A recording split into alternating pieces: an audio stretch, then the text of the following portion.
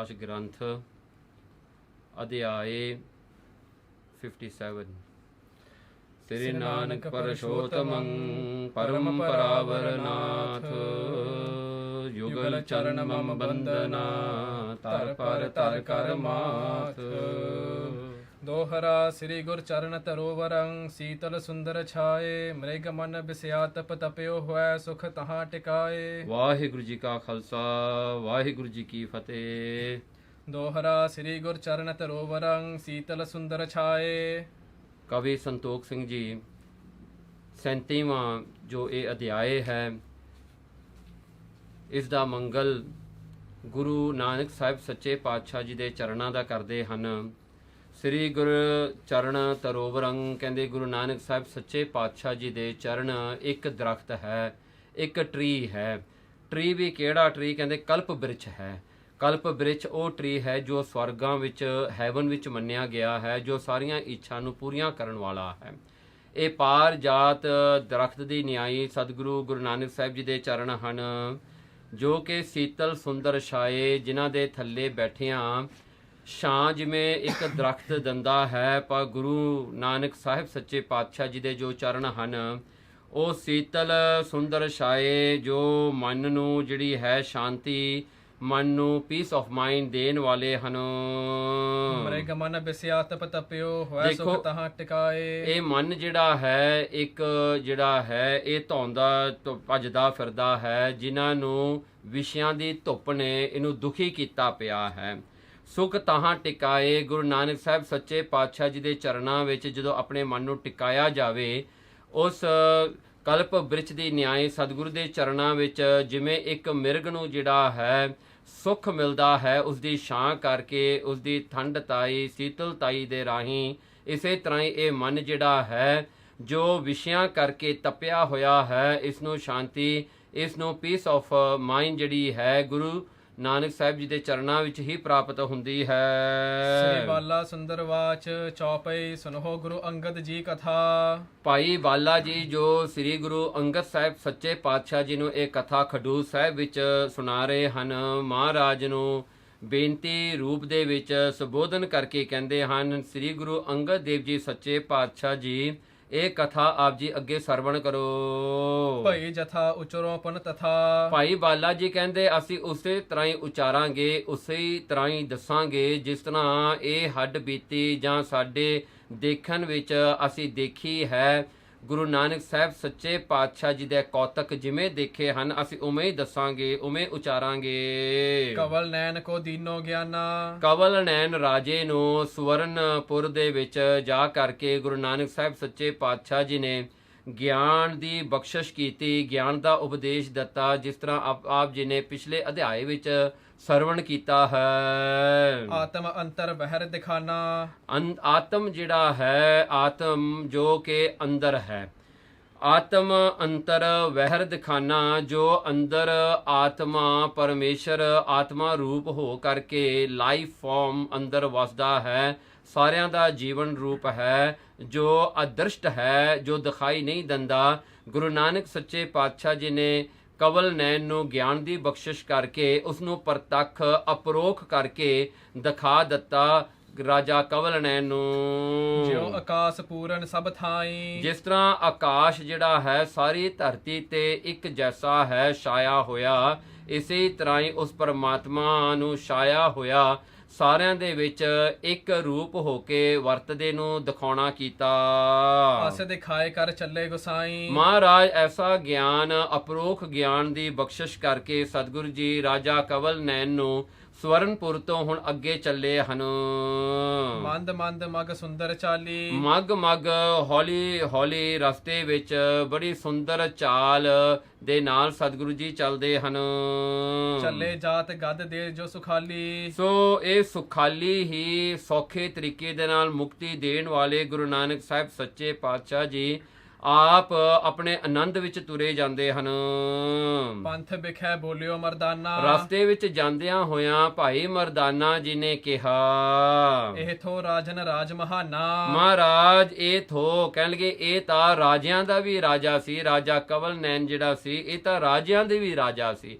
ਇਹ ਤਾਂ ਰਾਜਿਆਂ ਉੱਤੇ ਵੀ ਰਾਜ ਕਰਨ ਵਾਲਾ ਸੀ, ਐਡਾ ਵੱਡਾ ਇਹ ਰਾਜਾ ਸੀ ਜਾਹੇ ਪਾਸ ਐਸਵਰਜ ਵਿਸਾਲਾ, ਜਿਹਦੇ ਪਾਸ ਅਸਵਰਜ ਜਿਹੜੇ ਨੇ, ਕਿੰਨੀ ਵੈਲਥ, ਉਹ ਜਿਹੜੇ ਹਨ ਐਸੈਟਸ ਜਿਹੜੇ ਹਨ, ਟ੍ਰੈਸ਼ਰ ਜਿਹੜੇ ਹਨ, ਜਿਹਦੇ ਕੋਲ ਬਹੁਤ ਸਾਰੇ ਸਨ। ਮਨ ਹੈ ਆਨ ਸਰਬ ਭੂਪਾਲਾ, ਕਹਿਣਗੇ ਮਨ ਹੈ ਆਨ, ਉਹਨਾਂ ਦੀ ਆਨ ਜਿਹੜੀ ਹੈ, ਉਹਨਾਂ ਦੇ ਜਿਹੜੇ ਹਨ ਪ੍ਰੋਟੈਕਸ਼ਨ ਦੇ ਥੱਲੇ, ਉਹਨਾਂ ਦੇ ਪਾਵਰ ਨੂੰ, ਉਹਨਾਂ ਦੇ ਥੱਲੇ ਬਹੁਤ ਸਾਰੇ ਰਾਜੇ ਖੁਸ਼ੀ ਨਾਲ ਆਪਣੇ ਆਪ ਨੂੰ ਉਹਨਾਂ ਦੇ ਅਧੀਨ ਰੱਖਦੇ ਸਨ, ਉਹਨਾਂ ਦੇ ਥੱਲੇ ਰੱਖ ਕੇ ਖੁਸ਼ ਹੁੰਦੇ ਸਨ। ਕਹੇ 18 ਟਾਪੂ ਜੇਤੇ, ਮਹਾਰਾਜ ਇਹ 18 ਟਾਪੂ ਨੇ, ਇਹ 11 ਜਿਹੜੇ ਹਨ, 18 ਜਿਹੜੇ ਹਨ ਆਈਲੈਂਡ ਸਨ ਸਾਰੇ। ਤਿੰਨ ਮਹਾਰਾਜ ਕਰਹਿ ਨਿਰਪਤੇਤੇ, ਕਹਿਣਗੇ ਇਹਨਾਂ ਦੇ ਉੱਤੇ 18 ਜਿਹੜੇ ਹਨ 18 ਟਾਪੂ ਆਈਲੈਂਡ ਹਨ, ਇਹਨਾਂ ਦੇ ਸਾਰਿਆਂ ਦੇ ਉੱਤੇ ਰਾਜ ਕਰਨ ਵਾਲੇ ਵੱਖਰੇ ਵੱਖਰੇ ਰਾਜੇ ਹਨ। ਸਭ ਹਿਨ ਕੇ ਮੁਝ ਨਾਮ ਸੁਣਾਵੋ, ਕਹਿਣਗੇ ਮਹਾਰਾਜ ਇਹ 18 ਟਾਪੂ ਜਿਹੜੇ ਹਨ, ਇਹਨਾਂ ਦੇ ਰਾਜਿਆਂ ਦੇ ਨਾਮ ਸਤਿਗੁਰੂ ਜੀ ਮੈਨੂੰ ਸੁਣਾਉਣਾ ਕਰੋ, ਮੈਨੂੰ ਦੱਸੋ ਇਹਨਾਂ ਦੇ ਰਾਜੇ ਕੌਣ ਹਨ, ਜੋ ਇਹਨਾਂ ਦੇ ਰਾਜਿਆਂ ਦੇ ਨਾਮ ਸਾਨੂੰ ਜਿਹੜੇ ਹਨ ਦੱਸਣਾ ਕਰੋ। ਦੇਸ ਅਪਰ ਚਲ ਬਹੁਰ ਦਿਖਾਵੋ, ਫਿਰ ਅਗਰ ਜਿਹੜਾ ਹਨ ਅੱਗੇ ਫਿਰ ਹੋਰ ਵੀ ਦੇਸ਼ਾਂ ਦੇ ਦਰਸ਼ਨ ਸਾਨੂੰ ਕਰਾਉਣਾ ਕਰੋ ਸਤਿਗੁਰੂ ਜੀ, ਜਿੱਥੇ ਜਿਹੜੇ ਹਨ ਆਪ ਜੀ ਨੇ ਬੜੇ ਜੀਵਾਂ ਦਾ ਉਧਾਰ ਕਰਨਾ ਹੈ, ਉਹ ਦੇਸ਼ਾਂ ਦਾ ਵੀ ਜਾ ਕਰਕੇ ਸਾਨੂੰ ਉਹਨਾਂ ਦੇ ਦਰਸ਼ਨ ਕਰਾਓ। ਸੁਣ ਕਰ ਬੋਲੇ ਦੀਨ ਦਇਆਲਾ, ਇਹ ਭਾਈ ਮਰਦਾਨੀ ਦੀ ਬੇਨਤੀ ਨੂੰ ਸੁਣ ਕਰਕੇ ਗੁਰੂ ਨਾਨਕ ਸਾਹਿਬ ਸੱਚੇ ਪਾਤਸ਼ਾਹ ਜੀ ਨੇ ਕਿਰਪਾ ਕੀਤੀ ਤੇ ਕਿਰਪਾ ਕਰਕੇ ਇਹ ਬਚਨ ਕੀਤੇ। ਪ੍ਰਥਮ ਹੋਤੋ ਚਖ ਕੌਲ ਵਿਸਾਲਾ, ਕਹਿਣ ਲੱਗੇ ਦੇਖੋ ਮਰਦਾਨਿਆਂ, ਪ੍ਰਥਮ ਹੋਤੋ ਸਭ ਤੋਂ ਪਹਿਲਾਂ ਜਿਹੜਾ ਹੈ ਜੋ ਚੱਖ ਕੌਲ, ਜੋ ਕਵਲ ਨੈਣ ਹੈ, ਜੋ ਰਾਜਾ ਕਵਲ ਨੈਣ ਹੈ, ਇਹੀ ਵੱਡਾ ਰਾਜਾ ਹੈ। ਸੁਦਰ ਸੈਨ ਅਬ ਸਭ ਸਿਰ ਮੌਰਾ, ਹੁਣ ਜਦੋਂ ਦਾ ਅਸੀਂ ਜਾ ਕਰਕੇ ਸੁਦਰ ਸੈਨ ਜੀ ਨੂੰ ਮਿਲੇ ਸਾਂ, ਹੁਣ ਸੁਦਰ ਸੈਨ ਨੂੰ ਅਸੀਂ ਵੱਡਾ ਰਾਜਾ ਬਣਾ ਦਿੱਤਾ। ਅੱਗੇ ਕਵਲ ਨੈਣ ਵੱਡਾ ਹੋਇਆ ਕਰਦਾ ਸੀ ਰਾਜਿਆਂ ਵਿੱਚੋਂ, ਰਾਜਿਆਂ ਦਾ ਸਿਰਮੌਰ ਸੀ, ਤੇ ਹੁਣ ਇਹਨਾਂ ਦਾ ਰਾਜਿਆਂ ਦਾ ਲੀਡਰ ਜਿਹੜਾ ਹੈ ਜਾਂ ਸਭ ਤੋਂ ਦ ਗ੍ਰੇਟੈਸਟ ਕਿੰਗ ਜਿਹੜਾ ਹੈ ਹੁਣ ਸੁਦਰ ਸੈਨ ਹੈ। ਮਹਾਰਾਜ ਕਹਿੰਦੇ ਅਸੀਂ ਉਹਨੂੰ ਬਣਾ ਦਿੱਤਾ। ਹੁਣ ਥਾਪ ਦੀਨ ਹਮ ਨੈ ਇਹ ਠੌਰਾ, ਅਸੀਂ ਥਾਪ ਦਿੱਤਾ ਸੁਦਰ ਸੈਨ ਨੂੰ ਵੀ ਉਹਦੀ ਅਗਵਾਈ ਦੇ ਹੇਠ, ਉਹਦੀ ਲੀਡਰਸ਼ਿਪ ਦੇ ਹੇਠ ਬਾਕੀ ਵੀ ਰਾਜੇ ਕੰਮ ਕਰਿਆ ਕਰਨਗੇ। ਸੁਨਹੋ 18 ਨਾਮ ਉਜਾਗਰ, ਕਹਿਣਗੇ ਚੱਲ ਮਰਦਾਨੀਆਂ ਹੁਣ ਸੁਣ, ਜਿਹੜੇ 18 ਟਾਪੂਆਂ ਦੇ ਰਾਜੇ ਹਨ ਇਹਨਾਂ ਦੇ ਨਾਮ ਆਪ ਹੁਣ ਸੁਣੋ। ਸੁਦਰ ਸੈਨ ਅਟਕਾ ਸੁਖ ਸਾਗਰ, ਦੇਖੋ ਪਹਿਲੇ ਹਨ ਸੁਦਰ ਸੈਨ, ਦੂਸਰਾ ਰਾਜਾ ਅਟਕਾ ਹੈ, ਤੀਜਾ ਸੁਖ ਸਾਗਰ ਹੈ, ਮਧੁਰ ਬੈਨ ਪੁਨ ਸਾਗਰ ਸੈਨਾ, ਫਿਰ ਚੌਥਾ ਜਿਹੜਾ ਹੈ ਉਹ ਮਧੁਰ ਬੈਨ ਹੈ, ਪੰਜਵਾਂ ਸਾਗਰ ਸੈਨਾ ਹੈ, ਨੈਣ ਜੋਤ ਜਨ ਹੋ ਸੁਖ ਚੈਨਾ, ਛੇਵਾਂ ਰਾਜਾ ਜਿਹੜਾ ਹੈ ਨੈਣ ਜੋਤ ਹੈ, ਉਸਨੂੰ ਜਾਣਨਾ ਕਰੋ,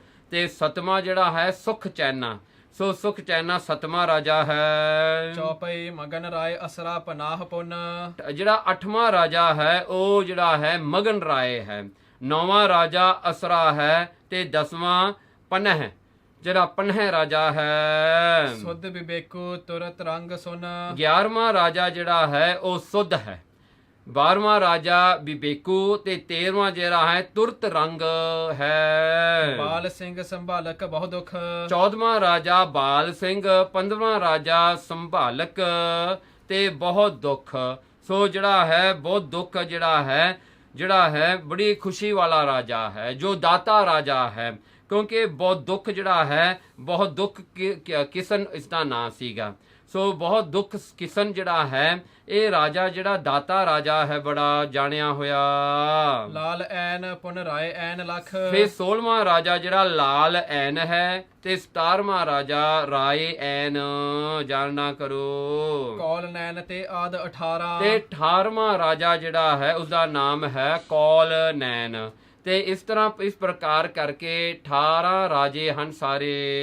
ਕਰਤ ਰਾਜ ਸਭ ਸਿੰਧ ਮਝਾਰਾ, ਦੇਖੋ ਇਹ ਰਾਜੇ ਸਮੁੰਦਰ ਦੇ ਵਿੱਚ ਜਿਹੜੇ ਧਰਤੀ ਹੈ ਉਸਦੇ ਉੱਤੇ ਰਾਜ ਕਰਨ ਵਾਲੇ ਹਨ। ਬੂਜਨ ਕੀਨ ਬਹੁਰ ਮਰਦਾਨੇ, ਫੇਰ ਮਰਦਾਨੇ ਨੇ ਇੱਕ ਸਵਾਲ ਹੋਰ ਕਰਤਾ, ਹੋਰ ਪੁੱਛਿਆ ਜੀ ਗੁਰੂ ਨਾਨਕ ਸਾਹਿਬ ਜੀ ਨੂੰ, ਤੁਮ ਤੋਂ ਮਿਲੇ ਥੋਰ ਨਿਰਪਥਾਨੇ, ਮਹਾਰਾਜ ਅਸੀਂ ਤਾਂ ਥੋੜੇ ਰਾਜਿਆਂ ਨੂੰ ਮਿਲੇ ਹਾਂ, ਸਾਰਿਆਂ ਨੂੰ ਤਾਂ ਨਹੀਂ ਮਿਲੇ ਮਹਾਰਾਜ। ਹਾਂਜੀ, ਸੋ ਥੋੜੇ ਰਾਜਿਆਂ ਨੂੰ ਮਿਲੇ ਹਾਂ, ਇਹ ਤਾਂ 18 ਰਾਜੇ ਨੇ ਸਾਰੇ। ਹੁਣ ਜੀ ਬਾਕੀਆਂ ਨੂੰ ਆਪਾਂ ਜਿਹੜੇ ਨਹੀਂ ਮਿਲੇ, ਅਪਰ ਨਰੇਸ਼ ਜੇ ਸਾਗਰ ਮਾਹੀ, ਮਹਾਰਾਜ ਹੋਰ ਵੀ ਸਾਗਰ ਦੇ ਵਿੱਚ ਧਰਤੀਆਂ ਜਿਹੜੀਆਂ ਹਨ ਉਹਨਾਂ ਤੇ ਰਾਜ ਕਰਨ ਵਾਲੇ ਉਹ ਰਾਜਿਆਂ ਨੂੰ ਵੀ ਆਪਾਂ ਨੂੰ ਮਿਲਣਾ ਚਾਹੀਦਾ ਹੈ। ਤਿਨਹੁ ਬਿਲੋ ਕਹੋ ਕਹਿ ਦੋ ਨਾਹੀ। ਮਹਾਰਾਜ ਹੁਣ ਉਹਨਾਂ ਆਪਾਂ ਨੂੰ ਮਿਲੀਏ ਕਿ ਨਾ ਮਿਲੀਏ? ਭਾਈ ਮਰਦਾਨਾ ਜੀ ਪੁੱਛਦੇ ਹਨ ਗੁਰੂ ਨਾਨਕ ਸਾਹਿਬ ਸੱਚੇ ਪਾਤਸ਼ਾਹ ਜੀ ਨੂੰ, ਮਹਾਰਾਜ ਉਹਨਾਂ ਨੂੰ ਮਿਲਣਾ ਕਿ ਨਹੀਂ ਮਿਲਣਾ ਹੁਣ? ਜਹ ਜਹ ਜਾਵਨ ਰਾਵਰ ਕੀਨੇ। ਮਹਾਰਾਜ ਜਿੱਥੇ ਜਿੱਥੇ ਵੀ ਤੁਸੀਂ ਜਾਓਗੇ ਤਹ ਤਹ ਸਭ ਹਿਨ ਗੁਰਮਤਿ ਦੀਨੇ। ਮਹਾਰਾਜ ਉਹਨਾਂ ਨੂੰ ਤੁਸੀਂ ਗੁਰਮਤ, ਗੁਰੂ ਦਾ ਮਾਰਗ, ਗੁਰੂ ਦਾ ਰਸਤਾ, ਗੁਰੂ ਦੀ ਸੋਚਣੀ, ਗੁਰੂ ਦੀ ਮੱਤ ਤੁਸੀਂ ਉਹਨਾਂ ਨੂੰ ਦਿੰਦੇ ਹੋ। ਸੋ ਉਹਨਾਂ ਦਾ ਭਲਾ ਹੈ ਮਹਾਰਾਜ, ਜੇ ਜਾਈਏ ਤਾਂ ਉਹਨਾਂ ਦਾ ਹੀ ਭਲਾ ਹੈ। ਉਹਨਾਂ ਨੂੰ ਗੁਰੂ ਦੀ ਮੱਤ ਮਿਲੇਗੀ, ਉਹਨਾਂ ਨੂੰ ਚੰਗਾ ਰਸਤਾ ਮਿਲੇਗਾ, ਉਹਨਾਂ ਨੂੰ ਮੁਕਤੀ ਮਿਲੇਗੀ। ਗੁਰੂ ਕਹੈ ਅਬ ਹਮ ਨਾ ਪਧਾਰੈ। ਗੁਰੂ ਨਾਨਕ ਸਾਹਿਬ ਸੱਚੇ ਪਾਤਸ਼ਾਹ ਜੀ ਨੇ ਭਾਈ ਮਰਦਾਨੇ ਨੂੰ ਕਿਹਾ ਕਿ ਮਰਦਾਨਿਆ ਅਸੀਂ ਹੁਣ ਉਧਰ ਨੂੰ ਨਹੀਂ ਜਾਣਾ। ਹੁਣ ਸਹਜੇ ਪ੍ਰਗਟ ਹੈ ਸਿੱਖੀ ਸਾਰੈ। ਇਹ ਜਿਹੜੀ ਸਿੱਖੀ ਹੈ ਇਹ ਆਪਣੇ ਆਪ ਹੌਲੀ ਹੌਲੀ ਆਪੇ ਪ੍ਰਗਟ ਹੋ ਜਾਣੀ ਹੈ। ਜਿੱਥੇ ਅਸੀਂ ਨਹੀਂ ਵੀ ਗਏ ਉੱਥੇ ਵੀ ਸਿੱਖੀ ਨੇ ਪ੍ਰਗਟ ਹੋ ਜਾਣਾ ਹੈ ਸਮਾਂ ਪਾ ਕੇ। ਜਿਤੀ ਥਾਏ ਹਮ ਭਗਤ ਵਿਥਾਰੀ। ਜਿੱਥੇ ਜਿੱਥੇ ਅਸੀਂ ਭਗਤੀ, ਪਰਮੇਸ਼ਰ ਦੀ ਭਗਤੀ ਨੂੰ ਫੈਲਾਇਆ ਹੈ, ਭਗਤੀ ਨੂੰ ਜਿਹੜਾ ਸਪਰੇਡ ਕੀਤਾ ਹੈ, ਜਿਹੜਾ ਭਗਤੀ ਦਾ ਪ੍ਰਚਾਰ ਕੀਤਾ ਹੈ ਪਰਮੇਸ਼ਰ ਦੀ, ਤਹਤੇ ਅਪਰ ਲੇਹ ਔਰ ਧਾਰੀ। ਉਹਨਾਂ ਤੋਂ ਜਿਹੜੇ ਹਨ ਬਾਕੀ ਦੇ ਥਾਵਾਂ ਤੋਂ ਜਿੱਥੇ ਅਸੀਂ ਨਹੀਂ ਗਏ ਉਹ ਵੀ ਇਹਨਾਂ ਤੋਂ ਸਿੱਖਣਗੇ ਆ ਕੇ। ਸੋ ਉਹ ਜਿਹੜਾ ਹੈ ਇਹ ਪ੍ਰਚਾਰਕ ਬਣਨਗੇ, ਇਹਨਾਂ ਦਾ ਪ੍ਰਚਾਰ ਸੁਣ ਕੇ ਉਹ ਵੀ ਜਿਹੜੇ ਗੁਰਸਿੱਖ ਨੂੰ ਧਾਰਨ ਕਰਨਗੇ। ਚੱਲ ਅਬ ਤੁਝੇ ਸੁਮੇਰ ਦਿਖਾਵੈਂ। ਗੁਰੂ ਨਾਨਕ ਸਾਹਿਬ ਸੱਚੇ ਪਾਤਸ਼ਾਹ ਜੀ ਕਹਿੰਦੇ ਮਰਦਾਨਿਆਂ ਚੱਲ ਤੈਨੂੰ ਹੁਣ ਸੁਮੇਰ ਪਰਬਤ ਦਿਖਾਉਂਦੇ ਹਾਂ। ਸੁਮੇਰ ਪਰਬਤ ਹੈ ਜਿੱਥੇ ਜਿਹੜਾ ਸੁਮੇਰ ਮਾਊਂਟਨ ਹੈ ਉਹ ਤੈਨੂੰ ਦਿਖਾਉਂਦੇ ਹਾਂ। ਸਰਬ ਸਿੱਧ ਜਹ ਜੋਗ ਕਮਾਵੈ। ਕਹਿੰਦੇ ਕਿ ਸੁਮੇਰ ਪਰਬਤ ਉਹ ਹੈ ਜਿੱਥੇ ਸਿੱਧ ਬਹਿ ਕੇ ਜਿਹੜੇ ਹਨ ਆਪਣਾ ਜਿਹੜਾ ਹਨ ਯੋਗ ਕਮਾਉਂਦੇ ਹਨ। ਯੋਗ ਹੁੰਦਾ ਹੈ ਕਿ ਯੂਨਿਟੀ ਪਰਮੇਸ਼ਰ ਦੇ ਨਾਲ, ਉਹ ਪਰਮਾਤਮਾ ਦੇ ਨਾਲ ਮੇਲ ਜਾਂ ਜਿਹੜਾ ਹੈ ਸੰਜੋਗ ਕਰਦੇ ਹਨ।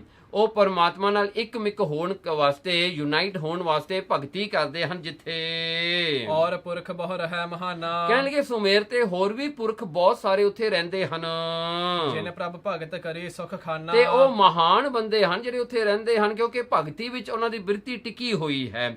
ਜਿਨ ਪ੍ਰਭ, ਜਿਨ੍ਹਾਂ ਨੇ ਪ੍ਰਮਾਤਮਾ ਦੀ ਭਗਤ ਕੀਤੀ ਹੈ, ਕਰੀ ਸੁਖ ਖਾਨਾ, ਉਹਨਾਂ ਵਾਸਤੇ ਉਹਨਾਂ ਦਾ ਜੀਵਨ ਸੁਖਾਲਾ ਹੈ। ਸੁਖ ਦੇਣ ਵਾਲਾ ਉਹਨਾਂ ਦਾ ਜੀਵਨ ਬਣ ਜਾਂਦਾ ਹੈ। ਉਹ ਸੁੱਖਾਂ ਦੀ ਖਾਨ ਹਨ। ਜਿਹੜੇ ਭਗਤੀ ਕਰਦੇ ਹਨ ਉਹ ਜਿਹੜੇ ਹਨ ਹੈਪੀਨੈਸ ਦੇ ਟ੍ਰੈਸ਼ਰ ਹਨ। ਸੁਣ ਸੁਮੇਰ ਜਾਵਨ ਨਿਜ ਕਾਨਾ। ਤੇ ਇਹਦਾ ਅਰਥ ਦੂਸਰਾ ਇਹ ਵੀ ਬਣੇਗਾ ਜਿਨ ਪ੍ਰਭ ਭਗਤ ਕਰੀ ਸੁਖ ਕਾਨਾ, ਜਿਨ੍ਹਾਂ ਨੇ ਉਹ ਪਰਮੇਸ਼ਰ ਸੁਖ ਦੇ ਟ੍ਰੈਸ਼ਰ ਜੋ ਪਰਮਾਤਮਾ ਹੈ, ਜਿਨ੍ਹਾਂ ਨੇ ਉਹਨਾਂ ਦੀ ਭਗਤੀ ਕੀਤੀ ਤੇ ਉਹਨਾਂ ਨੂੰ ਮਹਾਰਾਜ ਨੇ ਸੁਖ ਬਖਸ਼ਿਸ਼ ਕੀਤਾ। ਸੁਣ ਸੁਮੇਰ ਜਾਵਨ ਨਿਜ ਕਾਨਾ। ਜਦੋਂ ਭਾਈ ਮਰਦਾਨੇ ਨੇ ਸੁਣਿਆ ਕਿ ਗੁਰੂ ਨਾਨਕ ਸਾਹਿਬ ਜੀ ਦਾ ਪ੍ਰੋਗਰਾਮ ਤਾਂ ਜਿਹੜਾ ਹੈ ਸੁਮੇਰ ਜਾਣ ਦਾ ਹੈ, ਤੇ ਭਾਈ ਮਰਦਾਨਾ ਜਿਹੜਾ ਹੈ ਉੱਥੇ ਥੋੜਾ ਜਿਹਾ ਡਰ ਗਿਆ। ਹੱਥ ਬੰਦ ਬੋਲਿਓ ਮਰਦਾਨਾ। ਹੱਥ ਜੋੜ ਕੇ ਭਾਈ ਮਰਦਾਨੇ ਨੇ ਗੁਰੂ ਨਾਨਕ ਸਾਹਿਬ ਜੀ ਨੂੰ ਕਿਹਾ, ਬੇਨਤੀ ਕੀਤੀ, ਮੱਕਾ ਬਹੁਰ ਮਦੀਨਾ ਦੋਨੋਂ। ਮਹਾਰਾਜ ਸੁਮੇਰ ਕਿਉਂ ਜਾਣਾ? ਮਹਾਰਾਜ ਆਪਾਂ ਨਾ ਆਏ ਕਰੀਏ, ਮੱਕਾ ਬਹੁਰ ਮਦੀਨਾ ਦੋਨੋਂ। ਕਹਿਣਗੇ ਜੋ ਮੁਸਲਮਾਨਾਂ ਦੇ ਜਿਹੜੇ ਕੇਂਦਰੀ ਅਸਥਾਨ ਹਨ, ਮੱਕਾ ਹੋਇਆ ਚਾਹੇ ਮਦੀਨਾ ਹੋਇਆ, ਇਹ ਦੋਨੋਂ ਜਿਹੜੇ ਹਨ।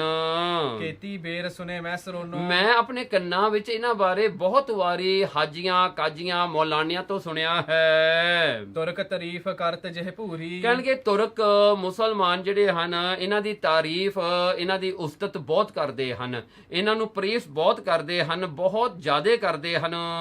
ਤਾਂ ਕਿ ਬਨਤ ਬਤਾਵਤ ਰੂਰੀ। ਮਹਾਰਾਜ ਉਹਨਾਂ ਦੀ ਬਣਾਵਟ ਜਿਹੜੀ ਹੈ, ਮਤਲਬ ਕਿ ਮੱਕੇ ਵਿੱਚ ਜਿਹੜਾ ਕਾਬਾ ਹੈ ਤਾਂ ਜਿਹੜਾ ਮਦੀਨੇ ਵਿੱਚ ਮੁਹੰਮਦ ਸਾਹਿਬ ਦੀ ਕਬਰ ਹੈ, ਉਹਦੀ ਬਣਾਵਟ ਜਿਹੜੀ ਹੈ, ਉਹਨਾਂ ਦਾ ਕੰਸਟਰਕਸ਼ਨ ਜਿਹੜਾ ਹੈ, ਜਾਂ ਉਹਨਾਂ ਦੀ ਜਿਹੜੀ ਬਿਲਡਿੰਗ ਹੈ, ਜਾਂ ਉਹ ਸ਼ਹਿਰਾਂ ਨੂੰ ਜਿਹੜਾ ਹੈ ਬੜਾ ਸੁੰਦਰ ਬਣਾਇਆ ਹੋਇਆ ਹੈ, ਐਸਾ ਅਸੀਂ ਸੁਣਿਆ ਹੈ। ਰਹਿਓ ਸੋ ਹਮ ਤੇ ਕਿਹ ਦਿਸ ਮਾਹੀ। ਮਹਾਰਾਜ ਸਾਨੂੰ ਕਿਤੇ ਮੱਕੇ ਦੇ ਮਦੀਨੇ ਦੇ ਦਰਸ਼ਨ ਹੋਣਗੇ ਕਿ ਨਹੀਂ ਹੋਣਗੇ? ਮਹਾਰਾਜ ਇਹ ਦੱਸੋ, ਕਿਤੇ ਸਾਨੂੰ ਉਹ ਮੌਕਾ ਮਿਲੇਗਾ ਉੱਥੇ ਜਾਣ ਦਾ ਕਿ ਨਹੀਂ? ਰਹਿਓ ਸੋ ਹਮ ਤੇ ਕਿਹ ਦਿਸ ਮਾਹੀ। ਕਿ ਜਾਂ ਤਾਂ ਸਾਡੇ ਹਿਰਦੇ ਵਿੱਚ ਇਹ ਖਾਹਿਸ਼, ਇਹ ਉਮੀਦ ਰਹਿ ਜਾਏਗੀ, ਇੱਛਾ ਰਹਿ ਜਾਏਗੀ ਤੇ ਅਸੀਂ ਉੱਥੇ ਨਹੀਂ ਜਾਵਾਂਗੇ। ਮਹਾਰਾਜ ਕਿਤੇ ਐਸਾ ਨਾ ਹੋਵੇ, ਕਿਉਂਕਿ ਇਹ ਇੱਛਾ ਤਾਂ ਸਾਡੇ ਅੰਦਰ ਬਣੀ ਹੋਈ ਹੈ। ਭਾਈ ਮਰਦਾਨਾ ਕਹਿੰਦਾ ਵੀ ਮੈਂ ਉਹਨਾਂ ਦੇ ਦਰਸ਼ਨ ਕਰਨਾ ਚਾਹੁੰਦਾ ਹਾਂ, ਪਰ ਮਹਾਰਾਜ ਇਹ ਦੱਸੋ ਵੀ ਇਹ ਜਿਹੜੀ ਮੇਰੀ ਮੁਰਾਦ ਹੈ, ਮੇਰੀ ਇੱਛਾ ਪੂਰੀ ਹੋਵੇਗੀ ਜਾਂ ਇਹ ਸਿਰਫ ਇੱਕ ਇੱਛਾ ਬਣ ਕੇ ਰਹਿ ਜਾਏਗੀ? ਚੌਪੇ ਸਰਬ ਭਾਂਤ ਸਮਰੱਥ ਸੁਜਾਨਾ।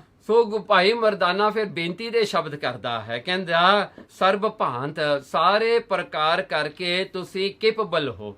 ਆਲ ਕੈਪੇਬਲ ਤੁਸੀਂ ਆਪ ਹੋ, ਸਭ ਕੁਝ ਜਾਣਨ ਵਾਲੇ ਸੁਜਾਨਾ ਤੁਸੀਂ ਆਪ ਹੋ, ਆਪ ਸਭ ਕੁਝ ਜਾਣਨ ਵਾਲੇ ਹੋ ਗੁਰੂ ਨਾਨਕ ਸਾਹਿਬ ਜੀ। ਪੂਰਨ ਇੱਛਾ ਕਰੋ ਮਹਾਨਾ। ਮਹਾਰਾਜ ਸਾਡੀ ਇੱਛਾ ਜਿਹੜੀ ਹੈ ਤੁਸੀਂ ਪੂਰੀ ਕਰ ਦਿਓ ਮਹਾਰਾਜ। ਇਹ ਬਹੁਤ ਪ੍ਰਬਲ ਇੱਛਾ, ਬਹੁਤ ਜ਼ਿਆਦਾ ਇੱਛਾ ਸਾਨੂੰ ਹੈ ਮੱਕੇ ਮਦੀਨੇ ਦੇ ਦਰਸ਼ਨ ਕਰਨ ਦੀ। ਮਹਾਰਾਜ ਇਹ ਕਿਤੇ ਇੱਛਾ ਸਾਡੀ ਪੂਰੀ ਕਰ ਦਿਓ। ਸ੍ਰੀ ਪ੍ਰਭ ਜੀ ਜਿਹਠਾਂ ਤੁਮ ਚਾਹੋ। ਪਰ ਮਹਾਰਾਜ ਸ੍ਰੀ ਪ੍ਰਭ ਜੀ, हे ਮਾਇਆ ਦੇ ਪਤੀ, हे ਪਰਮੇਸ਼ਰ ਰੂਪ ਗੁਰੂ ਨਾਨਕ ਸਾਹਿਬ ਜੀ, ਜਿਸ ਥਾਂ ਵੀ ਤੁਸੀਂ ਜਾਣਾ ਚਾਹੋ, ਬਿਨਾ ਬਿਲਮ ਛਿਨ ਮਹਿ ਤਿਹ ਜਾਹੋ। ਮਹਾਰਾਜ ਅਸੀਂ ਬਿਨਾ ਬਿਲਮ, ਬਿਨਾ ਕੋਈ ਦੇਰੀ ਤੋਂ ਤੁਹਾਡੇ ਨਾਲ ਹੀ ਚੱਲਾਂਗੇ। ਅਸੀਂ ਨਹੀਂ ਤੁਹਾਨੂੰ ਹਨ ਇਹ ਨਹੀਂ ਕਹਿੰਦੇ ਵੀ ਜਿੱਥੇ ਤੁਸੀਂ ਜਾਣਾ ਉੱਥੇ ਅਸੀਂ ਨਹੀਂ ਜਾਵਾਂਗੇ, ਪਰ ਜਿੱਥੇ ਅਸੀਂ ਚਾਹੁੰਦੇ ਹਾਂ ਸਾਡੀ ਬੇਨਤੀ ਹੈ ਮਹਾਰਾਜ ਸਾਨੂੰ ਲੈ ਜਿਓ। ਜੇ ਤੁਹਾਡੀ ਨਹੀਂ ਮਰਜ਼ੀ ਤਾਂ ਫਿਰ ਅਸੀਂ ਨਹੀਂ ਜਾਵਾਂਗੇ। ਮਹਾਰਾਜ ਇਸ ਤਰ੍ਹਾਂ ਕਰਕੇ ਜਿਹੜਾ ਹੈ ਸਤਿਗੁਰੂ ਜੀ, ਜੇ ਜਿੱਥੇ ਤੁਸੀਂ ਜਾਓਗੇ ਬਿਨਾ ਦੇਰੀ ਤੋਂ ਅਸੀਂ ਤੁਹਾਡੇ ਨਾਲ ਹੀ ਜਾਵਾਂਗੇ। ਸੁਣ ਕਰ ਬੋਲੇ ਸ੍ਰੀ ਗੁਰ ਪੂਰੇ। ਇਹ ਜਿਹੜੀ ਬੇਨਤੀ ਭਾਈ ਮਰਦਾਨੇ ਦੀ ਸੁਣ ਕਰਕੇ ਸ੍ਰੀ ਗੁਰੂ ਨਾਨਕ ਦੇਵ ਜੀ ਸੱਚੇ ਪਾਤਸ਼ਾਹ ਜੋ ਪੂਰੇ ਹਨ, ਹਮ ਤੇ ਰਹਿਓ ਅਧਿਕ ਸੋ ਦੂਰੇ। ਕਹਿੰਦੇ ਮਰਦਾਨਿਆਂ, ਇਹ ਜਿਹੜਾ ਮੱਕਾ ਹੈ, ਮਦੀਨਾ ਹੈ, ਇਹ ਮਿਡਲ ਈਸਟ ਹੈ। ਸੋ ਕਹਿੰਦੇ ਇਹ ਤਾਂ ਸਭ ਤੋਂ ਬਹੁਤ ਦੂਰ ਹੈ। ਜਿੱਥੇ ਅਸੀਂ ਖੜੇ ਆ ਨਾ ਹੁਣ, ਸਭ ਤੋਂ ਬਹੁਤ ਅੱਗੇ, ਬਹੁਤ ਦੂਰ ਹੈ। ਬਹੁਤ ਜਿਹੜੀ ਹਨ, ਬਹੁਤ ਵੱਡੇ ਜਿਹੜੇ ਸਮੁੰਦਰ ਅੰਦਰ ਵਿਚਾਲੇ ਆਉਂਦੇ ਹਨ। ਕਿਤੇ ਬਰਖ ਮਾਰਗ ਕੇ ਮਾਹੀ। ਕਹਿੰਦੇ ਜੇ ਮਰਦਾਨੇ ਆਪਾਂ ਤੁਰ ਕੇ ਜਾਈਏ ਨਾ, ਇਫ ਯੂ ਵਾਕ ਟੂ ਮੱਕਾ ਜਿਹੜਾ ਹੈ, ਜੇ ਅਸੀਂ ਤੁਰ ਕੇ ਜਾਈਏ ਤਾਂ ਇਹ ਬਹੁਤ ਸਾਲ ਲੱਗ ਜਾਣਗੇ। It will take us years to reach that. ਬਹੁਤ ਬਰਖ ਲੱਗ ਜਾਣਗੇ। ਚਲਤ ਬਤੀਤੈ ਪਹੁੰਚੈ ਤਾਹੀ। ਚਲਤ ਬਤੀਤੈ ਪਹੁੰਚ, ਜਰਾ ਹਮ ਪਹੁੰਚੇ ਤਾਹੀ ਕਹਿਣ ਲੱਗੇ। ਇਉਂ ਕਰਕੇ ਕਹਿੰਦੇ ਉਸ ਵੇਲੇ ਮਹਾਰਾਜ ਜੀ ਅਸਾਮ ਜਾਂ ਬਰਮਾ ਦੇ ਵਿੱਚ ਕਿਤੇ ਇੱਧਰਲੇ ਪਾਸੇ ਸਨ। ਸੋ ਕਹਿੰਦੇ ਜੇ ਪੈਦਲ ਤੁਰ ਕੇ ਜਾਵਾਂਗੇ ਤਾਂ ਬਰਸਾਂ ਜਿਹੜਾ ਹਨ ਸਾਲਾਂ ਦੇ ਸਾਲ ਲੱਗ ਜਾਣੇ ਉੱਥੇ ਪਹੁੰਚਦਿਆਂ ਤੱਕ। ਸੁਣ ਕਰ ਮਰਦਾਨੇ ਕਰ ਬੰਦੇ। ਹੱਥ ਜੋੜ ਕੇ ਮਰਦਾਨੇ ਨੇ ਇਹ ਸੁਣ ਕੇ ਨਾ ਗੁਰੂ ਨਾਨਕ ਸਾਹਿਬ ਦੇ ਬਚਨ ਹੱਥ ਜੋੜ ਲਏ ਜੀ, ਬੇਨਤੀ ਕੀਤੀ। ਕਹਿਣ ਲੱਗਿਓ ਹੇ ਪ੍ਰਭੂ ਮੁਕੰਦੇ। ਹੁਣ ਬੇਨਤੀ ਦੇ ਸ਼ਬਦ ਭਾਈ ਮਰਦਾਨਾ ਫਿਰ ਕਹਿਣ ਲੱਗਿਆ। ਕਹਿੰਦੇ ਹੇ ਪ੍ਰਭੂ ਮੁਕੰਦੇ। ਦੇਖੋ ਭਾਈ ਮਰਦਾਨੇ ਨੂੰ ਬੇਨਤੀ ਕਰਨ ਦਾ ਜਿਹੜਾ ਬੜਾ ਤਰੀਕਾ ਹੈ। ਕਹਿੰਦੇ ਹੇ ਪ੍ਰਭੂ, हे ਮੇਰੇ ਰੱਬ, हे ਮੇਰੇ ਖੁਦਾ ਗੁਰੂ ਨਾਨਕ ਮੁਕਤੀ ਦੇ ਦਾਤੇ। ਕਿਤੇ ਬਰਖ ਕੋ ਗੈਲ ਬਤਾਵੋ। ਮਹਾਰਾਜ ਜਿਹੜਾ ਰਸਤਾ ਤੁਸੀਂ ਬਹੁਤ ਸਾਲਾਂ ਦਾ ਦੱਸ ਰਹੇ ਹੋ ਨਾ ਤੁਰ ਕੇ ਜਾਣ ਦਾ, ਜਿਹੜਾ ਤੁਸੀਂ ਦੱਸਿਆ ਵੀ ਜੇ ਤੁਰਾਂਗੇ ਤਾਂ ਬੜੇ ਸਾਲ ਲੱਗ ਜਾਣਗੇ, ਇਹ ਸਾਲਾਂ ਬੱਧੀ ਤੁਰਨ ਵਾਲਾ ਜਿਹੜਾ ਰਸਤਾ ਤੁਸੀਂ ਦੱਸਿਆ ਹੈ, ਤਹਿ ਤੁਮ ਨਿਮਖ ਵਿਖਿਆ ਚੱਲ ਜਾਵੋ। ਮਹਾਰਾਜ ਉਸੇ ਤੁਸੀਂ ਪਲ ਦੇ ਵਿੱਚ ਪਹੁੰਚ ਸਕਦੇ ਹੋ। ਬਸ ਅੱਖ ਬੰਦ ਕੀਤੀ ਖੁੱਲੀ ਤੁਸੀਂ ਪਹੁੰਚਾ ਸਕਦੇ ਹੋ। ਮਹਾਰਾਜ ਇਹ ਥੋੜੀ ਸਮਰੱਥਾ ਹੈ, ਮੈਂ ਦੇਖਿਆ ਹੋਇਆ ਹੈ। ਮਹਾਰਾਜ ਤੁਸੀਂ ਕਿਉਂ ਕਹਿਤਾ ਜੀ ਤੁਰ ਕੇ ਇੰਨੇ ਸਾਲ ਲੱਗਦੇ ਆ, ਤੇ ਮੈਂ ਜੇ ਅੱਖ ਬੰਦ ਕਰਾਂ, ਮੈਂ ਅੱਖ ਖੋਲਾਂ, ਮੈਂ ਉੱਥੇ ਪਹੁੰਚ ਜਾਣਾ। ਇਹ ਤਾਂ ਪਲ ਦਾ ਰਸਤਾ ਹੈ ਮਹਾਰਾਜ ਤੁਹਾਡੇ ਵਾਸਤੇ। ਦੁਨੀਆ ਵਾਸਤੇ ਹੋਵੇਗਾ ਬਰਖਾਂ ਵਾਸਤੇ ਤੁਰਨ ਦਾ, ਤੁਹਾਡੇ ਵਾਸਤੇ ਤਾਂ ਇੱਕ ਨਿਮਕ ਇੱਕ ਪਲ ਵਿੱਚ ਪਹੁੰਚ ਸਕੀਦਾ ਹੈ। ਪ੍ਰਭ ਜੀ ਕੀਜੈ ਨਹੀਂ ਬੁਲਾਓ। ਹੁਣ ਦੇਖੋ ਭਾਈ ਮਰਦਾਨਾ ਕਹਿੰਦਾ ਗੁਰੂ ਨਾਨਕ ਸਾਹਿਬ ਜੀ ਨੂੰ, ਪ੍ਰਭ ਜੀ ਕਹਿੰਦੇ ਹੇ ਪ੍ਰਭੂ ਗੁਰੂ ਨਾਨਕ ਸਾਹਿਬ ਜੀ, ਤੁਸੀਂ ਕਿਉਂ ਬਹਾਨੇ ਲਾਉਂਦੇ ਹੋ, ਕਿਉਂ ਟਾਲਾ ਮਟੋਲਾ ਜਾ ਕਰੀ ਜਾਂਦੇ ਹੋ। ਮਹਾਰਾਜ ਤੁਹਾਡੇ ਕੋਲ ਸਮਰੱਥਾ ਹੈ, ਤੁਸੀਂ ਸਭ ਕੁਝ ਕਰ ਸਕਦੇ ਹੋ। ਤੇ ਦੇਖਣ ਕੋ ਬਹੁ ਮਮ ਚਾਉ। ਮਹਾਰਾਜ ਮੱਕਾ ਮਦੀਨਾ ਦੇਖਣ ਦਾ ਮੈਨੂੰ ਬੜਾ ਹੀ ਚਾਅ ਹੈ। ਜਿਉ ਤਿਉ ਕਰਕੇ ਆਪ ਦਿਖਾਏ। ਮਹਾਰਾਜ ਜਿਉਂ ਤਿਉਂ, ਮਹਾਰਾਜ ਮੈਨੂੰ ਨਹੀਂ ਪਤਾ, ਜਿਵੇਂ ਕਿਵੇਂ ਵੀ ਕਰੋ ਮੈਨੂੰ ਦਿਖਾ ਦਿਓ ਇੱਕ ਵਾਰੀ ਬਸ। ਹੁਣ ਮੋਜਾ ਬਿਲਾਖਾ ਪੂਰ ਕਰਾਏ। ਮਹਾਰਾਜ ਮੇਰੀ ਦਿਲ ਦੀ ਆਸਾ ਜਿਹੜੀ ਹੈ ਪੂਰੀ ਕਰ ਦਿਓ। ਅਸ ਪ੍ਰਕਾਰ ਕੇ ਸੁਣ ਕਰ ਬੈਨਾ। ਐਸੇ ਬਚਨ ਜਿਹੜੇ ਹਨ ਨਾ, ਦੇਖੋ ਭਾਈ ਮਰਦਾਨੇ ਦੇ ਬੇਨਤੀ ਕਰਨ ਦਾ ਤਰੀਕਾ ਬਹੁਤ ਸਟ੍ਰੇਟ ਫਾਰਵਰਡ ਹੈ। ਸਿੱਧਾ ਹੀ ਜਿਹੜਾ ਹੈ, ਜੇ ਜਾਂ ਸ਼ਬਦ ਹੁੰਦਾ ਹੈ, ਜੇ ਜੀ ਇੱਛਾ ਹੁੰਦੀ ਹੈ, ਉਸੇ ਸ਼ਬਦਾਂ 'ਚ ਕਹਿ ਛੱਡਦਾ ਹੈ। ਸੋ ਜਦੋਂ ਐਸਾ ਗੁਰੂ ਨਾਨਕ ਸਾਹਿਬ ਮਹਾਰਾਜ ਨੇ ਸੁਣਿਆ ਨਾ, ਇਸ ਪ੍ਰਕਾਰ ਸੁਣ, ਇਸ ਪ੍ਰਕਾਰ ਦੇ ਬਚਨ ਸੁਣ ਕੇ ਗੁਰੂ ਨਾਨਕ ਸਾਹਿਬ ਜੀ ਨੇ ਕਿਹਾ, ਹੋਇ ਪ੍ਰਸੰਨ ਬੋਲੇ ਗੁਰ ਐਨਾ। ਗੁਰੂ ਨਾਨਕ ਸਾਹਿਬ ਜੀ ਨੇ ਗੁੱਸਾ ਨਹੀਂ ਕੀਤਾ, ਮਹਾਰਾਜ ਹੋਰ ਖੁਸ਼ ਹੋ ਗਏ ਭਾਈ ਮਰਦਾਨੇ ਦੇ ਐਸੇ ਸਿੱਧੇ ਬਚਨ ਸੁਣ ਕਰਕੇ। ਤੇ ਗੁਣ ਐਣਾ ਵਰਚੂਸ ਦੇ ਘਰ ਗੁਰੂ ਨਾਨਕ ਸਾਹਿਬ ਜੀ ਬੋਲੇ, ਕਹਿਓ ਨਾ ਮੇਟ ਹੈ ਤਵ ਮਰਦਾਨੇ। ਕਹਿੰਦੇ ਮਰਦਾਨਿਆਂ, ਜੋ ਤੂੰ ਕਿਹਾ ਹੈ ਨਾ, ਤੇਰਾ ਕਹਿਣਾ ਨਹੀਂ ਅਸੀਂ ਮੋੜਦੇ। ਜਿਵੇਂ ਤੂੰ ਕਿਹਾ ਠੀਕ ਹੈ, ਜੇ ਤੂੰ ਉੱਥੇ ਹੀ ਜਾਣਾ ਤੈਨੂੰ ਉੱਥੇ ਲੈ ਕੇ ਜਾਵਾਂਗੇ। ਮਰਦਾਨਿਆਂ ਤੇਰਾ ਕਹਿਣਾ ਨਹੀਂ ਅਸੀਂ ਮੋੜਨਾ। ਚਲੋ ਦਿਖਾਵੇ ਚਾਹੇ ਜੇ ਥਾਨੇ। ਮਹਾਰਾਜ ਕਹਿਣ ਲੱਗੇ ਗੁਰੂ ਨਾਨਕ ਸਾਹਿਬ ਜੀ, ਚਲੋ ਦਿਖਾਵੇਂ, ਚੱਲ ਫਿਰ ਮਰਦਾਨਿਆਂ ਤੈਨੂੰ ਦਿਖਾ ਦਈਏ। ਚਾਹੇ ਜੇ ਥਾਨਾ ਜਿਹੜਾ ਥਾਂ ਤੈਨੂੰ ਦੇਖਣ ਦੀ ਚਾਹਨਾ ਹੈ, ਜਿਹੜਾ ਥਾਂ ਤੂੰ ਦੇਖਣਾ ਚਾਹੁੰਦਾ ਉਹ ਤੁਹਾਨੂੰ ਦਿਖਾ ਦਿੰਦੇ ਹਾਂ ਇੱਕ ਵਾਰ ਹੁਣ। ਕਹਿ ਕਰ ਮੱਕੇ ਦਿਸ ਪ੍ਰਸਥਾਨੇ। ਸੋ ਮਹਾਰਾਜ ਨੇ ਉਸੇ ਵੇਲੇ ਜਿਹੜਾ ਹੈ ਉੱਥੋਂ ਤੁਰ ਕਰਕੇ ਜੋ ਮੱਕੇ ਨੂੰ ਜਾਣ ਵਾਲਾ ਰਸਤਾ ਸੀਗਾ ਉਧਰ ਦਾ ਰਸਤਾ ਮਹਾਰਾਜ ਨੇ ਪਕੜ ਲਿਆ। ਜਿਨਕੇ ਦਰਸਹਿ ਤੇ ਭ੍ਰਮ ਹਾਨੇ। ਕਹਿੰਦੇ ਉਹ ਗੁਰੂ ਨਾਨਕ ਜਿਨ੍ਹਾਂ ਦੇ ਦਰਸ਼ਨ ਕੀਤਿਆਂ ਸਾਰੇ ਭਰਮ ਦੂਰ ਹੋ ਜਾਂਦੇ ਹਨ। ਪੱਖਰ ਸੱਖਰ ਹੈ ਜਿਹੇ ਜਾਗਾ। ਦੇਖੋ ਪੱਖਰ ਸੱਖਰ ਜਿਹੜਾ ਹੈ ਇਹ ਪੱਖਰ ਸੱਖਰ ਤੋਂ ਮੁਰਾਦ ਹੈ ਜੋ ਕਿ ਪੰਜਾਬ ਦੇ ਦੱਖਣ ਵੱਲ ਹੈ, ਸਾਊਥ ਵੱਲ ਹੈ।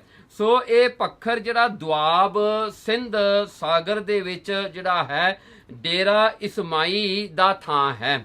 ਸੋ ਇੱਥੋਂ ਜਿਹੜਾ ਹੈ ਕਹਿੰਦੇ ਵੀ ਹੇਠਾਂ ਉਰਾਰ ਵੱਲ ਹੈ ਤੇ ਕਹਿੰਦੇ ਸੱਖਰ, ਇਹ ਸੱਖਰ ਜਿਹੜਾ ਹੈ ਇਸੇ ਦੀ ਦੱਖਣ ਸੇਧ ਜਿਹੜੀ ਹੈ ਇਹ ਸਿੰਧ ਦੇਸ਼ ਹੈ।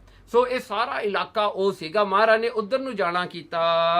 ਆਏ ਤਹਾਂ ਨਿਮਕ ਨਹਿ ਲਾਗਾ। ਦੇਖੋ ਉੱਥੇ ਆਉਣ ਦੇ ਵਿੱਚ ਮਹਾਰਾਜ ਨੂੰ ਨਿਮਕ ਜਿੰਨਾ ਹੀ ਸਮਾਂ ਲੱਗਿਆ, ਬਸ ਅੱਖ ਬੰਦ ਕੀਤੀ ਤੇ ਖੋਲੀ ਤੇ ਪਹੁੰਚ ਗਏ ਜੀ ਉੱਥੇ। ਨੀਲ ਬਸਤਰ ਲੈ ਪਹਿਰ ਸਰੀਰਾ। ਕੀ ਹੋਇਆ, ਮਹਾਰਾਜ ਨੇ ਉਹ ਅਸਥਾਨ ਦੇਖਿਆ ਜਿਹਨੂੰ ਆਮ ਕਰਕੇ ਜਿਹੜਾ ਹੈ ਮੁਲਤਾਨ ਕਿਹਾ ਜਾਂਦਾ ਹੈ। ਸੋ ਕਹਿੰਦੇ ਆਏ ਤਹਾਂ, ਉੱਥੇ ਪਹੁੰਚ ਗਏ ਮੁਲਤਾਨ ਦੇ ਵਿੱਚ ਸਤਿਗੁਰੂ ਗੁਰੂ ਨਾਨਕ ਸਾਹਿਬ ਸੱਚੇ ਪਾਤਸ਼ਾਹ ਜੀ।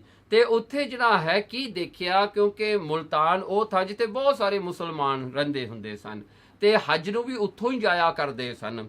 ਸੋ ਸਤਿਗੁਰੂ ਜੀ ਤੇ ਇਹ ਮੁਲਤਾਨ ਹੀ ਹੈ ਉਹੀ ਅਸਥਾਨ ਜਿੱਥੇ ਜਿਹੜਾ ਹੈ ਹਰਨਾਕਸ਼ ਦਾ ਰਾਜ ਸੀਗਾ, ਜਿੱਥੇ ਪ੍ਰਹਿਲਾਦ ਨੇ ਕਾਫੀ ਸਮੇਂ ਤੱਕ ਉੱਥੇ ਰਾਜ ਵੀ ਕਰਦਾ ਰਿਹਾ ਸਤਜੁਗ ਵਿੱਚ। ਸੋ ਇਹ ਉਹੀ ਮੁਲਤਾਨ ਹੈ। ਸੋ ਕਹਿੰਦੇ ਨੀਲ ਬਸਤਰ ਲੈ ਪਹਿਰੇ ਸਰੀਰ। ਕੀ ਦੇਖਿਆ ਉੱਥੇ ਪਹੁੰਚ ਕਰਕੇ ਕਿ ਨੀਲੇ ਚੋਲੇ ਪਾਏ ਹੋਏ ਹਨ ਸਾਰਿਆਂ ਨੇ, ਕਿਉਂਕਿ ਮੁਸਲਮਾਨ ਆਮ ਕਰਕੇ ਨੀਲੇ ਚੋਲੇ ਪਹਿਨਿਆ ਕਰਦੇ ਸਨ। ਕਾਖ ਕਿਤਾਬ ਹੈ ਗੁਣੀ ਗਹੀਰਾ। ਤੇ ਬਗਲ ਦੇ ਵਿੱਚ ਕੱਛ ਦੇ ਵਿੱਚ ਸਾਰਿਆਂ ਦੇ ਜਿਹੜੇ ਹਨ ਉਸ ਵੇਲੇ ਜਿਹੜਾ ਹਨ ਆਮ ਕਰਕੇ ਜਦੋਂ ਇਹ ਕੋਈ ਆਪਣੀ ਕਿਤਾਬ ਚੁੱਕਦੇ ਹਨ ਤਾਂ ਕੱਛ ਵਿੱਚ ਪਾ ਕੇ ਚੁੱਕਦੇ ਹਨ। ਸੋ ਕਹਿੰਦੇ ਕਾਂਖ ਕਿਤਾਬ ਗੁਣੀ ਗਹੀਰਾ। ਗੁਰੂ ਨਾਨਕ ਸਾਹਿਬ ਸੱਚੇ ਪਾਤਸ਼ਾਹ ਜੀ ਨੇ ਵੀ ਉਸ ਵੇਲੇ ਨੀਲਾ ਚੋਲਾ ਪਹਿਨ ਲਿਆ। ਭਾਈ ਮਰਦਾਨੇ ਦਾ ਵੀ ਨੀਲਾ ਚੋਲਾ ਸੀਗਾ ਤੇ ਇੱਕ ਕਿਤਾਬ ਜਿਹੜੀ ਸੀ ਗੁਰੂ ਨਾਨਕ ਸਾਹਿਬ ਨੇ ਆਪਣੇ ਵੀ ਕੱਛ ਵਿੱਚ ਲੈ ਲਈ, ਜਿਵੇਂ ਮੁਸਲਮਾਨ ਲੈਂਦੇ ਹੁੰਦੇ ਹਨ। ਉੱਚੀ ਕੁਲ ਹੈ ਧਰੀ ਨਿਜ ਸੀਸਾ। ਮਹਾਰਾਜ ਨੇ ਦਾ ਸਰੂਪ ਹੈ ਗੁਰੂ ਨਾਨਕ ਸਾਹਿਬ ਜੀ ਜਦੋਂ ਮੁਲਤਾਨ ਪਹੁੰਚੇ, ਮਹਾਰਾਜ ਦਾ ਕੈਸਾ ਸਰੂਪ ਸੀਗਾ। ਮਹਾਰਾਜ ਨੇ ਆਪਣੇ ਸੀਸ ਦੇ ਉੱਤੇ ਉੱਚੀ ਕੁਲ ਹੈ, ਕੁਲ ਇੱਕ ਜਿਹੜਾ ਹੈ ਹੁੰਦਾ ਹੈ ਜਿਵੇਂ ਕਿ ਇੱਕ ਕੋਣ ਜਿਹਾ ਹੁੰਦਾ ਹੈ, ਉਹ ਕੋਣ ਜਿਹਾ ਵਿਚਾਲੇ ਰੱਖ ਕੇ ਮੁਸਲਮਾਨ ਉਹਦੇ ਉੱਤੇ ਆਪਣਾ ਦਸਤਾਰਾ ਸਜਾਉਂਦੇ ਹਨ। ਸੋ ਕਹਿੰਦੇ ਉੱਥੇ ਕਾਂਕ ਜਿਹੜਾ ਹੈ ਉੱਚੀ ਕੁੱਲ ਹੈ, ਕੁੱਲ ਜਿਹੜੀ ਹੈ ਉਹ ਕੋਣ ਜਿਹੜਾ ਉੱਤੇ ਰੱਖ ਕੇ ਧਰੀ ਨਜ ਸੀਸੰਗ। ਸੋ ਉਹ ਆਪਣੇ ਸਿਰ ਤੇ ਮਹਾਰਾਜ ਨੇ ਸਜਾਉਣਾ ਕੀਤੀ, ਉੱਚੀ ਕੁੱਲੇ ਵਾਲੀ ਦਸਤਾਰ ਜਿਹੜਾ ਹਨ ਸਜਾਉਣਾ ਕੀਤੀ। ਆਸਾ ਹੱਥ ਵਿਖਿਆ ਜਗਦੀਸਾ। ਮਹਾਰਾਜ ਦੇ ਹੱਥ ਵਿੱਚ ਇੱਕ ਸੋਟੀ ਸੀ, ਮਹਾਰਾਜ ਨੇ ਇੱਕ ਸੋਟੀ ਆਪਣੇ ਹੱਥ ਵਿੱਚ ਪਕੜ ਲਈ ਜੋ ਜਗਤ ਦੇ ਈਸ ਸਵਾਮੀ ਹਨ। ਗਰੇ ਜਨੇਊ ਪਾਏ ਕਿਰਪਾਲਾ। ਮਹਾਰਾਜ ਨੇ ਗਲ ਦੇ ਵਿੱਚ ਜਨੇਊ ਪਾਇਆ ਹੋਇਆ ਹੈ, ਅੱਗੇ ਨਾ ਪਿੱਛੇ ਕਿਤੇ ਜਨੇਊ ਪਾਇਆ। ਹੁਣ ਜਦੋਂ ਮੁਸਲਮਾਨ ਵਾਲਿਆਂ ਦਾ ਪਹਿਰਾ ਮਹਾਰਾਜ ਨੇ ਰੱਖਿਆ ਤਾਂ ਉਸ ਵੇਲੇ ਮਹਾਰਾਜ ਨੇ ਗਲ ਵਿੱਚ ਜਨੇਊ ਵੀ ਪਾ ਲਿਆ। ਤਿਲਕ ਕਰਿਓ ਸੁੰਦਰ ਪੁਨ ਭਾਲਾ। ਦੇਖੋ ਮਹਾਰਾਜ ਨੇ ਫਿਰ ਅੱਗੇ ਨਾ ਪਿੱਛੇ ਆਪਣੇ ਜਿਹੜੇ ਮੱਥੇ ਤੇ ਤਿਲਕ ਵੀ ਲਾ ਲਿਆ ਜੀ, ਜਿਵੇਂ ਆਮ ਹਿੰਦੂ ਲੋਕ ਲਾਉਂਦੇ ਹੁੰਦੇ ਹਨ। ਸੁਣੋ ਗੁਰੂ ਅੰਗਦ ਰਸ ਭੀਨੇ। ਸੁਣੋ ਗੁਰੂ ਅੰਗਦ ਦੇਵ ਜੀ ਸੱਚੇ ਪਾਤਸ਼ਾਹ ਜੀ, ਰਸ ਭੀਨੇ, ਜੋ ਰਸ ਵਿੱਚ ਭਿੱਜੇ ਹੋਏ ਹੋ ਤੁਸੀਂ ਗੁਰੂ ਨਾਨਕ ਦੇ ਪ੍ਰੇਮ ਵਿੱਚ। ਕੂਜਾ ਮੁਝੇ ਮੁਸੱਲਾ ਦੀਨੇ। ਦੇਖੋ ਭਾਈ ਬਾਲਾ ਜੀ ਕਹਿੰਦੇ ਉਸ ਵੇਲੇ ਗੁਰੂ ਨਾਨਕ ਸਾਹਿਬ ਮਹਾਰਾਜ ਨੇ ਕੁਜਾ ਇੱਕ ਲੋਟਾ ਜਿਹੜਾ ਪਾਣੀ ਨੂੰ ਜਿਹੜਾ ਹੈ ਵਿੱਚ ਪਾਣੀ ਪਾਇਆ ਜਾਂਦਾ ਹੈ, ਰਸਤੇ ਵਿੱਚ ਲੋਕ ਲੋਟਾ ਲੈ ਕੇ ਜਾਇਆ ਕਰਦੇ ਸਨ, ਕਈ ਵਾਰੀ ਵੀ ਰਸਤੇ ਦੇ ਵਿੱਚ ਪਾਣੀ ਦੀ ਲੋੜ ਪੈਂਦੀ ਹੈ। ਸੋ ਇਹ ਗੜਵੀ ਜਿਹੜੀ ਸੀ, ਕੁਜਾ ਜਿਹੜਾ ਲੋਟਾ ਸੀਗਾ, ਕਹਿੰਦੇ ਗੁਰੂ ਨਾਨਕ ਸਾਹਿਬ ਸੱਚੇ ਪਾਤਸ਼ਾਹ ਜੀ ਨੇ ਭਾਈ ਬਾਲੇ ਨੂੰ ਫੜਾ ਦਿੱਤਾ। ਕਹਿੰਦੇ ਫਿਰ ਜਿਹੜਾ ਕੁਜਾ ਮੁਝੇ ਮੁਸੱਲਾ ਦੀਨੇ, ਤੇ ਮੇਰੇ ਹੱਥ ਵਿੱਚ ਇੱਕ ਛੋਟਾ ਕਾਪਟ ਵੀ ਦੇਤਾ ਜਿਹਨੂੰ ਮੁਸੱਲਾ ਕਹਿੰਦੇ ਹਾਂ, ਜਿਹੜੇ ਕਿ ਮੁਸਲਮਾਨ ਵਿਛਾ ਕੇ ਉੱਤੇ ਨਮਾਜ਼ ਪੜ੍ਹਦੇ ਹਨ। ਸੋ ਕਹਿੰਦੇ ਇਹ ਦੋ ਚੀਜ਼ਾਂ ਭਾਈ ਬਾਲਾ ਜੀ ਕਹਿੰਦੇ ਮੈਨੂੰ ਫੜਾ ਦਿੱਤੀਆਂ ਉਸ ਵੇਲੇ ਗੁਰੂ ਨਾਨਕ ਸਾਹਿਬ ਜੀ ਨੇ। ਚੌਪੇ ਘਰ ਮਹਿ ਸੇਲੀ ਪਾਹੇ ਵਿਸਾਲਾ। ਕਹਿਣਗੇ ਘਰ ਮੈਂ ਆਪਣੇ ਗਲ ਦੇ ਵਿੱਚ ਇੱਕ ਕੱਪੜਾ ਮਹਾਰਾਜ ਨੇ ਲੈ ਲਿਆ ਵੱਡਾ, ਬਨੇ ਸੁਹਾਜੀ ਰੂਪ ਕਿਰਪਾਲਾ। ਤੇ ਉਹ ਕੱਪੜਾ ਕਿਵੇਂ ਸੀ, ਜਿਵੇਂ ਇੱਕ ਕਫਨੀ ਜੀ ਹੁੰਦੀ ਹੈ, ਜਿਵੇਂ ਸ਼ਾਲ ਅੱਜ ਕੱਲ ਆਪਾਂ ਕਹਿੰਦੇ ਜਿਵੇਂ ਸ਼ਾਲ ਲੈਣਾ ਹੁੰਦਾ ਹੈ, ਉਹ ਉੱਤੇ ਗੁਰੂ ਨਾਨਕ ਸਾਹਿਬ ਨੇ ਲੈ ਲਿਆ। ਬਨੇ ਸੁਹਾਜੀ ਕਹਿੰਦੇ ਕਿ ਗੁਰੂ ਨਾਨਕ ਸਾਹਿਬ ਜੀ ਦੂਰੋਂ ਤਾਂ ਐਸੇ ਲੱਗਦੇ ਸਨ ਜਿਵੇਂ ਕੋਈ ਵੱਡੇ ਹਾਜੀ ਹੁੰਦੇ ਨੇ। ਰੂਪ ਕਿਰਪਾਲਾ ਕਿਰਪਾ ਦੇ ਘਰ ਗੁਰੂ ਨਾਨਕ ਸਾਹਿਬ ਨੇ ਹਾਜੀਆਂ ਵਾਲਾ ਰੂਪ ਧਾਰਨ ਕਰ ਲਿਆ। ਕੌਤਕ ਹਿਤ ਯਹ ਰੂਪ ਬਣਾਏ। ਮਹਾਰਾਜ ਨੇ ਐਸਾ ਰੂਪ ਕਿਉਂ ਬਣਾਇਆ? ਕਹਿੰਦੇ ਕੌਤਕ ਕਰਨ ਵਾਸਤੇ। ਮਹਾਰਾਜ ਨੇ ਉਹਨਾਂ ਨੂੰ ਸਮਝਾਉਣ ਵਾਸਤੇ, ਉਹਨਾਂ ਨੂੰ ਸਿੱਧਾ ਰਸਤਾ ਦੇਣ ਵਾਸਤੇ, ਗਾਡੀ ਰਾਹ ਉਹਨਾਂ ਦਾ ਬਣਾਉਣ ਵਾਸਤੇ, ਸਤਿਗੁਰਾਂ ਨੇ ਉਹਨਾਂ ਨੂੰ ਕਲਿਆਣ ਦੇਣ ਵਾਸਤੇ ਐਸਾ ਰੂਪ ਬਣਾਇਆ। ਹਿੰਦੂ ਤੁਰਕ ਨਾ ਜਾਤ ਲਖਾਏ। ਹੁਣ ਉੱਥੇ ਜਿਹੜਾ ਹੈ ਦੇਖੋ, ਮਹਾਰਾਜ ਦਾ ਸਰੂਪ ਦੇਖ ਕੇ ਕੋਈ ਇਹ ਨਹੀਂ ਕਹਿ ਸਕਦਾ ਸੀ ਵੀ ਮਹਾਰਾਜ ਜੀ ਪੱਕੇ ਹਿੰਦੂ ਹਨ ਜਾਂ ਪੱਕੇ ਮੁਸਲਮਾਨ ਹਨ। ਸੋ ਇਹ ਕਿਸੇ ਨੂੰ ਨਹੀਂ ਲਿਖਾਉਂਦੇ ਸਨ। ਇਹ ਦੇਖਣ ਵਾਲਾ ਤਾਂ ਸੋਚੀ ਪੈ ਜਾਂਦਾ ਸੀ ਵੀ ਇਹ ਮੁਸਲਮਾਨ ਹੈ ਜਾਂ ਇਹ ਹਿੰਦੂ ਹੈ। ਮੁਲਤਾਨ ਆਦਿਕ ਜੈਪੁਰ ਔਰਾ। ਸੋ ਭਾਵ ਜਿਹੜਾ ਮੁਲਤਾਨ ਹੈ ਤੇ ਆਦ ਜਿਹੜੇ ਸ਼ਹਿਰਾਂ ਦੇ ਲੋਕ ਉੱਥੇ ਇਕੱਠੇ ਹੋਏ ਹਨ ਸਾਰੇ। ਹਾਜੀ ਮਿਲੇ ਹੋਤੇ ਤੇ ਠੌਰਾ। ਤੇ ਮੁਲਤਾਨ ਵਿੱਚ ਹਾਜੀ ਆਪਸ ਵਿੱਚ ਮਿਲ ਕੇ ਉੱਥੇ ਤਿਆਰੀ ਕਰਦੇ ਸਨ ਹੱਜ ਜਾਣ ਦੀ। ਹੱਜ ਦਾ ਨਿਵਾਜ ਕਰਨ ਵਾਸਤੇ ਉੱਥੇ ਸਾਰੇ ਇਕੱਠੇ ਹੋਇਆ ਕਰਦੇ, ਉੱਥੋਂ ਫਿਰ ਮੱਕੇ ਨੂੰ ਜਾਂਦੇ ਸਨ। ਸੋ ਕਹਿੰਦੇ ਉੱਥੇ ਹਾਜੀ ਮਿਲ ਕੇ ਇਕੱਠੇ ਹੋਏ ਸਨ, ਬਹੁਤ ਸਾਰੀ ਭੀੜ ਸੀ। ਮੱਕੇ ਜਾਣ ਜਿਨ ਹੈ ਅਭਿਲਾਖਾ। ਜਿਨ੍ਹਾਂ ਨੂੰ ਮੱਕੇ ਜਾਣ ਦੀ ਇੱਛਾ ਸੀ ਉਹ ਮੁਲਤਾਨ ਆਉਂਦੇ ਸਨ। ਇਉਂ ਮੰਨ ਲਓ ਵੀ ਜਿਹੜਾ ਕਿ ਮੱਕੇ ਜਾਣ ਤੋਂ ਪਹਿਲਾਂ ਉਹਨਾਂ ਦਾ ਪ੍ਰੀ ਰਿਕੁਇਜ਼ਿਟ ਹੁੰਦਾ ਸੀਗਾ ਵੀ ਮੁਲਤਾਨ ਵਿੱਚ ਆ ਕੇ ਉਹਨਾਂ ਨੂੰ ਥੋੜਾ ਬਹੁਤਾ ਦੱਸਿਆ ਜਾਂਦਾ ਸੀ, ਪੜ੍ਹਾਇਆ ਜਾਂਦਾ ਸੀ, ਕਲਮਾਂ ਯਾਦ ਕਰਾਈਆਂ ਜਾਂਦੀਆਂ ਸਨ। ਫਿਰ ਜਿਨ੍ਹਾਂ ਦਾ ਇਹ ਜਿਹੜਾ ਸ਼ਾਰਟ ਕੋਰਸ ਹੋਇਆ ਕਰਦਾ ਸੀ ਉਹ ਪੂਰਾ ਹੁੰਦਾ ਸੀ ਤਾਂ ਫਿਰ ਉਹ ਮੱਕੇ ਜਾਂਦੇ ਸਨ। ਜਿਨ੍ਹਾਂ ਨੂੰ ਜਿਹੜੀਆਂ ਹਨ ਕਲਮਾਂ ਚੇਤੇ ਨਾ ਆਉਣ ਜਾਂ ਉਹਨਾਂ ਨੇ ਕਿਤੇ ਕੁਰਾਨ ਨਹੀਂ ਪੜ੍ਹੀ, ਉਹਨਾਂ ਨੂੰ ਨਹੀਂ ਜਾਣ ਦਿੱਤਾ ਜਾਂਦਾ ਸੀਗਾ। ਇਹ ਪ੍ਰੀ ਰਿਕੁਇਜ਼ਿਟ ਉੱਥੇ ਪੂਰੇ ਕੀਤੇ ਜਾਂਦੇ ਸਨ ਮੁਲਤਾਨ ਵਿੱਚ। ਨਿਸਾ ਗੁਜ਼ਾਰਨ ਡੇਰੋ ਰਾਖਾ। ਸੋ ਨਿਸਾ ਗੁਜ਼ਾਰਨ ਡੇਰੋ ਰਾਖਾ, ਉੱਥੇ ਰਾਤ ਵੀ ਕੱਟਦੇ ਸਨ ਤੇ ਜਿਹੜਾ ਹੈ ਅੱਗੇ ਉਹੀ ਥਾਂ ਤੇ ਡੇਰੋ ਰਾਖਾ। ਗੁਰੂ ਨਾਨਕ ਸਾਹਿਬ ਮਹਾਰਾਜ ਨੇ ਵੀ ਡੇਰਾ ਰੱਖ ਲਿਆ ਜੀ ਉੱਥੇ ਆਪਣਾ। ਮੇਰੇ ਬੈਸੇ ਥੇ ਜਿਹੇ ਸਥਾਨਾ। ਉੱਥੇ ਰੱਖਿਆ ਮਹਾਰਾਜ ਨੇ ਆਪਣਾ ਡੇਰਾ, ਜਿੱਥੇ ਬਹੁਤ ਸਾਰੇ ਹਾਜੀ ਇਕੱਠੇ ਹੋਏ ਸਨ ਆਪਸ ਵਿੱਚ। ਉਹ ਜਿਹੜੇ ਹਨ ਵਿਚਾਰਾਂ ਕਰਦੇ ਸਨ, ਕੋਈ ਧਾਰਮਿਕ ਪ੍ਰਚਾਰ ਆਪਸ ਵਿੱਚ ਕਰਦੇ ਸਨ। ਤਿਨਕੇ ਮੱਧ ਗਏ ਗੁਣਖਾਨਾ। ਉਹਨਾਂ ਦੇ ਬਿਲਕੁਲ ਵਿਚਾਲੇ ਗੁਰੂ ਨਾਨਕ ਸਾਹਿਬ ਜੀ ਤੁਰ ਕੇ ਚਲੇ ਗਏ, ਜਿੱਥੇ ਬਿਲਕੁਲ ਡਿਸਕਸ਼ਨ ਚੱਲ ਰਹੇ ਨੇ ਧਾਰਮਿਕ ਦੇ। ਉਹ ਆਪਣੇ ਮੁਸਲਮਾਨ ਧਰਮ ਦੇ ਜੋ ਉਹਨਾਂ ਦੀ ਜੋ ਗੋਸ਼ਟ ਹੋ ਰਹੀ ਸੀ ਉਹਦੇ ਵਿੱਚ ਜਾ ਕੇ ਬਹਿ ਗਏ ਗੁਰੂ ਨਾਨਕ ਸਾਹਿਬ ਜੀ। ਤਬਹਿ ਮੁਸੱਲਾ ਮੈਂ ਸੋ ਬਿਛਾਵਾ। ਕਹਿਣ ਲੱਗੇ ਉਸ ਵੇਲੇ ਭਾਈ ਬਾਲਾ ਜੀ ਕਹਿੰਦੇ ਗੁਰੂ ਨਾਨਕ ਸਾਹਿਬ ਜੀ ਬੈਠਣ ਲੱਗੇ ਤੇ ਕਹਿੰਦਾ ਮੈਂ ਮੁਸੱਲਾ ਜਿਹੜਾ ਮੇਰੇ ਹੱਥ ਵਿੱਚ ਸੀ ਮੈਂ ਕੱਢ ਕੇ ਵਿਛਾਤਾ ਜੀ ਧਰਤੀ ਤੇ, ਕਿਉਂਕਿ ਸਾਰੇ ਮੁਸੱਲੇ ਰੱਖੀ ਬੈਠੇ ਸਨ, ਕਿਉਂਕਿ ਉੱਥੇ ਡਿਸਕਸ਼ਨ ਕਰਕੇ ਉੱਥੇ ਵੀ ਆਪਣੀ ਨਮਾਜ਼ ਵੀ ਪੜ੍ਹ ਲੈਂਦੇ ਸਨ। ਸੋ ਕਹਿੰਦੇ ਮੈਂ ਮੁਸੱਲਾ ਵਿਛਾਤਾ ਜੀ ਗੁਰੂ ਨਾਨਕ ਸਾਹਿਬ ਜੀ ਵਾਸਤੇ। ਤੇ ਪਰ ਵੈਸੇ ਦੁੱਖ ਬਨ ਦਾਵਾ। ਕਹਿਣ ਲੱਗੇ ਜਿਹੜੇ ਗੁਰੂ ਨਾਨਕ ਸਾਹਿਬ ਜੀ ਨੇ ਨਾ ਦੁੱਖ ਬੰਨ ਦਾਵਾ। ਕਹਿੰਦੇ ਗੁਰੂ ਨਾਨਕ ਸਾਹਿਬ ਮਹਾਰਾਜ ਜੀ ਜਿਹੜੇ ਹਨ ਅੱਗ ਰੂਪ ਹਨ, ਜੋ ਦੁੱਖਾਂ ਰੂਪੀ ਜੰਗਲ ਨੂੰ ਸਾੜ ਕੇ ਸੁਆਹ ਕਰਨ ਵਾਲੇ ਹਨ।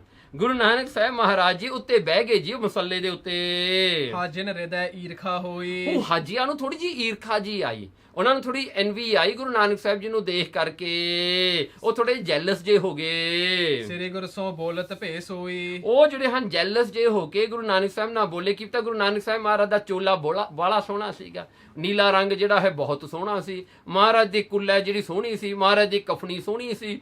ਹਾਂਜੀ, ਤੇ ਮਹਾਰਾਜ ਦੇ ਦੋ ਚੇਲੇ ਨਾਲ ਸਨ। ਉਹ ਕਾਜੀ ਦੇਖ ਕੇ ਥੋੜੇ ਜਿਹੇ ਔਖੇ ਜੇ ਹੋ ਗਏ, ਉਹ ਜੈਲਸ ਜੇ ਹੋ ਗਏ। ਉਹਨਾਂ ਨੂੰ ਥੋੜੀ ਜਿਹੀ ਈਰਖਾ ਜੀ ਆਈ ਵੀ ਇਹ ਕਿਉਂ ਸਾਡੇ ਵਿੱਚ ਆ ਕੇ ਬਹਿ ਗਿਆ। ਸ੍ਰੀ ਗੁਰੂ ਸੋ ਬੋਲਤ ਭੇਸ ਹੋਈ। ਉਹਨਾਂ ਨੇ ਗੁਰੂ ਨਾਨਕ ਸਾਹਿਬ ਸੱਚੇ ਪਾਤਸ਼ਾਹ ਜੀ ਨੂੰ ਜਿਹੜਾ ਹੈ ਕੁਝ ਕੁ ਪੁੱਛਿਆ। ਕੀ ਪੁੱਛਦੇ ਹਨ ਈਰਖਾ ਵਿੱਚ?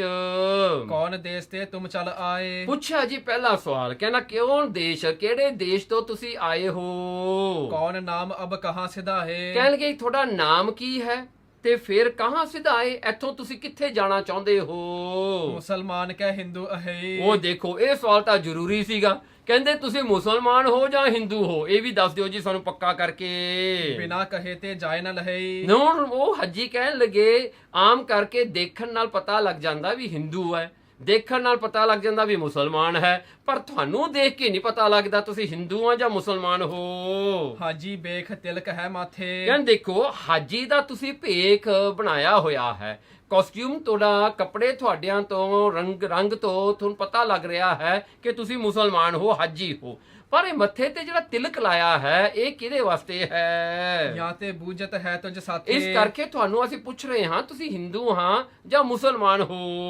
ਸਿਰੇ ਨਾਨਕ ਜੀ ਬੈਨ ਅਲਾਏ। ਦੇਖੋ ਗੁਰੂ ਨਾਨਕ ਸਾਹਿਬ ਸੱਚੇ ਪਾਤਸ਼ਾਹ ਜੀ ਨੇ ਉਸ ਹਾਜੀ ਦੀਆਂ ਜਿਹੜੇ ਹਨ ਮੌਲਾਣੇ ਦੀ ਗੱਲ ਸੁਣ ਕੇ ਮਹਾਰਾਜ ਨੇ ਜਵਾਬ ਦੇ ਵਿੱਚ ਕਿਹੜਾ ਬਚਨ ਕੀਤਾ? ਬੇਗਮਪੁਰੇ ਦੇਸ ਤੇ ਆਏ। ਦੇਖੋ ਗੁਰੂ ਨਾਨਕ ਸਾਹਿਬ ਜੀ ਨੂੰ ਪੁੱਛਿਆ ਸੀ ਨਾ ਕਿੱਥੋਂ ਆਏ ਤੇ ਕਿੱਥੋਂ ਜਾਣਾ ਹੈ। ਮਹਾਰਾਜ ਜੀ ਕਹਿੰਦੇ ਹਨ ਅਸੀਂ ਬੇਗਮਪੁਰੇ ਦੇਸ਼ ਤੋਂ ਆਏ ਹਾਂ। ਬੇਗਮਪੁਰਾ ਸਾਡਾ ਸ਼ਹਿਰ ਹੈ। ਬੇਗਮਪੁਰਾ ਉਸ ਨੂੰ ਕਹਿੰਦੇ ਹਾਂ ਜੋ ਬੇਗਮ, ਜੋ ਜਿਹਦੇ ਵਿੱਚ ਗਮ ਨਹੀਂ, ਕੋਈ ਦੁੱਖ ਨਹੀਂ, ਕੋਈ ਪੀੜਾ ਨਹੀਂ, ਐਸਾ ਜਿਹੜਾ ਥਾਂ ਹੈ ਸੱਚਖੰਡ, ਉਹ ਸਾਡਾ ਘਰ ਹੈ। ਬੇਗਮਪੁਰਾ ਸ਼ਹਿਰ ਕੋ ਨਾਮ ਭਗਤ ਰਵਿਦਾਸ ਜੀ ਨੇ ਆਪਣੀ ਬਾਣੀ ਵਿੱਚ ਦੱਸਿਆ ਹੈ। ਸੋ ਬੇਗਮਪੁਰਾ ਜਿਹੜਾ ਕਹਿੰਦਾ ਸਾਡਾ ਦੇਸ਼ ਹੈ। ਗੁਰੂ ਨਾਨਕ ਸਾਹਿਬ ਜੀ ਕਹਿੰਦੇ ਅਸੀਂ ਬੇਗਮਪੁਰੇ ਤੋਂ ਆਏ ਹਾਂ। ਹਿੰਦੂ ਮੁਸਲਮਾਨ ਜਗ ਮਾਹੂ। ਕਹਿੰਦੇ ਫੇਰ ਜੇ ਤੁਸੀਂ ਗੱਲ ਪੁੱਛੀ ਅਸੀਂ ਹਿੰਦੂ ਹਾਂ ਜਾਂ ਮੁਸਲਮਾਨ ਹਾਂ, ਕਹਿਣਗੇ ਇਹ ਜਗਤ ਦੇ ਵਿੱਚ ਸੰਸਾਰ ਵਿੱਚ ਜਿੰਨੇ ਵੀ ਹਿੰਦੂ ਤੇ ਮੁਸਲਮਾਨ ਹਨ, ਮੈਂ ਹੋ ਦੋਨੋਂ ਕੇਰ ਗਵਾਹੂ। ਮੈਂ ਉਹ ਦੋਵਾਂ ਦਾ ਵਿਟਨੈਸ ਹਾਂ। ਜੇ ਹਿੰਦੂ ਦਾ ਵੀ ਮੈਂ ਵਿਟਨੈਸ ਹਾਂ ਤੇ ਮੈਂ ਮੁਸਲਮਾਨ ਦਾ ਵੀ ਵਿਟਨੈਸ ਹਾਂ।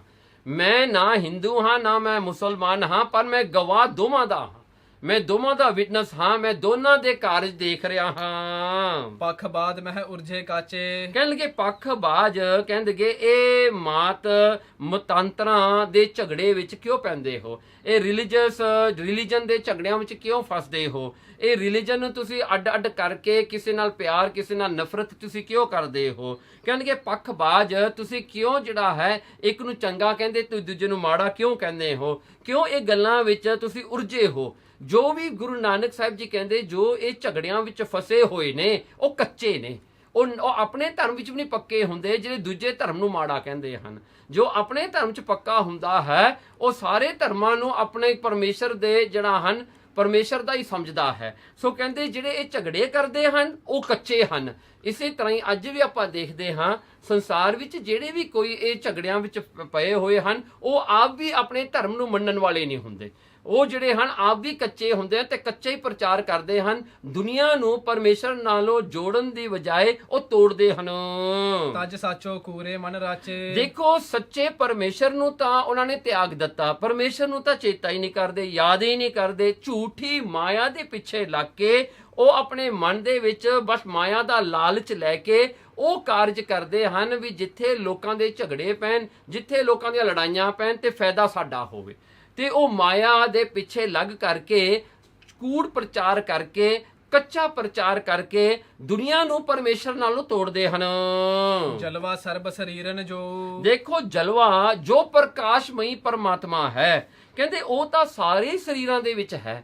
ਸਾਰੇ ਸਰੀਰਾਂ ਨੂੰ ਪ੍ਰਕਾਸ਼ ਕਰਨ ਵਾਲਾ, ਸਾਰੇ ਸਰੀਰਾਂ ਨੂੰ ਲਾਈਫ ਦੇਣ ਵਾਲਾ, ਜੀਵਨ ਦੇਣ ਵਾਲਾ ਉਹ ਆਤਮਾ ਸਰੂਪ ਹੋ ਕੇ ਪਰਮਾਤਮਾ ਇੱਕ ਜੈਸਾ ਹੀ ਸਾਰਿਆਂ ਵਿੱਚ ਵਰਤਦਾ ਹੈ। ਹਿੰਦੂ ਵਿੱਚ ਵੀ ਉਹੀ, ਮੁਸਲਮਾਨ ਵਿੱਚ ਵੀ ਉਹੀ। ਹਾਂਜੀ, ਸੋ ਸਾਰਿਆਂ ਦੇ ਵਿੱਚ ਹੀ ਪਰਮੇਸ਼ਰ ਆਪ ਪ੍ਰਕਾਸ਼ਮਈ ਕਰ ਰਿਹਾ ਹੈ ਆਤਮਾ ਸਰੂਪ ਕਰਕੇ। ਤੇ ਕੋ ਭੇਵ ਨਾ ਜਨ ਹੈ ਕੋ। ਪਰ ਉਹਦਾ ਭੇਦ ਨਹੀਂ ਕੋਈ ਜਾਣਦਾ, ਨਾ ਤਾਂ ਕੋਈ ਹਿੰਦੂ ਹੀ ਜਾਣਦਾ ਨਾ ਕੋਈ ਮੁਸਲਮਾਨ ਹੀ ਜਾਣਦਾ ਹੈ। ਜਾਣਦਾ ਉਹੀ ਹੈ ਜਿਹਨੇ ਪਰਮੇਸ਼ਰ ਨੂੰ ਸੱਤ ਕਰਕੇ ਮੰਨਿਆ ਹੈ, ਚਾਹੇ ਉਹ ਹਿੰਦੂ ਹੋਵੇ ਚਾਹੇ ਮੁਸਲਮਾਨ ਹੋਵੇ। ਸੋ ਕਹਿੰਦੇ ਤਿੰਨ ਕੋ ਭੇਵ, ਉਹਨਾਂ ਦਾ ਭੇਦ ਪਰਮਾਤਮਾ ਦਾ ਤਾਂ ਉਹੀ ਪਾਉਂਦਾ ਹੈ ਜੋ ਸੱਚੀ ਭਗਤੀ ਪਰਮਾਤਮਾ ਦੀ ਕਰਦਾ ਤੇ ਇੱਕ ਉਸ ਨੂੰ ਜਾਣਦਾ ਹੈ ਤੇ ਸਾਰਿਆਂ ਦਾ ਸਾਂਝਾ ਜਾਣਦਾ ਹੈ। ਚੌਪਈ ਹੇਤ ਬੰਦਗੀ ਬੰਦਾ ਆਇਓ। ਕਿ ਦੇਖੋ ਬੰਦਾ ਸੰਸਾਰ ਤੇ ਕਿਉਂ ਆਇਆ ਹੈ? ਬੰਦੇ ਦਾ ਨਾਂ ਬੰਦਾ ਕਿਉਂ ਪਿਆ? ਕਿਉਂਕਿ ਬੰਦਗੀ ਕਰਨ ਵਾਸਤੇ ਆਇਆ ਹੈ। ਇਹ ਬੰਦਗੀ ਕਰਨ ਵਾਸਤੇ, ਭਗਤੀ ਕਰਨ ਵਾਸਤੇ ਸਾਰਿਆਂ ਨੂੰ ਪਰਮੇਸ਼ਰ ਨੇ ਇਸ ਧਰਤੀ ਨੂੰ ਕਰਮ ਭੂਮੀ ਦੇ ਵਿੱਚ ਇਸ ਇੱਥੇ ਭੇਜਿਆ ਹੈ ਤਾਂ ਕਰਕੇ ਉਹ ਭਗਤੀ ਕਰਕੇ ਪਰਮੇਸ਼ਰ ਦੇ ਸਰੂਪ ਵਿੱਚ ਇੱਕਮਿਕ ਹੋ ਜਾਣ। ਤੇ ਤਜ ਮਾਨ ਮੋਹ ਲਪਟਾਇਓ। ਦੇਖੋ ਉਹ ਅਸਲੀ ਕਾਰਜ ਜਿਹੜਾ ਸੀ, ਗੋਲ ਆਫ ਲਾਈਫ ਜਿਹੜਾ ਸੀ, ਉਹਨੂੰ ਤਿਆਗ ਦਿੱਤਾ, ਉਹਨੂੰ ਭੁਲਾ ਦਿੱਤਾ ਤੇ ਵਾਧੂ ਜਿਹੜਾ ਮਾਣ ਤੇ ਮੋਹ, ਆਪਣੀ ਵਡਿਆਈ ਕਰਨੀ, ਦੂਜੇ ਦੀ ਬੇਇੱਜ਼ਤੀ ਕਰਨੀ ਤੇ ਫਿਰ ਮੋਹ ਕਰਨਾ, ਆਪਣੀਆਂ ਚੀਜ਼ਾਂ ਨਾਲ ਮੋਹ ਕਰਨਾ, ਦੂਜਿਆਂ ਨਾਲ ਨਫ਼ਰਤ ਕਰਨੀ ਤੇ ਮੋਹ ਕਰਨਾ। ਜਿਹੜੀ ਚੀਜ਼ ਆਪਣੀ ਹੈ ਉਹਦੇ ਨਾਲ ਲਪਟਾਇਓ ਰਹਿਣਾ, ਉਹਦੇ ਨਾਲ ਜਿਹੜਾ ਹੈ ਆਪਣਾ ਜਾਣ ਕੇ ਉਹਨਾਂ ਦੇ ਵਿੱਚ ਹੀ ਜਿਹੜਾ ਹੈ ਹਮੇਸ਼ਾ ਹੀ ਰਹਿਣਾ, ਉਹਨਾਂ ਦਾ ਹੀ ਪਿਆਰ ਕਰਨਾ, ਉਹਨਾਂ ਚੀਜ਼ਾਂ ਨੂੰ ਹੀ ਆਪਣੀਆਂ ਸਮਝਣੀਆਂ। ਪਰਮੇਸ਼ਰ ਨੂੰ ਬੇਗਾਨਾ ਕਰਤਾ। ਸੋ ਦਾਤ ਪਿਆਰੀ ਵਿਸਰਿਆ ਦਾਤਾਰਾ। ਹੁਣ ਦਾਤ ਤਾਂ ਪਿਆਰੀ ਹੋ ਗਈ, ਦੇਣ ਵਾਲਾ ਵਿਸਰ ਗਿਆ। ਸੋ ਐਸਾ ਜਿਹੜਾ ਹੈ ਕਹਿੰਦੇ ਤੇਹ ਤਜ ਮਾਨ ਮੋਹ ਲਪਟਾਇਓ, ਮਾਨ ਤੇ ਮੋਹ ਵਿੱਚ ਬੰਦਾ ਫਸ ਜਾਂਦਾ ਹੈ, ਉਹ ਅਸਲੀ ਤਤ ਪਰਮੇਸ਼ਰ ਨੂੰ ਭੁਲਾ ਕੇ। ਤਾਤੇ ਨਰ ਗਏ ਵਾਨ ਹਵਾਨੋ, ਇਸ ਕਰਕੇ ਇਹ ਨਰ ਇਨਸਾਨ ਜਿਹੜੇ ਹਨ ਇਹ ਹੈਵਾਨ ਬਣ ਗਏ ਹਨ, ਇਹ ਭੂਤ ਬਣ ਗਏ ਹਨ, ਇਹ ਹੈਵਾਨ ਜਿਹੜਾ ਹਨ ਜਾਨਵਰਾਂ ਤੋਂ ਵੀ ਜਿਹੜੇ ਹਨ ਪਰੇ ਹੋ ਗਏ ਹਨ। ਇਹਨਾਂ ਦਾ ਜਿਹੜਾ ਹੈ ਤਾਂ ਤੇ ਨਰ ਹੈਵਾਨ ਹਵਾਨੋ, ਗੈਵਾਨ ਜਿਹੜੇ ਹਨ ਭੂਤ, ਹੈਵਾਨ ਜਾਨਵਰ। ਸੋ ਐਸਾ ਇਹਨਾਂ ਦੀ ਹਾਲਤ ਹੋ ਗਈ। ਦੇਖਣ ਨੂੰ ਤਾਂ ਬੰਦੇ ਲੱਗਦੇ ਹਨ, ਪਰ ਇਹਨਾਂ ਦੀਆਂ ਕਰਤੂਤਾਂ ਜਿਹੜੀਆਂ ਹਨ ਬੜੀਆਂ ਭੈੜੀਆਂ ਹਨ। ਪਰ ਕਰਤੂਤ ਪਸੋ ਕੀ ਮਾਨਸ ਜਾਤ, ਐਸਾ ਜਿਹੜਾ ਇਹਨਾਂ ਦਾ ਹੋ ਗਿਆ ਜੀ ਕੰਮ। ਹੁਣ ਸਭ ਕੋ ਉਪਦੇਸ਼ਕ ਮੁਝ ਮਾਨੋ, ਕਹਿੰਦੇ ਸਭ ਕੋ ਉਪਦੇਸ਼ਕ ਮੁਝ ਮਾਨੋ। ਗੁਰੂ ਨਾਨਕ ਸਾਹਿਬ ਸੱਚੇ ਪਾਤਸ਼ਾਹ ਜੀ ਕਹਿੰਦੇ ਹਿੰਦੂ ਤੇ ਮੁਸਲਮਾਨ ਨੂੰ ਜਿਹੜਾ ਇੱਕ ਜੈਸਾ ਉਪਦੇਸ਼ ਦੇਣ ਵਾਲਾ, ਇੱਕ ਦਾ ਸੰਦੇਸ਼ ਦੇਣ ਵਾਲਾ, ਇੱਕ ਨਾਲ ਜੋੜਨ ਵਾਲਾ ਸਾਨੂੰ ਜਾਣਨਾ ਕਰੋ। ਅਸੀਂ ਹਾਂ ਜੋ ਦੋਨਾਂ ਨੂੰ ਜਿਹੜਾ ਉਪਦੇਸ਼ ਦੇ ਕੇ ਪਰਮੇਸ਼ਰ ਨਾਲ ਜੋੜਦੇ ਹਾਂ, ਸਾਡਾ ਇਹੀ ਕਾਰਜ ਹੈ। ਅਸਬਿਦ ਸੁਣ ਕੇ ਮਨ ਬਿਸਮਾਨੇ, ਇਹ ਗੱਲ ਸੁਣ ਕਰਕੇ ਸਤਿਗੁਰੂ ਗੁਰੂ ਨਾਨਕ ਸਾਹਿਬ ਦੇ ਬਚਨ ਸੁਣ ਕੇ ਉਹ ਹਾਜੀ ਜਿਹੜਾ ਹੈਰਾਨ ਹੋ ਗਿਆ ਜੀ। ਇਹ ਤੋਂ ਬੋਲਤ ਬੋਲ ਮਹਾਨੇ, ਉਹਨੇ ਸੋਚਿਆ ਮਨ ਦੇ ਵਿੱਚ ਇਹਨਾਂ ਦੇ ਬੋਲ ਤਾਂ ਬੜੇ ਮਹਾਨ ਹਨ, ਇਹਨਾਂ ਦੇ ਬੋਲ ਜਿਹੜੇ ਅਸਲੀਅਤ ਨੂੰ ਪ੍ਰਗਟ ਕਰਨ ਵਾਲੇ ਹਨ, ਇਹਨਾਂ ਦੇ ਬੋਲ ਪਰਮੇਸ਼ਰ ਨੂੰ ਜਿਹੜਾ ਹੈ ਬਿਨਾ ਕੋਈ ਪੱਖਬਾਜ਼ ਤੋਂ ਜਾਣਨ ਵਾਲੇ ਬਚਨ ਹਨ। ਸੋ ਇਹ ਸੁਣ ਕਰਕੇ ਮੁਲਤਾਨ ਕੋ ਪੀਰ ਤਹਾਹੀ, ਤੇ ਕਹਿੰਦੇ ਮੁਲਤਾਨ ਕੋ ਪੀਰ ਤਹਾਂ ਹੀ, ਕਹਿੰਦੇ ਮੁਲਤਾਨ ਦਾ ਪੀਰ ਵੀ ਉੱਥੇ ਬੈਠਾ ਸੀ, ਜਿਹਨੂੰ ਵੱਡਾ ਪੀਰ ਮੰਨਿਆ ਜਾਂਦਾ ਸੀਗਾ ਜਾਂ ਰਿਲੀਜੀਅਸ ਹਿੱਟ ਮੰਨਿਆ ਜਾਂਦਾ ਸੀ ਮੁਸਲਮਾਨਾਂ ਦਾ ਮੁਲਤਾਨ ਵਿੱਚ, ਉਹ ਵੀ ਉੱਥੇ ਬੈਠਾ ਸੁਣ ਰਿਹਾ ਹੈ। ਨਾਮ ਬਹਾਵਦੀਨ ਥੋ ਜਾਹੀ, ਉਸ ਦਾ ਨਾਮ ਜਿਹੜਾ ਸੀ ਇੱਥੇ ਦੱਸਿਆ ਕਿ ਜਿਹੜਾ ਹਾਂ ਬਹਾਵਦੀਨ ਉਹ ਮੁਲਤਾਨ ਦਾ ਪੀਰ ਸੀ ਜਿਹੜਾ ਉੱਥੇ ਬੈਠਾ ਸੀ ਉਸ ਵੇਲੇ ਸੁਣਦਾ। ਤਰਕ ਸੰਗ ਤਿਨ ਬਚਨ ਪ੍ਰਕਾਸ਼ਾ, ਉਹਨੇ ਇੱਕ ਤਰਕ ਕੀਤੀ ਆਰਗੂਮੈਂਟ ਕਰਨ ਵਾਸਤੇ ਗੁਰੂ ਨਾਨਕ ਸਾਹਿਬ ਜੀ ਦੇ ਨਾਲ। ਉਹਨੇ ਕਿਹਾ, ਉਹ ਬਹਾਵਦੀਨ ਨੇ, ਇਹ ਕਿਤਾਬ ਜੋ ਤੇਰੇ ਪਾਸਾ, ਮਹਾਰਾਜ ਨੂੰ ਪੁੱਛਣ ਲੱਗਿਆ ਵੀ ਤੁਹਾਡੇ ਕੱਛ ਦੇ ਵਿੱਚ ਮੈਨੂੰ ਇੱਕ ਕਿਤਾਬ ਦਿਸਦੀ ਹੈ, ਇਹ ਕਿਤਾਬ ਕਿਹੜੀ ਹੈ? ਇਹ ਜਿਹੜਾ ਕਿਤਾਬ ਤੁਸੀਂ ਆਪਣੀ ਕੱਛ ਵਿੱਚ ਜਿਹੜਾ ਅੰਪੀਟ ਵਿੱਚ ਫੜੀ ਹੋਈ ਹੈ, ਮਹਾਰਾਜ ਇਹ ਕਿਤਾਬ, ਇਹ ਬੁੱਕ ਕਿਹੜਾ ਹੈ? ਇਹ ਤੋਂ ਪੜ ਜਾਣਤ ਕਹਿ ਨਾਹੀ, ਤੁਸੀਂ ਇਹ ਕਿਤਾਬ ਆਪਣੇ ਕੱਛ ਵਿੱਚ ਰੱਖੀ ਹੈ ਜਾਂ ਇਹਨੂੰ ਪੜ੍ਹਨਾ ਵੀ ਜਾਣਦੇ ਹੋ? ਗੁਰੂ ਨਾਨਕ ਸਾਹਿਬ ਜੀ ਨੂੰ ਕਹਿੰਦੇ ਹਨ। ਪੁੱਛਿਆ ਬਹਾਵਦੀਨ ਨੇ ਵੀ ਪੜ੍ਹਨਾ ਵੀ ਜਾਣਦੇ ਹੋ? ਪੜ੍ਹਦੇ ਵੀ ਹੁੰਦੇ ਹੋ ਜੋ ਕੱਛ ਵਿੱਚ ਰੱਖੀ ਹੋਈ ਹੈ, ਕਿਉਂਕਿ ਆਮ ਲੋਕ ਇਸੇ ਤਰ੍ਹਾਂ ਹੀ ਕਰਦੇ ਹੁੰਦੇ ਆ ਨਾ। ਸੋ ਵੱਡੀਆਂ ਕਿਤਾਬਾਂ ਚੁੱਕ ਕੇ ਤੁਰ ਪੈਂਦੇ ਆ, ਉਹ ਕਿਤਾਬਾਂ ਨੂੰ ਦੇਖਣ ਵਾਲੇ ਲੋਕ ਦੂਰੋਂ ਹੀ ਡਰ ਜਾਂਦੇ ਹਨ। ਜਿਵੇਂ ਇੱਕ ਵਾਰ ਦੀ ਇੱਕ ਵਾਰਤਾ ਹੈ ਇੱਥੇ, ਕਹਿੰਦੇ ਜਿਹੜਾ ਇੱਕ ਬਹੁਤ ਭਾਰੀ ਪੰਡਤ ਆਇਆ ਜਿਹੜਾ ਕਿ ਸਾਰਿਆਂ ਨੂੰ ਜਿਹੜਾ ਹੈ ਚਰਚਾ ਕਰਕੇ ਹਰਾ ਦਿੰਦਾ ਸੀ। ਸੋ ਉਹਨੇ ਬੜੀ ਚਰਚਾ ਕਰਨੀ ਲੋਕਾਂ ਦੇ ਵਿੱਚ, ਉਹਨੇ ਭੈ ਕਰ ਦਿੱਤਾ ਵੀ ਜੇ ਮੈਂ ਆ ਗਿਆ ਉਹਨਾਂ ਨੇ ਹਾਰ ਜਾਣਾ। ਸੋ ਕੀ ਹੋਇਆ ਜੀ, ਜਦੋਂ ਇਹ ਪੰਡਤ ਇੱਕ ਪਿੰਡ ਵਿੱਚ ਆਇਆ, ਉਹ ਪਿੰਡ ਨੂੰ ਉਹਨੇ ਚੈਲੰਜ ਕੀਤੀ ਵੀ ਤੁਹਾਡੇ ਵਿੱਚੋਂ ਕੋਈ ਹੈ ਜਿਹੜੀ ਮੇਰੇ ਨਾਲ ਚਰਚਾ ਕਰੇ, ਮੈਨੂੰ ਜਿੱਤ ਸਕੇ। ਸੋ ਪਿੰਡ ਵਾਲੇ ਇਕੱਠੇ ਹੋ ਗਏ, ਕਹਿੰਦੇ ਪੰਡਤ ਤਾਂ ਬਹੁਤ ਪੜ੍ਹਿਆ ਲਿਖਿਆ ਸਕਾਲਰ ਹੈ, ਉਹਨਾਂ ਕੋਲ ਐਸਾ ਪੜ੍ਹਿਆ ਲਿਖਿਆ ਬੰਦਾ ਹੈ ਨਹੀਂ ਸੀ ਉੱਥੇ। ਤੇ ਇੱਕ ਸਿਆਣਾ ਬੈਠਾ ਸੀ, ਕਹਿੰਦਾ ਜਿਹੜਾ ਬਹੁਤਾ ਪੜ੍ਹਿਆ ਹੋਵੇ ਨਾ ਉਹਨੂੰ ਹਰਾਉਣ ਵਾਲਾ ਬਿਲਕੁਲ ਇੱਕ ਮੂਰਖ ਬੰਦਾ ਚਾਹੀਦਾ ਹੈ। ਕਹਿੰਦਾ ਇੱਕ ਮੂਰਖ ਬੰਦਾ ਹੀ ਬਹੁਤ ਪੜ੍ਹੇ ਲਿਖੇ ਨੂੰ ਕਰ ਸਕਦਾ, ਕਿਉਂਕਿ ਜਿਹੜੇ ਵਿਚਾਲੇ ਵਾਲੇ ਬੰਦੇ ਹੁੰਦੇ ਨਾ ਉਹਨਾਂ ਕੋਲ ਕੌਨਸ਼ੀਅਸ ਹੁੰਦਾ ਹੈ। ਕਹਿੰਦੇ ਜਿਹੜੇ ਬਾਹਲੇ ਪੜ੍ਹੇ ਲਿਖੇ ਹੁੰਦੇ ਨਾ ਉਹਨਾਂ ਦਾ ਕੌਨਸ਼ੀਅਸ ਥੋੜਾ ਚਲਿਆ ਜਾਂਦਾ ਹੈ, ਜਿਹੜੇ ਮੂਰਖ ਹੁੰਦੇ ਉਹਨਾਂ ਕੋਲ ਤਾਂ ਹੁੰਦਾ ਹੀ ਨਹੀਂ। ਉਹਨਾਂ ਨੇ ਕੀ ਕੀਤਾ, ਸਲਾਹ ਕੀਤੀ, ਇੱਕ ਮੂਰਖ ਜਿਹਾ ਬੰਦਾ ਸੀਗਾ ਜਿਹੜਾ ਹੈ ਉਹਨੂੰ ਸੱਦ ਲਿਆ। ਉਹਨੂੰ ਸੱਦ ਕੇ ਕਹਿੰਦੇ ਆ ਪੰਡਤ ਆਇਆ, ਇਹਦੇ ਨਾਲ ਗੱਲਬਾਤ ਕਰ ਲਈ ਤੂੰ। ਤੇ ਕੀ ਹੋਇਆ ਜੀ, ਉਹ ਵਿਚਾਰਾ ਆ ਗਿਆ। ਤੋ ਆਉਣ ਲੱਗਿਆ, ਜਦੋਂ ਉਹਨੇ ਸਭਾ ਵਿੱਚ ਆਉਣ ਲੱਗਿਆ ਤਾਂ ਉਹਨੇ ਬਾਹਰ ਆਪਣੀਆਂ ਜੁੱਤੀਆਂ ਲਾਈਆਂ। ਜੁੱਤੀਆਂ ਲਾ ਕੇ ਉਹ ਸੋਚਣ ਲੱਗਿਆ ਕਿ ਮੇਰੀ ਜੁੱਤੀ ਨਾ ਗਵਾਚ ਜਾਵੇ ਕਿਤੇ। ਉਹ ਗਰੀਬ ਸੀ ਵਿਚਾਰਾ, ਕਹਿੰਦਾ ਵੀ ਮੈਂ ਇੱਥੇ ਆਇਆ, ਜੇ ਮੈਂ ਬਾਹਰ ਆਇਆ ਕਿਤੇ ਮੇਰੀ ਜੁੱਤੀ ਨਾ ਗਵਾਚ ਜਾਵੇ। ਸੋ ਉਹਨੇ ਕੀ ਕੀਤਾ ਜੀ, ਉਹ ਜੁੱਤੀ ਨੂੰ ਚੁੱਕਿਆ ਤੇ ਉਹਦੇ ਕੋਲ ਇੱਕ ਕੱਪੜਾ ਜਿਹਾ ਗਲ ਚ ਪਾਇਆ ਹੋਇਆ, ਉਹਨੇ ਕੱਪੜਾ ਖੋਲਿਆ, ਉਹ ਜੁੱਤੀ ਨੂੰ ਕੱਪੜੇ ਵਿੱਚ ਲਪੇਟ ਕੇ ਉਹਨੇ ਕੱਛ ਵਿੱਚ ਪਾ ਲਿਆ। ਆਪਣੀ ਜੁੱਤੀਆਂ ਕਹਿੰਦਾ ਮੈਂ ਨਾਲੇ ਲੈ ਜਾਂਦਾ ਕਿਤੇ ਗਵਾਚ ਨਾ ਜਾਵੇ। ਅੰਦਰ ਆ ਕੇ ਬਹਿ ਗਿਆ ਤੇ ਬਹਿ ਕਰਕੇ ਜਿਹੜਾ ਉਸ ਪੰਡਤ ਦੇ ਮੂਹਰੇ ਬਹਿ ਗਿਆ। ਸੋ ਲੋਕਾਂ ਨੇ ਕਿਹਾ ਜੀ ਇਹ ਜਿਹੜਾ ਤੁਹਾਡੇ ਨਾਲ ਚਰਚਾ ਕਰੂਗਾ ਇਹ ਸਾਈਨ ਲੈਂਗੁਏਜ ਵਿੱਚ ਕਰੇਗਾ ਕਿਉਂਕਿ ਇਹਨੇ ਬੋਲਣਾ ਨਹੀਂ। ਉਹ ਕਹਿੰਦਾ ਠੀਕ ਹੈ। ਪੰਡਤ ਕਹਿੰਦਾ ਕੋਈ ਗੱਲ ਨਹੀਂ। ਪੰਡਤ ਨੇ ਆਪਣੀ ਇੱਕ ਉਂਗਲੀ ਕੱਢੀ, ਕਹਿੰਦਾ ਇੱਕ ਕੱਢੀ ਉਸਨੇ। ਸੋ ਉਹ ਪੰਡਤ ਕਹਿ ਰਿਹਾ ਸੀਗਾ, ਉਹਦਾ ਕਹਿਣ ਦਾ ਮਤਲਬ ਵੀ ਇੱਕ ਪਰਮਾਤਮਾ ਹੈ, ਇੱਕ ਹੀ ਪਰਮਾਤਮਾ ਹੈ ਸਾਰੀ ਦੁਨੀਆ ਦਾ। ਇਹ ਜਿਹੜਾ ਵਿਚਾਰਾ ਮੇਰੇ ਵਰਗਾ ਮੂਰਖ ਬੈਠਾ ਸੀਗਾ, ਉਹ ਆਪਣੀਆਂ ਜਿਹੜੀਆਂ ਹਨ ਆਪਣੀਆਂ ਜੁੱਤੀਆਂ ਕੱਛ ਵਿੱਚ ਪਾ ਕੇ, ਤੇ ਉਹਨੇ ਸੋਚਿਆ ਇਹ ਕਹਿੰਦਾ ਮੈਂ ਤੇਰੀ ਇੱਕ ਅੱਖ ਕੱਢ ਦੇਣੀ ਹੈ। ਉਹ ਕਹਿੰਦਾ ਜੀ, ਉਹਨੇ ਜਵਾਬ ਵਿੱਚ ਦਿੱਤਾ, ਉਹਨੇ 2 ਦੇਤਾ ਜੀ। ਉਹ ਕਹਿੰਦਾ ਤੂੰ ਮੇਰੀ 1 ਅੱਖ ਕੱਢੇਗਾ, ਮੈਂ ਤੇਰਾ 2 ਅੱਖ ਕੱਢਾਂਗਾ। ਉਹ ਪੰਡਤ ਸਿਆਣਾ ਸੀਗਾ, ਉਹਨੇ ਆਪਣੀ ਮੱਤ ਨਾਲ ਸਮਝਣਾ ਸੀਗਾ। ਉਹਨੇ ਸੋਚਿਆ ਵੀ ਇਹ ਕਹਿ ਰਿਹਾ ਹਾਂ ਇੱਕ ਪਰਮਾਤਮਾ ਹੈ, ਪਰ ਈਸ਼ਵਰ ਰੂਪ ਹੋ ਕੇ ਉਹ ਮਾਇਆ ਨੂੰ ਪੈਦਾ ਕਰਦਾ, ਇਸ ਕਰਕੇ ਉਹ 2 ਹੈ। ਸੋ ਕਹਿੰਦਾ ਬੰਦਾ ਬੜਾ ਸਿਆਣਾ ਹੈ। ਪੰਡਤ ਨੇ ਫਿਰ ਕੀ ਕੀਤਾ, ਆਪਣਾ ਪੰਜਾ ਕੱਢਿਆ। ਉਹ ਕਹਿੰਦਾ ਸੀ ਜੀ 5 ਤੱਤ ਨੇ ਇਹ ਦੁਨੀਆ ਨੂੰ ਬਣਾਉਣ ਵਾਲੇ, ਤੇ ਜਿਹੜਾ ਹੈ ਇਹਨੇ ਮੂਰਖ ਨੇ ਸੋਚਿਆ, ਕਹਿੰਦਾ ਵੀ ਇਹ ਕਹਿੰਦਾ ਮੈਂ ਤੇਰੇ ਚਪੇੜ ਮਾਰਨੀ ਆ। ਇਹ ਕਹਿੰਦਾ ਤੂੰ ਚਪੇੜ ਮਾਰੇਗਾ। ਇਹਨੇ ਕੀ ਕੀਤਾ, ਆਪਣਾ ਜਿਹੜਾ ਮੁੱਕਾ, ਜਿਹੜਾ 4 ਉਂਗਲਾਂ ਬੰਦ ਕਰਕੇ ਇਹਨੇ ਮੁੱਕਾ ਕਰ ਦਿੱਤਾ। ਕਹਿੰਦਾ ਮੈਂ ਤੇਰੀ ਮੁੱਕੀ ਮਾਰੂ। ਸੋ ਕੀ ਹੋਇਆ ਜੀ, ਪੰਡਤ ਨੇ ਸੋਚਿਆ, ਕਹਿੰਦਾ ਬੰਦਾ ਬੜਾ ਸਿਆਣਾ ਹੈ ਵੀ 5 ਤੱਤ ਮੈਂ ਕਹੇ, ਇਹ 25 ਪ੍ਰਕਿਰਤੀਆਂ ਕਹਿ ਰਿਹਾ, ਕਿਉਂਕਿ ਜਦੋਂ ਉਂਗਲ ਨੂੰ ਬੰਦ ਕਰੀਦਾ ਨਾ ਉਹ ਟਾਈਮ 5 ਹੋ ਜਾਂਦੀ ਹੈ। ਸੋ ਕਹਿੰਦਾ ਇਹ ਕਹਿੰਦਾ ਵੀ 25 ਪ੍ਰਕਿਰਤੀਆਂ ਵੀ ਨਾਲ ਨੇ।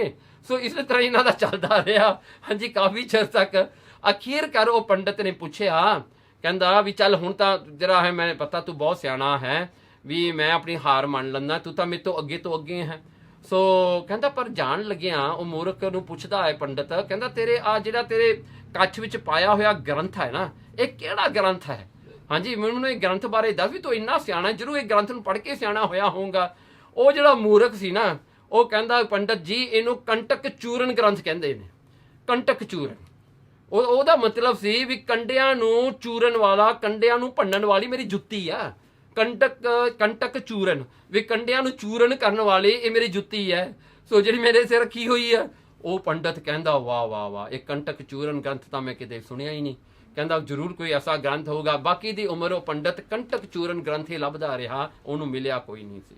ਸੋ ਇਸ ਕਰਕੇ ਜਿਹੜਾ ਬਹਾਵਦੀਨ ਆ ਨਾ, ਇਹਨੇ ਇੱਥੇ ਇਹ ਗੱਲ ਕਹੀ, ਕਹਿੰਦਾ ਵੀ ਇਹ ਜਿਹੜੀ ਕਿਤਾਬ ਤੁਸੀਂ ਆਪਣੇ ਕੱਛ ਵਿੱਚ ਪਾਈ ਹੈ ਨਾ ਗੁਰੂ ਨਾਨਕ ਸਾਹਿਬ ਨੂੰ, ਕਿਉਂਕਿ ਉਹਨਾਂ ਨੂੰ ਫਿਕਰ ਜਾ ਲੱਗ ਜਾਂਦਾ ਨਾ ਵੀ ਕਿਹੜੀ ਕਿਤਾਬ ਚੱਕੀ ਫਿਰਦਾ ਹੈ। ਹਾਂਜੀ ਅੱਜ ਕੱਲ੍ਹ ਤਾਂ ਲੋਕ ਕਿਤਾਬਾਂ ਨੂੰ ਦੇਖਦੇ ਹੀ ਨਹੀਂ, ਉਹ ਤਾਂ ਵੱਖਰੀ ਗੱਲ ਹੈ ਜੀ। ਲੋਕਾਂ ਨੂੰ ਗਿਆਨ ਦੀ ਲੋੜ ਹੀ ਕੋਈ ਨਹੀਂ। ਹੁਣ ਤਾਂ ਫ੍ਰੀ ਕਿਤਾਬਾਂ ਪਈਆਂ ਜੀ, ਸਾਰੇ ਕਿਤੇ ਸੱਟੀਆਂ ਪਈਆਂ ਹੁੰਦੀਆਂ, ਕੋਈ ਚੱਕਣ ਨੂੰ ਨਹੀਂ ਤਿਆਰ। ਹਾਂਜੀ ਸੋ ਕੀ ਹੋਇਆ ਜੀ, ਗੁਰੂ ਨਾਨਕ ਸਾਹਿਬ ਨੂੰ ਇਹ ਪੁੱਛਿਆ, ਦੇਹੋ ਮਾਇਨਾ ਜੋ ਇਸ ਮਾਹੀ, ਕਹਿਣ ਲੱਗੇ ਇਉਂ ਕਰਕੇ ਦੇਹੋ ਮਾਇਨੇ, ਇਹਦਾ ਮੀਨਿੰਗ ਸਾਨੂੰ ਦੱਸ। ਇਹ ਕਿਤਾਬ ਨੂੰ ਖੋਲ ਕੇ ਪੜ੍ਹ ਕੇ ਗੁਰੂ ਨਾਨਕ ਸਾਹਿਬ ਜੀ ਨੂੰ ਕਹਿੰਦੇ ਇਹਦੇ ਅਰਥ ਸਾਨੂੰ ਸਮਝਾ। ਉਹਨੇ ਸਮਝਿਆ ਵੀ ਗੁਰੂ ਨਾਨਕ ਸਾਹਿਬ ਜੀ ਨੇ ਕੁਰਾਨ ਫੜੀ ਹੋਈ ਹੈ, ਤੇ ਉਹਦਾ ਮਤਲਬ ਸੀਗਾ ਵੀ ਇਹ ਕਿਤਾਬ ਖੋਲ ਕੇ ਇਹਨੂੰ ਪੜ੍ਹ ਕੇ ਇਹਦੇ ਮਾਇਨੇ, ਇਹਦੇ ਜਿਹੜੇ ਮੀਨਿੰਗ ਸਾਨੂੰ ਦੱਸਣਾ ਕਰ।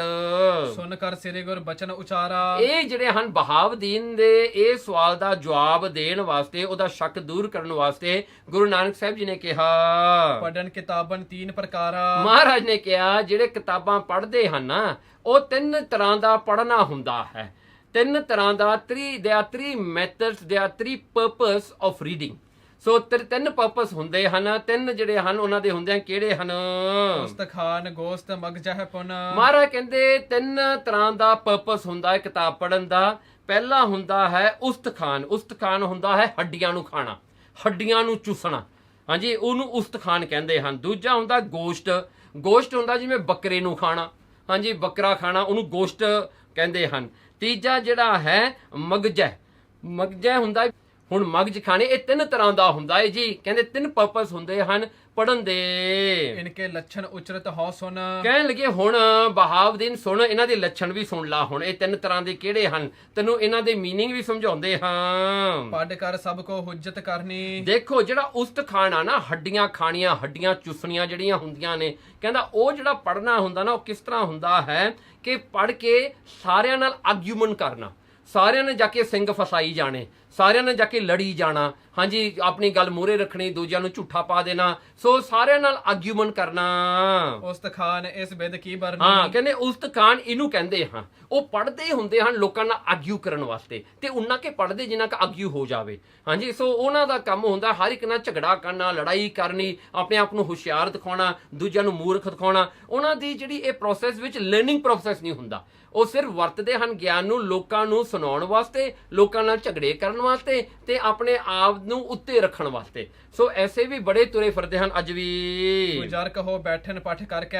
ਹੁਣ ਦੇਖੋ ਇਹ ਜਿਹੜੀ ਪੜ੍ਹਾਈ ਹੁੰਦੀ ਆ ਨਾ, ਕਹਿੰਦੇ ਉਸਤਖਾਨ ਇੱਕ ਇਹ ਵੀ ਹੈ ਕਿ ਉਹਨਾਂ ਨੇ ਪੜ੍ਹ ਕੇ ਉਹਨਾਂ ਤੇ ਉਹ ਗਿਆਨ ਦੇ ਉੱਤੇ ਉਹ ਤਰਕ ਕਰਦੇ ਹਨ। ਉਹ ਤਰਕ ਕਰਕੇ ਗਿਆਨ ਨੂੰ ਅਗਿਆਨਤਾ ਵਿੱਚ ਬਦਲਣਾ ਚਾਹੁੰਦੇ ਹਨ। ਸੋ ਐਸੇ ਜਿਹੜੇ ਬੰਦੇ ਹਨ ਅੱਜ ਵੀ ਜਿਹੜੇ ਹਨ ਸਿੱਖ ਪ੍ਰਚਾਰਕ ਬਣ ਕੇ ਵੀ ਆਪਣੇ ਆਪ ਨੂੰ ਸਿੱਖ ਪ੍ਰਚਾਰਕ ਅਖਵਾਉਂਦੇ ਹਨ, ਪਰ ਹੁੰਦੇ ਹਨ ਹੱਡੀਆਂ ਨੂੰ ਚੂਸਣ ਵਾਲੇ। ਹਾਂਜੀ ਹੁੰਦੇ ਹਨ ਉਹੀ ਮੂਰਖਤਾ ਨੂੰ ਅੱਗੇ ਰੱਖਣ ਵਾਲੇ, ਹੁੰਦੇ ਉਹੀ ਨੇ ਜਿਨ੍ਹਾਂ ਨੇ ਗਿਆਨ ਆਪ ਵੀ ਕਿਤੇ ਆਪਣੇ ਉੱਤੇ ਉਹਨਾਂ ਨੇ ਪ੍ਰੈਕਟਿਸ ਨਹੀਂ ਕੀਤਾ। ਅਵਰ ਉਪਦੇਸੈ ਆਪ ਨਾ ਕਰੇ ਆਵਤ ਜਾਤ ਜਨਮੈ ਮਰੇ, ਉਹਨਾਂ ਦਾ ਇਹੀ ਹਾਲ ਹੈ। ਹੁਣ ਗੋਸ਼ਟ ਖਾਣ ਵਾਲੀ ਜਿਹੜਾ ਹੈ ਅਗਲਾ ਜਿਹੜਾ ਸੈਕਿੰਡ ਉਹ ਸੁਣੋ ਜੀ ਫਿਰ। ਬੁਜ਼ਰਗ ਹੋ ਬੈਠਣ ਪਠ ਕਰਕੇ। ਓਕੇ, ਜਿਹੜੇ ਕਹਿੰਦੇ ਵੀ ਜਿਹੜਾ ਗੋਸ਼ਟ ਖਾਣ ਵਾਲਾ ਹੈ, ਕਹਿੰਦਾ ਗੋਸ਼ਟ ਖਾਣ ਵਾਲੀ ਜਿਹੜੀ ਪੜ੍ਹਾਈ ਹੈ, ਪਰਪਸ ਹੈ ਗੋਸ਼ਟ, ਕਹਿੰਦੇ ਉਹ ਬੁਜ਼ਰਗ ਹੁੰਦਾ ਹੈ ਵੱਡਾ, ਜਿਹੜਾ ਪੂਜਨੀਕ, ਜਿਹਦੀ ਆਪਾਂ ਪੂਜਾ ਕਰੀਏ।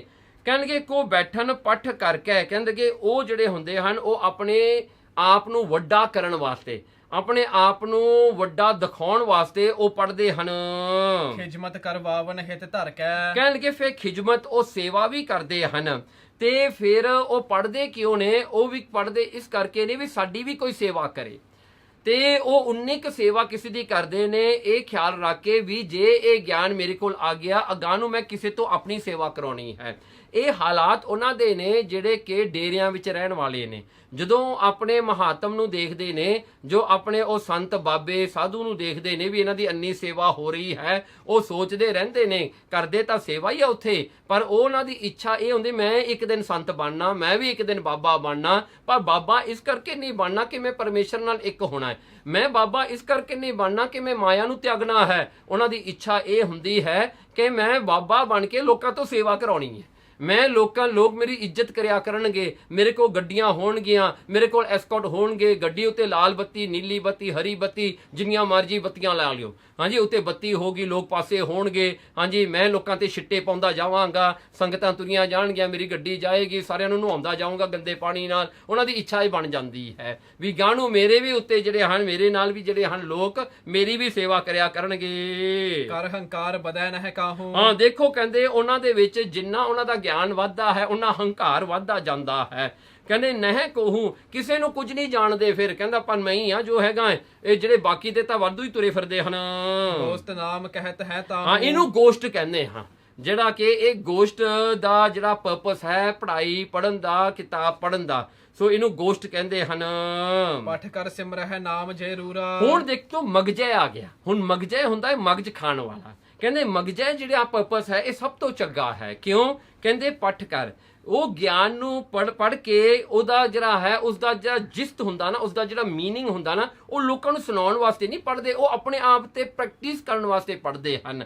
ਤੇ ਫਿਰ ਕੀ ਹੁੰਦਾ? ਸਿਮਰਨ ਨਾਮ ਜਰੂਰਾ, ਉਹ ਪੜ੍ਹ ਕੇ ਸੁੰਦਰ ਪਰਮੇਸ਼ਰ ਦੇ ਨਾਮ ਦਾ ਸਿਮਰਨ ਕਰਦੇ ਹਨ। ਉਹ ਸਿਮਰਨ ਕਰਕੇ, ਉਹਨੂੰ ਪ੍ਰੈਕਟਿਸ ਕਰਕੇ ਉਹ ਪ੍ਰਾਪਤੀ ਕਰਨਾ ਚਾਹੁੰਦੇ ਨੇ ਜੋ ਉਹਨਾਂ ਨੇ ਗਿਆਨ ਵਿੱਚ ਸਿੱਖਿਆ ਹੈ। ਸੋ ਉਹਨੂੰ ਆਪਣੇ ਉੱਤੇ ਲਾਗੂ ਪਹਿਲਾਂ ਕਰਦੇ ਹਨ, ਉਹ ਆਪਣੇ ਆਪ ਤੇ ਉਹਨੂੰ ਹੰਡਾਉਂਦੇ ਹਨ। ਸਭ ਮਹਿ ਜਨ ਹੈ ਅੱਲੋਹ ਜਹੂਰਾ। ਉਹ ਦੇਖੋ ਉਹਨਾਂ ਦਾ ਟਾਰਗੇਟ ਕੀ ਹੁੰਦਾ ਵੀ ਸਾਰਿਆਂ ਦੇ ਵਿੱਚ ਉਹ ਅੱਲਾ, ਉਹ ਪਰਮੇਸ਼ਰ ਨੂੰ, ਉਸ ਖੁਦਾ ਨੂੰ ਜ਼ਾਹਰ ਪ੍ਰਤੱਖ ਜਿਹੜਾ ਹਨ ਦੇਖਦੇ ਹਨ। ਸੋ ਜਿਹੜਾ ਹੈ ਐਸਾ ਜਿਹੜਾ ਪੜ੍ਹਨਾ ਹੈ, ਉਹਨਾਂ ਦਾ ਜਿਹੜਾ ਏਮ ਹੁੰਦਾ ਕਿ ਸਾਨੂੰ ਪਰਮਾਤਮਾ ਹਰ ਇੱਕ ਦੇ ਵਿੱਚ ਦਿਸੇ, ਹਰ ਇੱਕ ਦੇ ਵਿੱਚ ਪਰਮਾਤਮਾ ਦੀ ਦਰਸ਼ਨ ਹੋਣ। ਦ્વੈਤ ਹੇਤ ਕੋ ਮੇਟਿਓ ਝਗੜਾ। ਫਿਰ ਉਹ ਦ્વੈਤ, ਡਾਊਟ ਹੁੰਦਾ ਜਾਂ ਮੋਹ ਜਿਹੜਾ ਹੁੰਦਾ ਹੈ, ਉਸ ਨੂੰ ਜਿਹੜਾ ਮੇਟਣ ਵਾਸਤੇ ਇਹ ਸਾਰੇ ਸੰਸਾਰ ਦੇ ਜਿਹੜੇ ਝਗੜੇ ਨੇ, ਇਹ ਦ્વੈਤ ਜਿਹੜਾ ਹੈ ਡਾਊਟ ਕਰਕੇ ਜਾਂ ਜਿਹੜਾ ਮੋਹ ਕਰਕੇ ਹੁੰਦੇ ਹਨ। ਸੋ ਡਾਊਟ ਹੋ ਗਿਆ, ਵੈਰ ਹੋ ਗਿਆ ਕਿਸੇ ਨਾਲ, ਤੇ ਹੇਤ ਜਿਹੜਾ ਕਿਸੇ ਨਾਲ ਪ੍ਰੇਮ ਕਰ ਲਿਆ, ਕਿਸੇ ਨਾਲ ਦੁਸ਼ਮਣੀ ਕਰ ਲਈ। ਸੋ ਇਹ ਸਾਰੇ ਝਗੜਾਂ ਦੀ ਜੜ ਹੈ ਸੰਸਾਰ ਵਿੱਚ, ਇਹ ਦੂਰ ਹੋ ਜਾਂਦੀ ਹੈ। ਤਜਿਓ ਹੰਕਾਰ ਹਿਰਦੇ ਤੇ ਸਗਰਾ। ਉਹ ਹੌਲੀ ਹੌਲੀ ਕਰਕੇ ਆਪਣੇ ਵਿੱਚੋਂ ਹੰਕਾਰ ਨੂੰ ਖਤਮ ਕਰਦੇ ਨੇ। ਜਿਵੇਂ ਪਾਣੀ ਹੈ, ਪਾਣੀ ਅੱਗ ਨੂੰ ਮੇਟਦਾ ਹੈ, ਇਹ ਹੰਕਾਰ ਰੂਪੀ ਅੱਗ ਨੂੰ ਮੇਟਣ ਵਾਸਤੇ ਉਹ ਗਿਆਨ ਨੂੰ ਪਾਣੀ ਰੂਪ ਕਰਕੇ ਆਪਣੇ ਅੰਦਰੋਂ ਹੰਕਾਰ ਨੂੰ ਖਤਮ ਕਰਦੇ ਹਨ। ਮਨ ਹੈ ਸੀਸ ਖੁਦਾਏ ਰਜਾਈ। ਫਿਰ ਆਪਣੇ ਸੀਸ ਤੇ ਪਰਮਾਤਮਾ ਦਾ ਭਾਣਾ, ਪਰਮਾਤਮਾ ਦਾ ਹੁਕਮ ਮੰਨਦੇ ਨੇ। ਉਹ ਮਤਲਬ ਜਿੰਨਾ ਪੜ੍ਹਦੇ ਨੇ ਉਨੇ ਜਿਹੜੇ ਹਨ ਨੀਵੇਂ ਹੁੰਦੇ ਨੇ, ਉਨੀ ਉਹਨਾਂ ਵਿੱਚ ਨਿਮਰਤਾ, ਹੰਬਲਨੈਸ ਆਉਂਦੀ ਹੈ। ਜਿਵੇਂ ਮਹਾਰਾਜ ਕਹਿੰਦੇ ਤਲ ਤਰਾਜੂ ਤੋਲੀਏ ਨਿਵੈ ਸੋ ਗੌਰਾ ਹੋਏ। ਜਿਹੜਾ ਹੈ, ਜਿਹੜਾ ਵੇਟ ਹੈ, ਜੋ ਨੀਵਾਂ ਹੁੰਦਾ ਉਹੀ ਭਾਰਾ ਹੁੰਦਾ ਹੈ। ਮਗਜ ਨਾਮ ਹੈ ਤਾਹੇ ਕਹਾਈ। ਉਹਨਾਂ ਦਾ ਨਾਮ ਮਗਜ ਹੈ। ਐਸੇ ਜਿਹੜੇ ਪੜ੍ਹਦੇ ਹਨ ਇਹਨਾਂ ਦਾ ਪੜਿਆ ਸਫਲ ਹੈ ਜੋ ਮਗਜ ਵਾਲੇ ਹਨ। ਇਸ ਕਰਕੇ ਇਹਨਾਂ ਨੂੰ ਮਗਜ ਕਿਹਾ ਜਾਂਦਾ ਹੈ। ਤੇ ਇਹ ਤਿੰਨੇ ਚੀਜ਼ਾਂ ਵਿੱਚ ਤੋਂ ਵੈਜੀਟੇਰੀਅਨ ਸਿਰਫ ਮਗਜ ਹੀ ਸੀਗਾ ਨਾ। ਇੱਕ ਤਾਂ ਜਿਹੜਾ ਹੈ ਉਹ ਜਿਹੜਾ ਹੱਡੀਆਂ ਨੂੰ ਚੂਸਣ ਵਾਲਾ ਸੀ, ਦੂਜਾ ਗੋਸ਼ਟ, ਹਾਂਜੀ ਜਿਹੜਾ ਹੈ ਗੋਸ਼ਟ ਖਾਣ ਵਾਲੇ, ਹਾਂਜੀ। ਹੁਣ ਦੇਖੋ ਤੀਜਾ ਜਿਹੜਾ ਸੀਗਾ ਮਗਜ, ਹਾਂਜੀ। ਸੋ ਇਉਂ ਕਰਕੇ ਜਿਹੜਾ ਹੈ ਇੱਕ ਕਹਾਵਤ ਇਹ ਵੀ ਮਗਜ ਮਾਰਨਾ, ਵੀ ਇਹ ਜਿਹੜਾ ਹੈ ਕੋਈ ਚੀਜ਼ ਨੂੰ ਮੁੜ ਕੇ ਪੜ੍ਹੀ ਜਾਣਾ, ਉਹਨੂੰ ਸਮਝਣ ਦੀ ਕੋਸ਼ਿਸ਼ ਕਰਨਾ, ਉਹਨੂੰ ਕਹਿੰਦੇ ਹੁੰਦੇ ਆ ਮਗਜ ਮਾਰਨਾ। ਸੋ ਇਸ ਕਰਕੇ ਇਹੀ ਜਿਹੜਾ ਮੁਹਾਵਰਾ ਵੀ ਇੱਥੋਂ ਹੀ ਤੁਰਿਆ ਹੈ। ਚੌਪਈ ਸੁਨ ਸੋ ਕਹੈ ਕੁਲਹਿ ਸਿਰ ਧਾਰੀ। ਫੇਰ ਉਹਨੇ ਇਹ ਗੱਲ ਸੁਣ ਕੇ ਨਾ ਜਿਹੜਾ ਹੈ ਉਸ ਕਾਜੀ ਜਿਹੜਾ ਸੀਗਾ ਨਾ, ਸੋ ਉਹਨੇ ਇਹ ਗੱਲ ਸੁਣ ਕੇ ਦੂਜਾ ਸਵਾਲ ਇਹ ਕੀਤਾ, ਕਹਿੰਦਾ ਇਹ ਕੁਲੈ ਜਿਹੜੀ ਤੁਸੀਂ ਸਿਰ ਤੇ ਕੌਣ ਰੱਖੀ ਹੈ, ਕਾਹਦੇ ਵਾਸਤੇ ਰੱਖੀ ਹੈ? ਕਿਹ ਧਾਰਨ ਮੁਖ ਕਰਹੁ ਉਚਾਰੀ। ਸੋ ਇਹ ਧਾਰਨ ਦਾ ਸਾਨੂੰ ਕੋਈ ਰੀਜ਼ਨ ਦੱਸੋ, ਇਹ ਕਿਸ ਕਰਕੇ ਤੁਸੀਂ ਆਪਣੇ ਸਿਰ ਤੇ ਰੱਖੀ ਹੋਈ ਹੈ? ਤਬ ਬੋਲੇ ਬੇਦੀ ਕੁਲ ਕੇਤਾ। ਬਹਾਵਦੀਨ ਦੀ ਇਹ ਗੱਲ ਸੁਣ ਕੇ ਗੁਰੂ ਨਾਨਕ ਸਾਹਿਬ ਮਹਾਰਾਜ ਨੇ ਉਪਦੇਸ਼ ਵਜੋਂ ਉਹਨੂੰ ਕਿਹਾ, ਕੁਲਹਿ ਧਰਨ ਕੋ ਸਮਝੋ ਹੇਤਾ। ਕਹਿੰਦੇ ਇਹ ਕੁਲੈ ਧਰਨ ਦਾ ਤੂੰ ਮਤਲਬ ਜਿਹੜਾ ਹੈ ਇੱਥੋਂ ਜਿਹੜਾ ਸਮਝਣਾ ਕਰ ਸਾਡੇ ਨਾਲ। ਛੋਟੀ ਕੁਲਹਿ ਵੱਡੀ ਦਸਤਾਰਾ। ਦੇਖੋ ਧਿਆਨ ਦੇ ਨਾਲ, ਸਾਡੀ ਕੁਲੈ ਛੋਟੀ ਹੈ, ਉਹਦੇ ਆਲੇ ਦੁਆਲੇ ਦਸਤਾਰ ਵੱਡੀ ਹੈ। ਸੋ ਸਾਡੀ ਦਸਤਾਰ ਨੇ ਉਹ ਕੁਲੈ ਨੂੰ, ਉਹ ਕੋਣ ਨੂੰ ਛੋਟਾ ਕਰਕੇ ਰੱਖਿਆ ਤੇ ਦਸਤਾਰ ਵੱਡੀ ਰੱਖੀ ਹੈ। ਤੇ ਇਹ ਚੀਜ਼ ਮਹਾਰਾਜ ਕਹਿੰਦੇ ਵੀ ਤੂੰ ਨੋਟਿਸ ਕੀਤੀ ਆ ਕਿ ਨਹੀਂ? ਜੇ ਨਹੀਂ ਕੀਤੀ ਤਾਂ ਦੇਖ ਲਾ ਹੁਣ। ਤਿਹ ਧਰ ਤਜਿਓ ਸਰਬ ਹੰਕਾਰਾ। ਕਹਿਣਗੇ ਜਿਵੇਂ ਇਹ ਕੁਲੈ ਹੈ ਨਾ, ਇਹ ਹੰਕਾਰ ਹੈ, ਕਿਉਂਕਿ ਕੁਲੈ ਉੱਤੇ ਨੂੰ ਜਾਂਦੀ ਹੈ, ਜਿਉਂ ਉੱਤੇ ਨੂੰ ਜਾਂਦੀ ਤਿਉਂ ਛੋਟੀ ਹੁੰਦੀ ਹੈ, ਤਿਉਂ ਤਿੱਖੀ ਹੁੰਦੀ ਹੈ। ਜਿਵੇਂ ਇੱਕ ਕੋਣ ਹੁੰਦਾ ਹੈ, ਥੱਲੇ ਵੱਡਾ ਹੁੰਦਾ ਹੈ, ਉੱਤੋਂ ਤਿੱਖਾ ਹੁੰਦਾ, ਛੋਟਾ ਹੁੰਦਾ। ਕਹਿੰਦੇ ਇਹ ਤੇਹ ਧਰ ਤਜਿਓ ਸਰਬ ਹੰਕਾਰਾ। ਅਸੀਂ ਇਸ ਕਰਕੇ ਇਹ ਕੁਲੈ ਰੱਖੀ ਹੈ ਕਿ ਅਸੀਂ ਆਪਣੇ ਹੰਕਾਰ ਨੂੰ ਖਤਮ ਕਰਨਾ ਹੈ, ਅਸੀਂ ਆਪਣੇ ਜਿਹੜਾ ਹੰਕਾਰ ਨੂੰ ਮੇਟਣਾ ਹੈ। ਹਰਹੋ ਈਰਖਾ ਕਰਹੋ ਕੇ ਆਨਤ। ਕਹਿਣ ਲੱਗੇ ਵੀ ਅਸੀਂ ਚਾਹੁੰਦੇ ਹਾਂ ਵੀ ਸਾਡੇ ਵਿੱਚੋਂ ਈਰਖਾ ਮੁੱਕ ਜਾਵੇ ਤੇ ਸਾਡੇ ਅੰਦਰ ਸਬਰ ਆ ਜਾਵੇ। ਯਾਦ ਖੁਦਾਏ ਰੱਖੋ ਹਰ ਸਾਇਤ। ਵੀ ਅਸੀਂ ਹਰ ਘੜੀ ਪਰਮੇਸ਼ਰ ਨਾਲ ਜੁੜੇ ਰਹੀਏ। ਜਿਵੇਂ ਇਹ ਕੋਣ ਉੱਤੇ ਨੂੰ ਤਿੱਖਾ ਹੁੰਦਾ ਹੈ, ਥੱਲੇ ਤੋਂ ਵੱਡਾ ਹੁੰਦਾ ਹੈ, ਅਸੀਂ ਵੀ ਚਾਹੁੰਦੇ ਹਾਂ ਸਾਡਾ ਹੰਕਾਰ ਜਿਹੜਾ ਵੱਡਾ ਸੀ ਨਾ, ਜਿਉਂ ਪਰਮੇਸ਼ਰ ਦੀ ਭਗਤੀ ਕਰਦਾ ਜਾਵੇ, ਐਲੀਵੇਟ ਹੁੰਦਾ ਜਾਵੇ, ਉਹ ਛੋਟੇ ਤੋਂ ਛੋਟਾ ਹੁੰਦਾ ਜਾਵੇ ਤੇ ਅਖੀਰ ਕਰ ਉੱਤੇ ਇੱਕ ਟਿਪ ਰਹਿ ਜਾਵੇ ਜਿੱਥੇ ਸਿਰਫ ਪਰਮੇਸ਼ਰ ਹੀ ਰਹਿ ਜਾਵੇ। ਹੋਤ ਕੁਲਹਿ ਕੋ ਮੁਖ ਯੋ ਅੰਤਰ। ਸੋ ਜਿਹੜਾ ਹੈ ਹੋਤ ਕੁਲਹਿ ਕੋ ਮੁਖ ਜੋ ਅੰਤਰ, ਕਹਿੰਦੇ ਟੋਪੀ ਜੋ ਉਹ ਕੋਣ ਹੈ ਨਾ, ਉਹਦੇ ਅੰਦਰੋਂ ਖਾਲੀ ਹੁੰਦਾ ਹੈ, ਉਹ ਹੋਲੋ ਹੁੰਦਾ ਹੈ ਅੰਦਰੋਂ। ਕਹਿੰਦੇ ਉਹ ਜਿਹੜਾ ਹੋਲੋ ਹੈ, ਕਹਿੰਦੇ ਉਹਦਾ ਜਿਹੜਾ ਅੰਦਰਵਾਰ ਜਿਹੜਾ ਖਾਲੀ ਥਾਂ ਜਿਹੜਾ ਸਪੇਸ ਹੈ ਉਸਦੇ ਅੰਦਰ ਨਿਜ ਅੰਤਰ ਕੋ ਸੋਧ ਨਿਰੰਤਰ। ਹਾਂ, ਕਹਿਣ ਲੱਗੇ ਉਹਦੇ ਵਿੱਚ ਨਿਜ ਅੰਤਰ ਕੋ ਸੋਧ ਨਿਰੰਤਰ। ਉਹ ਜਿਵੇਂ ਉਹ ਕੋਣ ਉੱਤੋਂ ਤਿੱਖਾ ਹੁੰਦਾ ਉਹ ਸਪੇਸ ਘਟਦਾ ਜਾਂਦਾ ਹੈ। ਇਸੇ ਤਰ੍ਹਾਂ ਹੀ ਨਿਜ ਅੰਤਰ ਕੋ ਸੋਧ ਨਿਰੰਤਰ। ਮੈਂ ਵੀ ਆਪਣੇ ਅੰਦਰੋਂ ਬਾਕੀ ਦੇ ਵਿਸ਼ੇ ਵਿਕਾਰਾਂ ਵੱਲੋਂ ਆਪਣੇ ਆਪ ਨੂੰ ਸੰਕੋਚ ਕਰਕੇ ਇੱਕ ਪਰਮੇਸ਼ਰ ਵਿੱਚ ਹੀ ਮੈਂ ਲੀਨ ਹੋਣਾ ਚਾਹੁੰਦਾ ਹਾਂ। ਚਾਰ ਤਰਕ ਕੀ ਕੁਲਹਿ ਬਣਾਈ। ਦੇਖੋ 4 ਟਾਕੀਆਂ ਲੈ ਕੇ 4 ਕੱਪੜਿਆਂ ਨੂੰ ਇਕੱਠਿਆਂ ਕਰਕੇ ਇੱਕ ਕੋਣ ਬਣਾਇਆ ਜਾਂਦਾ ਹੈ, ਕਿਉਂਕਿ 4 ਹਿੱਸਿਆਂ ਨੂੰ ਫਿਰ ਥੋੜਾ ਜਿਹਾ ਗੋਲ ਕੀਤਾ ਜਾਂਦਾ ਹੈ। ਉਹ ਸਮੇਂ ਦਾ ਕੋਣ ਜਿਹੜਾ ਸੀ ਉਹ ਕੁਲਹਿ ਬਣਾਉਣ ਦਾ ਇਹ ਤਰੀਕਾ ਸੀ। ਸੋ ਮਹਾਰਾਜ ਕਹਿੰਦੇ ਜਿਵੇਂ 4 ਕੱਪੜੇ ਵਰਤੇ ਜਾਂਦੇ ਹਨ ਉਸ ਨੂੰ ਬਣਾਉਣ ਵਾਸਤੇ। ਚਾਰੋਂ ਤਰਕ ਦੇਤ ਸਮਝਾਈ। ਹੁਣ ਕਹਿੰਦੇ ਇਹ 4 ਕਿਹੜੇ ਨੇ ਇਹ ਵੀ ਤੁਹਾਨੂੰ ਸਮਝਾ ਦਿੰਦੇ ਹਨ। ਪਹਿਲਾ ਜਿਹੜਾ ਹੈ ਕਹਿੰਦੇ ਉਹ ਜਿਹੜਾ ਚਾਰੋਂ ਤਰਕ ਦੇਤ ਸਮਝਾਈ, ਉਹਨੂੰ ਸਮਝਾਉਣ ਵਾਸਤੇ ਕਹਿੰਦੇ ਪਹਿਲਾ ਦੁਨੀ। ਕਹਿੰਦਾ ਪਹਿਲਾ ਉਹਨਾਂ ਵਿੱਚੋਂ ਦੁਨੀ ਹੈ। ਸੋ ਦੁਨੀ ਜਿਹੜਾ ਹੈ ਇਹ ਸੰਸਾਰ ਹੈ। ਦੂਜਾ ਜਿਹੜਾ ਸਵਰਗ ਹੈ, ਹੈਵਨ ਹੈ। ਸੋ ਸੁਖ ਦੋ ਤਰਕੋ, ਕਹਿਣਗੇ ਇਹਨਾਂ ਦਾ ਦੋਵੇਂ ਤਰਕਾਂ ਤੋਂ ਮੈਂ ਇਹਨਾਂ ਦਾ ਤਿਆਗ ਕਰ ਦਵਾਂ। ਮੇਰੇ ਮਨ ਵਿੱਚ ਨਾ ਦੁਨੀਆ ਦਾ ਸੁੱਖ ਲੈਣ ਵਾਸਤੇ ਇੱਛਾ ਰਵੇ, ਨਾ ਮੇਰੇ ਵਿੱਚ ਇੱਛਾ ਰਵੇ ਕਿ ਮੈਂ ਸਵਰਗਾਂ ਵਿੱਚ ਜਾ ਕੇ ਸੁੱਖ ਲਵਾਂ। ਮਾਨ ਜੇ ਮੋਹ ਲਿਪਾਏ ਨਾ ਉਰਕੋ। ਫਿਰ ਹੁਣ 2 ਤਾਂ ਹੋ ਗਏ, ਹੁਣ 4 ਦੀ ਗੱਲ ਸੀ ਨਾ। ਹੁਣ 2 ਜਿਹੜੇ ਬਾਕੀ ਦੇ ਨੇ ਉਹ ਮਾਨ। ਤੀਜਾ ਮਾਨ ਹੈ, ਜੋ ਮਾਨ ਤੇ ਚੌਥਾ ਮੋਹ ਹੈ। ਤੇ ਜਿਸ ਤਰ੍ਹਾਂ ਵੀ ਜਿਹੜਾ ਹੈ ਜਦੋਂ ਕਿ ਦੁਨੀ ਤੇ ਸਵਰਗਾਂ ਦੀ ਜੋ ਇੱਛਾ ਹੈ ਇਹਨੂੰ ਤਿਆਗ ਦੇਣਾ। ਸੋ ਇਹਨੂੰ ਤਿਆਗ ਕਰਕੇ ਨਿਸ਼ਕਾਮਤਾ ਵਿੱਚ ਆ ਜਾਣਾ। ਜਦੋਂ ਨਿਸ਼ਕਾਮਤਾ ਆ ਜਾਂਦੀ ਆ, ਮਾਣ ਤੇ ਮੋਹ ਲਿਪਾਈ ਨਾ ਉਰਕੋ। ਵੀ ਮਾਣ ਤੇ ਫਿਰ ਮੋਹ, ਜਿਹੜਾ ਮਾਣ ਹੁੰਦਾ ਪ੍ਰਾਈਡ, ਸੈਲਫ ਪ੍ਰਾਈਡ, ਇਹ ਵੀ ਮੁੱਕ ਜਾਂਦੀ ਹੈ। ਫਿਰ ਮਨ ਦੇ ਜਿਹੜੇ ਅਟੈਚਮੈਂਟ ਹਨ ਇਹ ਵੀ ਮੁੱਕ ਜਾਂਦੇ ਨੇ। ਸੋ ਇਸ ਕਰਕੇ ਮਹਾਰਾਜ ਕਹਿੰਦੇ ਉਹ 4 ਟਾਕੀਆਂ ਜਦੋਂ ਇਕੱਠੀਆਂ ਹੁੰਦੀਆਂ ਨੇ, ਅਸੀਂ ਆਪਣੇ ਮਨ ਦੇ ਵਿੱਚੋਂ ਸਾਰੀ ਸੁੱਖਾਂ ਦੀ ਇੱਛਾ ਨੂੰ ਤਿਆਗ ਦਿੱਤਾ ਤੇ ਮਾਣ ਤੇ ਮੋਹ ਜਿਹੜੇ ਹਨ ਇਹ ਲਿਪਾਏ, ਜਿਹਦੇ ਕਰਕੇ ਸਾਰਾ ਸੰਸਾਰ ਇਹਨਾਂ 'ਚ ਫਸਿਆ ਹੋਇਆ ਹੈ, ਉਹਨੂੰ ਵੀ ਆਪਣੇ ਮਨ ਤੋਂ ਦੂਰ ਕਰ ਦਿੱਤਾ। ਹੁਣ ਮਹਾਰਾਜ ਨੇ ਇੱਕ ਗੱਲ ਸਪਸ਼ਟ ਇੱਥੇ ਦੱਸੀ ਹੈ, ਜਦੋਂ ਤੱਕ ਮਨੁੱਖ ਦੇ ਮਨ ਵਿੱਚ ਸੁੱਖ ਲੈਣ ਦੀ ਇੱਛਾ ਜਾਗਦੀ ਰਵੇ, ਜਿਉਂਦੀ ਰਵੇ, ਉਦੋਂ ਤੱਕ ਉਹ ਇਨਸਾਨ ਮਾਣ ਤੇ ਮੋਹ ਵਿੱਚ ਫਸਿਆ ਰਹਿੰਦਾ ਹੈ। ਜਿਸ ਦਿਨ ਆਪਣੇ ਅੰਦਰੋਂ ਸੁੱਖ ਲੈਣ ਦੀ ਇੱਛਾ ਮੁੱਕ ਜਾਵੇ ਤੇ ਸਿਰਫ ਇਹ ਸੰਸਾਰ ਦੇ ਸੁੱਖ ਨਹੀਂ, ਸਵਰਗਾਂ ਦੇ ਵੀ ਮੁੱਕ ਜਾਣ। ਇਹ ਨਾ ਬੰਦਾ ਸੋਚੇ ਮੈਂ ਚੰਗਾ ਕਰੂੰਗਾ, ਮਰ ਕੇ ਮੈਨੂੰ ਉੱਥੇ ਮਿਲਣਾ, ਉਹ ਵੀ ਸੁੱਖ ਤਿਆਗ ਦੇਵੇ ਤਾਂ ਫੇਰ ਹੀ ਮਾਣ ਤੇ ਮੋਹ ਤੋਂ ਛੁਟਕਾਰਾ ਮਿਲਦਾ ਹੈ। ਇਹ ਬਹੁਤ ਭਾਵ ਪੂਰਕ ਮਹਾਰਾਜ ਦਾ ਉਪਦੇਸ਼ ਹੈ। ਸੁਨ ਕਰ ਹਾਜੀ ਬਹੁਰ ਅਲਾਈ। ਸੋ ਇਹ ਜਿਹੜਾ ਉਪਦੇਸ਼ ਸਤਿਗੁਰਾਂ ਦਾ ਸੁਣ ਕੇ ਹਾਜੀ ਨੇ ਫੇਰ ਕਿਹਾ। ਮਹਾਰਾਜ ਦਾ ਇੱਕ ਮਹਾਰਾਜ ਨੂੰ ਇੱਕ ਹੋਰ ਸਵਾਲ ਕਰਤਾ। ਖਫਨੀ ਰੀਤ ਕਹੋ ਕਿਉ ਪਾਈ। ਕਹਿਣ ਲੱਗੇ ਹੁਣ ਇਹ ਕਫਨੀ ਕਿਉਂ ਤੇ ਪਾਈ ਹੋਈ ਆ। ਮਹਾਰਾਜ ਨੇ ਇੱਕ ਕੰਬਲ ਉੱਤੇ ਲਿਆ ਹੋਇਆ ਸੀ ਜਿਵੇਂ ਸ਼ਾਲ ਲਈਦਾ ਹੁੰਦਾ। ਕਹਿੰਦਾ ਫਿਰ ਇਹ ਕੰਬਲੀ ਕਿਉਂ ਤੇ ਪਾਈ ਹੋਈ ਹੈ। ਤਬ ਸ੍ਰੀ ਗੁਰੂ ਨੇ ਬਚਨ ਬਖਾਨਾ। ਮਹਾਰਾਜ ਨੇ ਉਸ ਵੇਲੇ ਗੁਰੂ ਨਾਨਕ ਸਾਹਿਬ ਜੀ ਨੇ ਸਿੱਧਾ ਬਚਨ ਸਿੱਧਾ ਆਨਸਰ ਉਹਨੂੰ ਇਹ ਦਿੱਤਾ। ਖਫਨੀ ਜਾਣੋ ਖਫਨ ਸਮਾਨਾ। ਮਹਾਰਾਜ ਕਹਿੰਦੇ ਇਹ ਕਫਨ ਨੂੰ ਕਫਨ ਜਾਣੋ। ਕਫਨ ਹੁੰਦਾ ਹੈ ਨਾ ਉਹ ਕੱਪੜਾ ਜਿਹੜਾ ਮਰੇ ਹੋਏ ਬੰਦੇ ਉੱਤੇ ਪਾਈਦਾ ਹੁੰਦਾ ਹੈ, ਉਹਨੂੰ ਕਫਨ ਕਹਿੰਦੇ ਹਨ। ਸੋ ਉਹ ਲਾਸਟ ਕੱਪੜਾ ਜਿਹੜੇ ਦੇ ਨਾਲ ਉਹ ਬੰਦੇ ਨੂੰ ਦਫਨਾਇਆ ਜਾਂਦਾ ਹੈ, ਬਰੀਡ ਕੀਤਾ ਜਾਂਦਾ ਹੈ, ਉਹਨੂੰ ਕਫਨ ਕਹਿੰਦੇ ਹਨ। ਕਿਉਂਕਿ ਜਦੋਂ ਇਹ ਜਿਹੜੇ ਬਰੀਡ ਕਰਦੇ ਹਨ ਮੁਸਲਮਾਨ, ਉਹ ਸਰੀਰ ਨਾਲ ਕੁਝ ਨਹੀਂ ਰਹਿਣ ਦਿੰਦੇ, ਸਭ ਕੁਝ ਕੱਢ ਲੈਂਦੇ ਨੇ। ਸਿਰਫ ਉਹ ਕਫਨ ਹੀ ਉਹ ਬੋਡੀ ਨਾਲ ਹੁੰਦਾ ਹੈ, ਜਿਹਦੇ ਨਾਲ ਉਹਨੂੰ ਲਪੇਟ ਕੇ ਉਹ ਧਰਤੀ ਦੇ ਵਿੱਚ ਉਹਨੂੰ ਜਿਹੜਾ ਦਬਾ ਦਿੰਦੇ ਨੇ, ਬਰੀਡ ਕਰ ਦਿੰਦੇ ਨੇ। ਸੋ ਸਤਿਗੁਰੂ ਜੀ ਕਹਿੰਦੇ ਇਹ ਕਫਨ ਨੂੰ ਕਫਨ ਹੀ ਜਾਣੋ।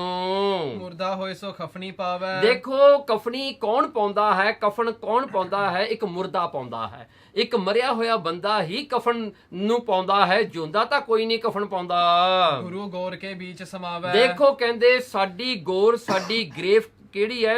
ਸਾਡੀ ਗ੍ਰੇਫ ਹੈ ਸਾਡਾ ਗੁਰੂ, ਤੇ ਅਸੀਂ ਉਹ ਕਫਨੀ ਨੂੰ ਪਾ ਕਰਕੇ ਅਸੀਂ ਗੁਰੂ ਦੀ ਗੌਰ ਦੇ ਵਿੱਚ ਹੀ ਸਮਾ ਜਾਣਾ।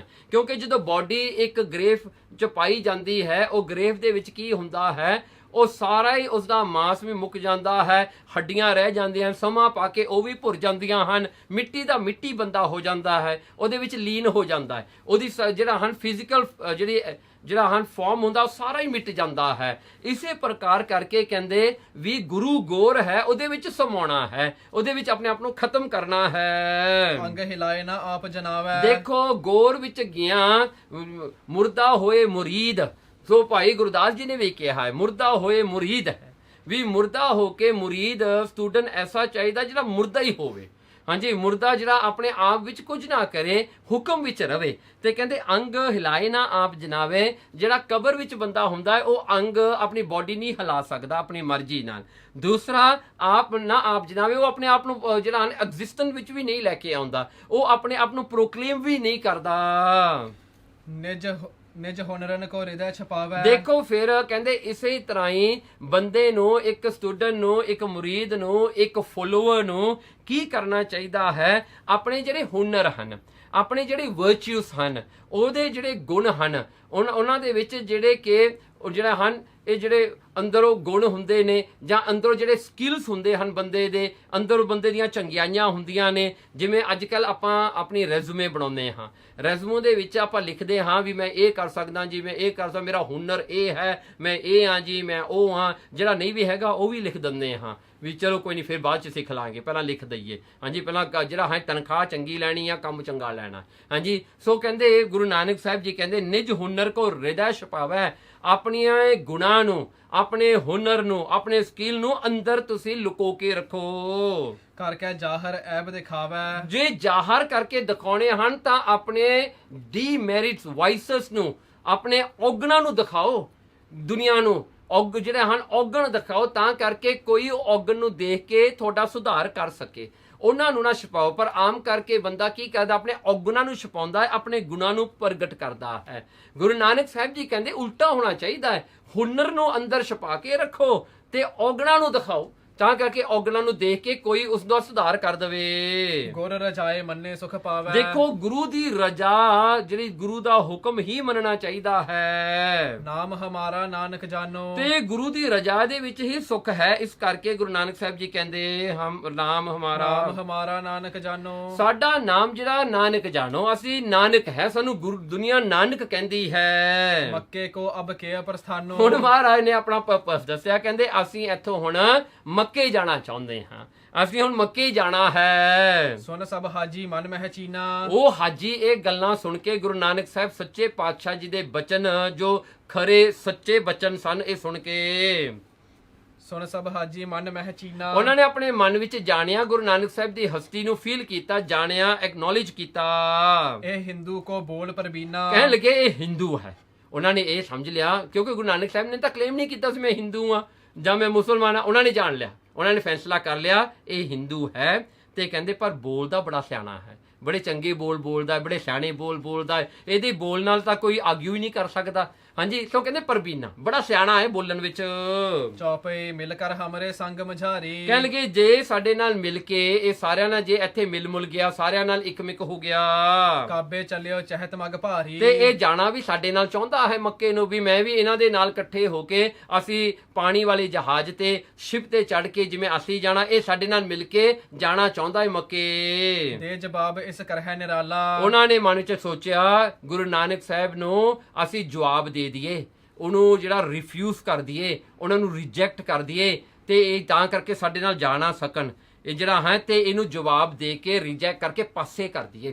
ਹਾਂਜੀ, ਜਿਵੇਂ ਕੋਈ ਬੱਚੇ ਨੂੰ ਨਾ ਸੁੱਤਾ ਪਿਆ ਛੱਡ ਜਾਂਦਾ ਹੁੰਦਾ ਹੈ, ਕਹਿੰਦੇ ਇਸੇ ਤਰ੍ਹਾਂ ਹੀ ਗੁਰੂ ਨਾਨਕ ਸਾਹਿਬ ਨੂੰ ਨਾ ਆਪਾਂ ਨਾ ਪਾਸੇ ਜੇ ਕਰਕੇ ਨਾ ਇਹਨਾਂ ਨੂੰ ਛੱਡ ਕੇ ਭੱਜ ਜਾਵਾਂਗੇ। ਜਿਵੇਂ ਕਈ ਲੋਕ ਜਿਹਦਾ ਸੰਗ ਤਿਆਗਣਾ ਹੋਵੇ, ਹਾਈਡ ਐਂਡ ਸੀਕ ਖੇਡਦੇ ਵਿਚਾਰੇ, ਕਹਿੰਦੇ ਤੂੰ ਨੰਬਰ ਗਿਣ, ਉਹ ਸਾਰੇ ਹੀ ਭੱਜ ਜਾਂਦੇ ਨੇ, ਉਹ ਵਿਚਾਰਾ ਜਦੋਂ ਅੱਖਾਂ ਖੋਲਦਾ ਕੋਈ ਵੀ ਨਹੀਂ ਹੁੰਦਾ। ਉਹ ਹਾਜੀਆਂ ਨੇ ਸੋਚਿਆ ਗੁਰੂ ਨਾਨਕ ਸਾਹਿਬ ਨਾਲ ਵੀ ਐਸਾ ਕਰ ਸਕਦੇ ਹਾਂ। ਭਲੀ ਨਾ ਬਾਤ ਚਲਹਿ ਜੇ ਨਾਲਾ। ਕਹਿਣ ਲੱਗੇ ਚੰਗੀ ਗੱਲ ਨਹੀਂ ਜੇ ਸਾਡੇ ਨਾਲ ਗਿਆ, ਅਸੀਂ ਨਹੀਂ ਇਹਨੂੰ ਲੈ ਕੇ ਜਾਣਾ। ਹਾਂਜੀ, ਕਿ ਉਹ ਬਹਾਵਦੀਨ ਕਹਿੰਦਾ ਮੈਂ ਵੱਡਾ ਪੀਰ ਬਣਿਆ ਫਿਰਦਾ ਤੇ ਮੇਰੇ ਕੋਲ ਗਿਆਨ ਕੋਈ ਨਹੀਂ ਹੈਗਾ, ਤੇ ਜੇ ਇਹ ਚਲਿਆ ਗਿਆ ਤਾਂ ਮੈਨੂੰ ਕੌਣ ਪੀਰ ਬਣੇਗਾ। ਤੇ ਦੂਸਰਾ ਕਹਿੰਦੇ ਇਹ ਤਾਂ ਹਿੰਦੂ ਆ, ਇਹਨੂੰ ਛੱਡੋ ਪਰਾਂ।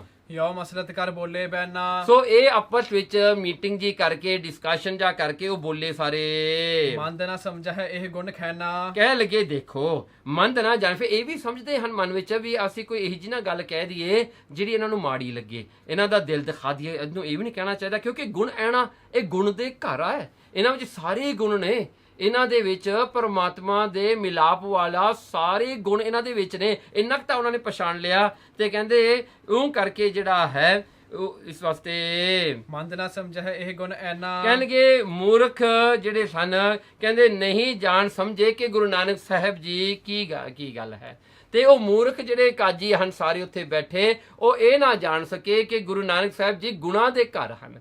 ਸੋ ਇਹ ਦੂਜਾ ਅਰਥ ਹੈ ਕਿ ਇਹ ਉਹ ਜਿਹੜੇ ਹਨ ਮੰਦ, ਉਹ ਹਾਜੀ ਸਾਰੇ ਮੰਦੀ ਸੋਚਣੀ ਵਾਲੇ, ਮੰਦੀ ਭੈੜੀ ਸੋਚਣੀ ਵਾਲੇ, ਉਹਨਾਂ ਨੇ ਨਹੀਂ ਸਮਝਿਆ ਵੀ ਗੁਨਾਹ ਦੀ ਐਨ ਹੈ, ਗੁਨਾਹ ਦਾ ਘਰ ਹੈ। ਦੇਖੋ ਇਸੇ ਤਰ੍ਹਾਂ ਹੀ ਆ ਨਾ, ਜਿਹੜੇ ਮਨੁੱਖ ਹੁੰਦੇ ਆ ਨਾ, ਇਹ ਜਿਹੜਾ ਹਨ ਇੱਥੇ ਹੀ ਵੱਡੀ ਗਲਤੀ ਕਰਦੇ ਹਨ। ਆਪਣੇ ਆਪ ਨੂੰ ਸਿਆਣਾ ਜਾਣ ਕੇ ਤੇ ਦੂਸਰੇ ਨੂੰ ਮੂਰਖ ਜਾਣਦੇ ਨੇ, ਦੂਜੇ ਨੂੰ ਕਹਿੰਦੇ ਨੇ ਵੀ ਇਹਨੂੰ ਪਰੇ ਕਰ ਦੋ ਕਿਉਂਕਿ ਇਹ ਜ਼ਿਆਦਾ ਸਿਆਣਾ ਸਾਡੇ ਨਾਲੋਂ। ਹਾਂਜੀ, ਸੋ ਪਰ ਉਹ ਇਹ ਨਹੀਂ ਜਾਣਦੇ ਸਨ ਸਾਰੀ ਸ਼ਕਤੀਆਂ ਦੇ ਮਾਲਕ ਖੁਦਾ ਰੂਪ ਆਪ ਗੁਰੂ ਨਾਨਕ ਸਾਹਿਬ ਜੀ ਹਨ।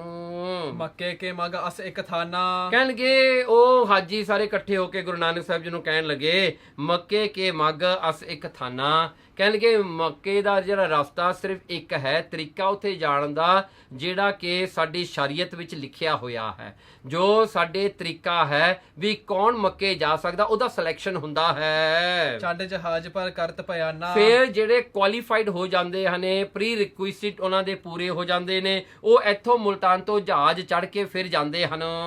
ਤਹ ਜਬ ਕਲਮਾ ਦੇਥ ਪੜਾਈ। ਕਹਿਣ ਲੱਗੇ ਹੁਣ ਪ੍ਰੀ ਰਿਕੁਇਸਿਟ ਦੇ ਵਿੱਚ ਕੀ ਆਉਂਦਾ ਹੈ, ਜਦੋਂ ਇਹ ਸਾਰੇ ਜਿਹੜੇ ਮੁਸਲਮਾਨ ਜਦੋਂ ਜਹਾਜ਼ ਚੜ੍ਹਦੇ ਨੇ, ਜਿਵੇਂ ਆਮ ਕਰਕੇ ਆਪਾਂ ਪਾਸਪੋਰਟ ਦਿਖਾ ਕੇ ਚੜ੍ਹਦੇ ਨੇ, ਟਿਕਟ ਦਿਖਾ ਕੇ ਚੜ੍ਹਦੇ ਨੇ, ਇਹ ਜਿਹੜੇ ਨਾ ਜਦੋਂ ਚੜ੍ਹਦੇ ਨੇ ਤਾਂ ਜਬ ਕਲਮਾ ਦੇਤ ਪੜਾਈ, ਉੱਥੇ ਕਲਮਾ ਪੜਾਉਂਦੇ ਨੇ ਇਹਨਾਂ ਨੂੰ, ਉਹਨਾਂ ਨੂੰ ਕਲਮਾ ਪੜ੍ਹਨੀਆਂ ਪੈਂਦੀਆਂ ਹਨ। ਤਬ ਜਹਾਜ਼ ਪਰ ਲੇਤ ਚੜਾਈ। ਹਾਂ, ਜਿਹੜਾ ਕੋਈ ਕਲਮਾ ਪੜ੍ਹ ਸਕੇ ਮੂੰਹ ਜ਼ੁਬਾਨੀ ਉਹਨੂੰ ਚੜਾਉਂਦੇ ਹਨ, ਜਿਹੜਾ ਨਹੀਂ ਪੜ੍ਹ ਸਕੇ ਉਹਨੂੰ ਮੋੜ ਦਿੰਦੇ ਹਨ। ਹਿੰਦੂ ਨਾ ਕਲਮਾ ਕਰਤ ਉਚਾਰਾ। ਤੇ ਮਹਾਰਾਜ ਨੂੰ ਕਹਿਣ ਲੱਗੇ ਜਿਹੜੇ ਹਿੰਦੂ ਲੋਕ ਨੇ ਉਹਨਾਂ ਨੂੰ ਤਾਂ ਕਲਮਾ ਨਹੀਂ ਪੜ੍ਹ ਸਕਦੇ, ਨਾ ਉਹਨਾਂ ਨੂੰ ਕਲਮਾ ਆਉਂਦੀਆਂ ਹੀ, ਨਾ ਉਹਨਾਂ ਕੋਲ ਅਧਿਕਾਰ ਹੈ, ਦੇ ਹੈਜ਼ ਨੋ ਰਾਈਟ, ਉਹਨਾਂ ਕੋਲ ਇਹ ਕਲਮਾ ਪੜਨ ਦਾ ਰਾਈਟ ਵੀ ਕੋਈ ਨਹੀਂ ਹੈਗਾ। ਜਾਂ ਤੇ ਹਮ ਤੇ ਜਾਹੋ ਨਿਰਾਰਾ। ਇਸ ਕਰਕੇ ਗੁਰੂ ਨਾਨਕ ਸਾਹਿਬ ਜੀ ਨੂੰ ਕਹਿੰਦੇ ਤੁਸੀਂ ਆਪਣੇ ਰਸਤੇ ਜਾਓ, ਅਸੀਂ ਆਪਣੇ ਰਸਤੇ ਜਾਵਾਂਗੇ। ਤੁਸੀਂ ਜਿਹੜਾ ਹੈ ਤੁਸੀਂ ਜਿਵੇਂ ਜਾਣਾ ਤੁਸੀਂ ਜਾਓ, ਸਾਨੂੰ ਆਪਣੇ ਰਸਤੇ ਜਾਣ ਦਿਓ। ਸੁਣ ਕਰ ਸ੍ਰੀ ਮੁਖ ਸੋ ਮੁਸਕਾਨੇ। ਗੁਰੂ ਨਾਨਕ ਸਾਹਿਬ ਸੱਚੇ ਪਾਤਸ਼ਾਹ ਜੀ ਉਹਨਾਂ ਦੀਆਂ ਮਨਾਂ ਦੀਆਂ ਜਾਣ ਕੇ ਨਾ, ਉਹਨਾਂ ਦੀ ਕੁੱਟਲਤਾ ਨੂੰ ਜਾਣ ਕੇ ਮਹਾਰਾਜ ਮੁਸਕਰਾਉਣ ਲੱਗ ਪਏ, ਮਹਾਰਾਜ ਜੀ ਹੱਸਣ ਲੱਗੇ। 300 ਐਸੇ ਬਚਨ ਬਖਾਨੇ। ਮਹਾਰਾਜ ਨੇ ਉਹਨਾਂ ਨੂੰ ਇਹ ਬਚਨ ਕੀਤੇ, ਇਹ ਕਿਹਾ ਜੀ ਜਨਮਿਓ ਜਬ ਕੋ ਸੰਗ ਨਾ ਆਇਓ। ਮਹਾਰਾਜ ਕਹਿੰਦੇ ਜਦੋਂ ਕੋਈ ਬੱਚਾ ਜਨਮ ਲੈਂਦਾ ਹੈ ਤੇ ਕਹਿੰਦੇ ਉਹ ਜਨਮ ਲੈਣ ਦੇ ਸਮੇਂ ਉਹ ਬੱਚੇ ਨਾਲ ਕੋਈ ਵੀ ਨਹੀਂ ਆਉਂਦਾ, ਉਹ ਇਕੱਲਾ ਹੀ ਆਉਂਦਾ ਹੈ। ਮਰਨੇ ਕਾਲ ਨਾ ਸੰਗ ਸਿਧਾਇਓ। ਜਦੋਂ ਇੱਕ ਇਨਸਾਨ ਮਰਦਾ ਹੈ, ਉਹ ਮਰਨ ਲੱਗਿਆ ਵੀ ਇਕੱਲਾ ਹੀ ਮਰਦਾ, ਉਹਦੇ ਨਾਲ ਕੋਈ ਨਹੀਂ। ਮਤਲਬ ਬੰਦਾ ਆਉਂਦਾ ਵੀ ਸੰਸਾਰ ਤੇ ਇਕੱਲਾ, ਜਾਂਦਾ ਵੀ ਇਕੱਲਾ ਹੀ ਜਾਂਦਾ ਹੈ। ਆਏ ਇਕੱਲਾ ਜਾਤ ਇਕੱਲਾ। ਕਹਿੰਦੇ ਉਹ ਆਉਂਦਾ ਇਕੱਲਾ, ਜਾਂਦਾ ਵੀ ਇਕੱਲਾ, ਕਮਸ ਅਲੋਨ ਗੋਸ ਅਲੋਨ। ਸੋ ਇਹ ਗੱਲ ਹੈ ਸਾਰੀ। ਜੋ ਸਮਝਿਆ ਹੈ ਮਨ ਹੋਤ ਸੁਹੇਲਾ। ਕਹਿਣਗੇ ਜਦੋਂ ਤੱਕ ਬੰਦਾ ਇਹ ਗੱਲ ਨੂੰ ਸਮਝ ਲਵੇ ਨਾ ਆਪਣੇ ਮਨ ਵਿੱਚ, ਤਾਂ ਕਹਿੰਦੇ ਹੋਤ ਅੰਮ੍ਰਿਤ ਸਵੇਲਾ ਸਾਰਾ ਕੰਮ ਸੌਖਾ ਹੋ ਜਾਂਦਾ ਹੈ। ਉਹਨੂੰ ਫਿਰ ਕਿਸੇ ਤੇ ਆਸ ਨਹੀਂ ਰਹਿੰਦੀ, ਉਹ ਕਿਸੇ ਦੂਸਰੇ ਤੇ ਆਸ ਨਹੀਂ ਰੱਖਦਾ। ਸੁਨ ਕਰ ਬਸ ਤਹਿ ਰਹਿਣ ਬਿਤਾਈ। ਕਿਉਂਕਿ ਇਹ ਜਿਹੜਾ ਹਨ ਸੁਣ ਕਰ ਸੁਣ ਕਰ ਬਸ ਤਹਿ ਰਹਿਣ ਬਿਤਾਈ, ਇਹ ਜਿਹੜਾ ਹੈ ਗੁਰੂ ਨਾਨਕ ਸਾਹਿਬ ਸੱਚੇ ਪਾਤਸ਼ਾਹ ਜੀ ਨੇ ਇਹ ਬਚਨ ਬਿਲਾਸ ਉਹਨਾਂ ਨਾਲ ਕੀਤੇ ਤੇ ਇਹ ਕਰਕੇ ਮਹਾਰਾਜ ਜੀ ਉੱਥੇ ਰਹੇ, ਰਾਤ ਸਾਰੀ ਬਤੀਤ ਕੀਤੀ। ਮੋਹਰੋ ਜਬ ਪ੍ਰਭਾਤ ਹੋਇ ਆਈ। ਜਦੋਂ ਸਵੇਰ ਹੋਈ ਜੀ, ਦਿਨ ਚੜਿਆ, ਉੱਠ ਕਰ ਹਾਜੀ ਪੰਥ ਸਿਧਾਰੇ। ਕੀ ਹੋਇਆ? ਹਾਜੀ ਸਾਰੇ ਉੱਠ ਕੇ ਆਪਣੀਆਂ ਕਲਮਾਂ ਪੜ੍ਹ ਕੇ ਜਹਾਜ਼ ਤੇ ਚੜਨ ਲੱਗੇ ਜਾਣ ਵਾਸਤੇ ਮੱਕੇ ਨੂੰ। ਆਪਨ ਸਾਥ ਤੇ ਪ੍ਰਭ ਹਟਕਾਰੇ। ਤੇ ਪਰਮਾਤਮਾ ਗੁਰੂ ਨਾਨਕ ਸਾਹਿਬ ਸੱਚੇ ਪਾਤਸ਼ਾਹ ਨੂੰ ਹਟਾ ਦਿੱਤਾ ਜੀ, ਪਿੱਛੇ ਕਰ ਦਿੱਤਾ। ਉਹਨਾਂ ਨੂੰ ਇਹ ਨਹੀਂ ਪਤਾ ਸੀ ਵੀ ਕਿ ਜਿਹਦੇ ਵਾਸਤੇ ਖੁਦਾ ਵਾਸਤੇ ਉੱਥੇ ਜਾ ਰਹੇ ਨੇ ਉਹੀ ਖੁਦਾ ਨੂੰ ਪਿੱਛੇ ਛੱਡ ਕੇ ਚੱਲੇ ਨੇ, ਉਹਨੂੰ ਧੱਕੇ ਮਾਰਦੇ ਨੇ ਵੀ ਤੂੰ ਨਾ ਜਾਈ, ਤੇ ਉਹਦੇ ਦਰਸ਼ਨਾਂ ਵਾਸਤੇ ਮੱਕੇ ਚੱਲੇ ਨੇ। ਹਾਂਜੀ, ਦੇਖੋ ਨਾ ਕਿਹੋ ਜਿਹਾ ਜਿਹੜਾ ਹੈ ਅਗਿਆਨਤਾ ਹੈ। ਉਹਨਾਂ ਨੂੰ ਕੀ ਪਤਾ ਸੀ ਵੀ ਜਿਹੜੇ ਖੁਦਾ ਨੂੰ ਅਸੀਂ ਪਿੱਛੇ ਛੱਡ ਕੇ ਚੱਲੇ ਉਹਦੀ ਜ਼ਾਹਰ ਕਰਨ ਵਾਸਤੇ ਅਸੀਂ ਮੱਕੇ ਚੱਲੇ ਹਾਂ। ਸੋ ਇਸ ਤਰ੍ਹਾਂ ਕਰਦਿਆਂ ਹੋਇਆਂ ਗੁਰੂ ਨਾਨਕ ਸਾਹਿਬ ਨੂੰ ਪਿੱਛੇ ਹਟਾਤਾ ਜੀ, ਧੱਕਤਾ ਪਿੱਛੇ। ਮਰਦਾਨੇ ਸੋ ਬਚਨ ਬਖਾਨਾ। ਉਸ ਵੇਲੇ ਮਰਦਾਨੇ ਨੂੰ ਗੁਰੂ ਨਾਨਕ ਸਾਹਿਬ ਜੀ ਨੇ ਬਚਨ ਕੀਤਾ, ਹਿੰਦੂ ਕੋ ਤਹ ਹੋਏ ਨਾ ਜਾਣਾ। ਕਹਿਣ ਲੱਗੇ ਦੇਖ ਮਰਦਾਨਿਆ, ਹਿੰਦੂ ਨੂੰ ਤਾਂ ਉੱਥੇ ਜਾਣ ਦੀ ਆਗਿਆ ਨਹੀਂ, ਇੱਕ ਹਿੰਦੂ ਨੂੰ ਪਰਮਿਸ਼ਨ ਨਹੀਂ ਉੱਥੇ ਜਾਣ ਦੀ ਮੱਕੇ ਵਿੱਚ। ਮੱਕੇ ਦੇਖਣ ਮਹਿ ਪ੍ਰਤਬੰਧਾ। ਕਹਿਣ ਲੱਗੇ ਇਸ ਕਰਕੇ ਮੱਕੇ ਨੂੰ ਦੇਖਣ ਵਿੱਚ ਉਹਨੂੰ ਜਿਹੜੀ ਹੈ ਪ੍ਰੋਹਿਬਿਟ ਕੀਤਾ ਗਿਆ ਹੈ, ਹਿੰਦੂ ਨੂੰ ਰੋਕ ਲਾਈ ਗਈ ਹੈ ਵੀ ਤੂੰ ਨਹੀਂ ਦੇਖ ਸਕਦਾ, ਹਿੰਦੂ ਕੋਈ ਜਾ ਹੀ ਨਹੀਂ ਸਕਦਾ ਉੱਥੇ। ਕਹੋ ਅਬ ਕਿਹ ਬਿਦ ਗਮਨੋ ਪੰਦਾ। ਹੁਣ ਗੁਰੂ ਨਾਨਕ ਸਾਹਿਬ ਜੀ ਮਰਦਾਨੇ ਨੂੰ ਪੁੱਛਦੇ ਹਨ, ਕਹਿਣਗੇ ਮਰਦਾਨਿਆ ਹੁਣ ਦੱਸ ਇਹ ਰਸਤਾ ਜਿਹੜਾ ਮੱਕੇ ਦਾ ਕਿਵੇਂ ਜਾਈਏ, ਹੁਣ ਕਿਵੇਂ ਪਹੁੰਚੀਏ ਜੀ ਮੱਕੇ ਜਾ ਕੇ। ਹੁਣ ਜਹਾਜ਼ ਤੇ ਤਾਂ ਚੜਾਉਣ ਨਹੀਂ ਦਿੰਦੇ। ਉਤੇ ਤੁਰਕ ਸੇ ਪੰਥ ਪਧਾਰੇ। ਕਹਿਣ ਲੱਗੇ ਜਿਹੜੇ ਤੁਰਕ ਸੀ ਮੁਸਲਮਾਨ ਹਨ ਉਹ ਤਾਂ ਚੜ ਗਏ ਜਹਾਜ਼ ਤੇ ਆਪਣੇ ਰਸਤੇ ਪੈ ਗਏ ਜੀ। ਸੁਨ ਮਰਦਾਨੇ ਬੈਨ ਉਚਾਰੇ। ਇਹ ਗੱਲ ਮਹਾਰਾਜ ਦੇ ਬਚਨ ਸੁਣ ਕੇ ਭਾਈ ਮਰਦਾਨੇ ਨੇ ਕਿਹਾ, ਚੌਪਏ ਤੀਨ ਲੋਕ ਕੇ ਵਿਖਿਆ ਨਾ ਕੋਈ। ਗੁਰੂ ਨਾਨਕ ਸਾਹਿਬ ਤੇ ਇੰਨਾ ਭਰੋਸਾ ਹੈ ਭਾਈ ਮਰਦਾਨੇ ਨੂੰ। ਭਾਈ ਮਰਦਾਨਾ ਕੀ ਕਹਿੰਦਾ ਹੈ, ਤਿੰਨ ਲੋਕਾਂ ਦੇ ਵਿੱਚ ਜੇ ਕੋਈ ਹੈ ਜਿਹਦੇ ਕੋਈ ਪਾਵਰ ਹੈ, ਜਿਹਦੇ ਕੋਈ ਗਮਤਾ ਹੈ, ਜਿਹਦਾ ਹੁਕਮ ਤਿੰਨ ਲੋਕਾਂ ਵਿੱਚ 3 ਵਰਲਡਸ ਵਿੱਚ ਚੱਲਦਾ ਹੋਵੇ। ਰਾਵਰ ਕਉ ਬਰਜਹ ਮਗ ਜੋਈ। ਕਹਿਣ ਲੱਗੇ ਰਾਵਰ ਤੁਸੀਂ ਤਿੰਨ ਲੋਕਾਂ ਵਿੱਚ ਆਪਣਾ ਹੁਕਮ ਚਲਾਉਣ ਵਾਲੇ, ਸਾਰੀ ਧਰਤੀ ਤੁਹਾਡੇ ਹੁਕਮ ਵਿੱਚ ਚੱਲਣ ਵਾਲੀ, ਰਾਵਰ ਕੋ ਬਰਜਹ ਮਗ ਜੋਈ, ਕੌਣ ਆ ਤੁਹਾਨੂੰ ਰੋਕ ਸਕਦਾ? ਕੌਣ ਤੁਹਾਡੇ ਰਸਤੇ ਦੇ ਵਿੱਚ ਰੋਕ ਪਾ ਸਕਦਾ ਹੈ ਮਹਾਰਾਜ ਜੀ? ਤੁਰਕ ਜੇ ਬਪੁਰੇ ਕੌਣ ਅਗਾਰੀ। ਕਹਿਣ ਲੱਗੇ ਇਹ ਵਿਚਾਰੇ ਤੁਰਕ ਤੁਹਾਨੂੰ ਹਟਾਉਣ ਵਾਲੇ ਕੌਣ ਹਨ? ਤੁਹਾਡੇ ਰਸਤੇ ਵਿੱਚ ਰੁਕਾਵਟ ਪਾਉਣ ਵਾਲੇ ਇਹ ਵਿਚਾਰੇ ਮੁਸਲਮਾਨ ਕੌਣ ਹਨ? ਤੁਮਰੇ ਸਨਮੁਖ ਹੋਇ ਬਲ ਧਾਰੀ। ਕਹਿਣ ਲੱਗੇ ਤੁਹਾਡੇ ਅੱਗੇ ਤੁਹਾਡੇ ਜਿੰਨਾ ਬਲ ਜਾਂ ਤੁਹਾਡੇ ਤੋਂ ਵੱਧ ਸਟਰੈਂਥ ਕਿਹਦੇ ਕੋਲ ਹੈ? ਤੋਂ ਵੱਧ ਪਾਵਰ ਇਹ ਦੁਨੀਆ ਵਿੱਚ ਕਿਸੇ ਕੋਲ ਵੀ ਨਹੀਂ ਹੈ। ਕਿਰਪਾ ਧਾਰ ਮੁਝ ਦੇਹੋ ਦਿਖਾਈ। ਮਹਾਰਾਜ ਕਿਰਪਾ ਕਰਕੇ ਸਾਨੂੰ ਦਰਸ਼ਨ ਕਰਾ ਦਿਓ ਮੱਕੇ ਦੇ ਮਦੀਨੇ ਦੇ। ਮਹਿ ਵਿਲਾਓ ਕੀਜੈ ਜਗ ਸਾਈ। ਮਹਾਰਾਜ ਇਹ ਜਿਹੜਾ ਟਾਲਾ ਮਟੋਲਾ ਨਾ ਕਰੋ ਮਹਾਰਾਜ, ਸਿੱਧਾ ਜਿਹਾ ਕੰਮ ਹੈ ਮਹਾਰਾਜ, ਮੈਨੂੰ ਦਿਖਾ ਦਿਓ ਜੀ। ਮੈਨੂੰ ਪਤਾ ਤੁਹਾਡੇ ਕੋਲ ਸਮਰਥਾ, ਤੁਹਾਡੇ ਕੋਲ ਪਾਵਰ ਹੈ। ਸੁਨ ਸ੍ਰੀ ਮੁਖ ਤੇ ਬਿਗਸੇ ਨਾਥਾ। ਗੁਰੂ ਨਾਨਕ ਸਾਹਿਬ ਮਹਾਰਾਜ ਆਪਣੇ ਮੁਖ ਤੋਂ ਹੱਸਣ ਲੱਗ ਪਏ।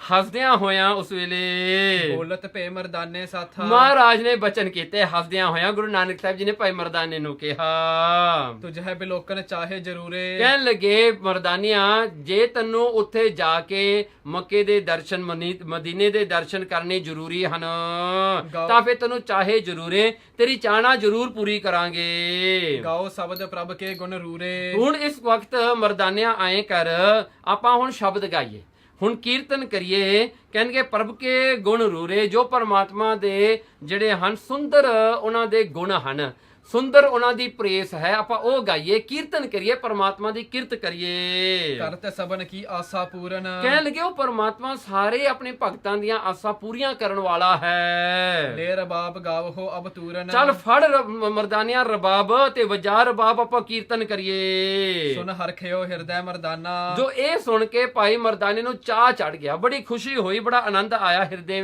ਦੇ ਦਿਲ ਵਿੱਚ। ਜੰਤਰ ਵਜਾਏ ਕੀਨ ਮੁਖ ਗਾਨਾ। ਉਹਨੇ ਜਿਹੜਾ ਹੈ ਆਪਣੀ ਰਬਾਬ ਛੇੜੀ ਤੇ ਰਬਾਬ ਵਜਾਉਂਦਿਆਂ ਹੋਇਆਂ ਮੁੱਖ ਗਾਣਾ ਆਪਣੇ ਮੂੰਹ ਤੋਂ ਸ਼ਬਦ ਉਚਾਰਨ ਕੀਤਾ। ਗੁਰੂ ਨਾਨਕ ਸਾਹਿਬ ਸੱਚੇ ਪਾਤਸ਼ਾਹ ਜੀ ਨੇ, ਜਿਹਨੂੰ ਸੁਣ ਕੇ ਭਾਈ ਮਰਦਾਨਾ ਵੀ ਗਾਉਣ ਲੱਗਿਆ।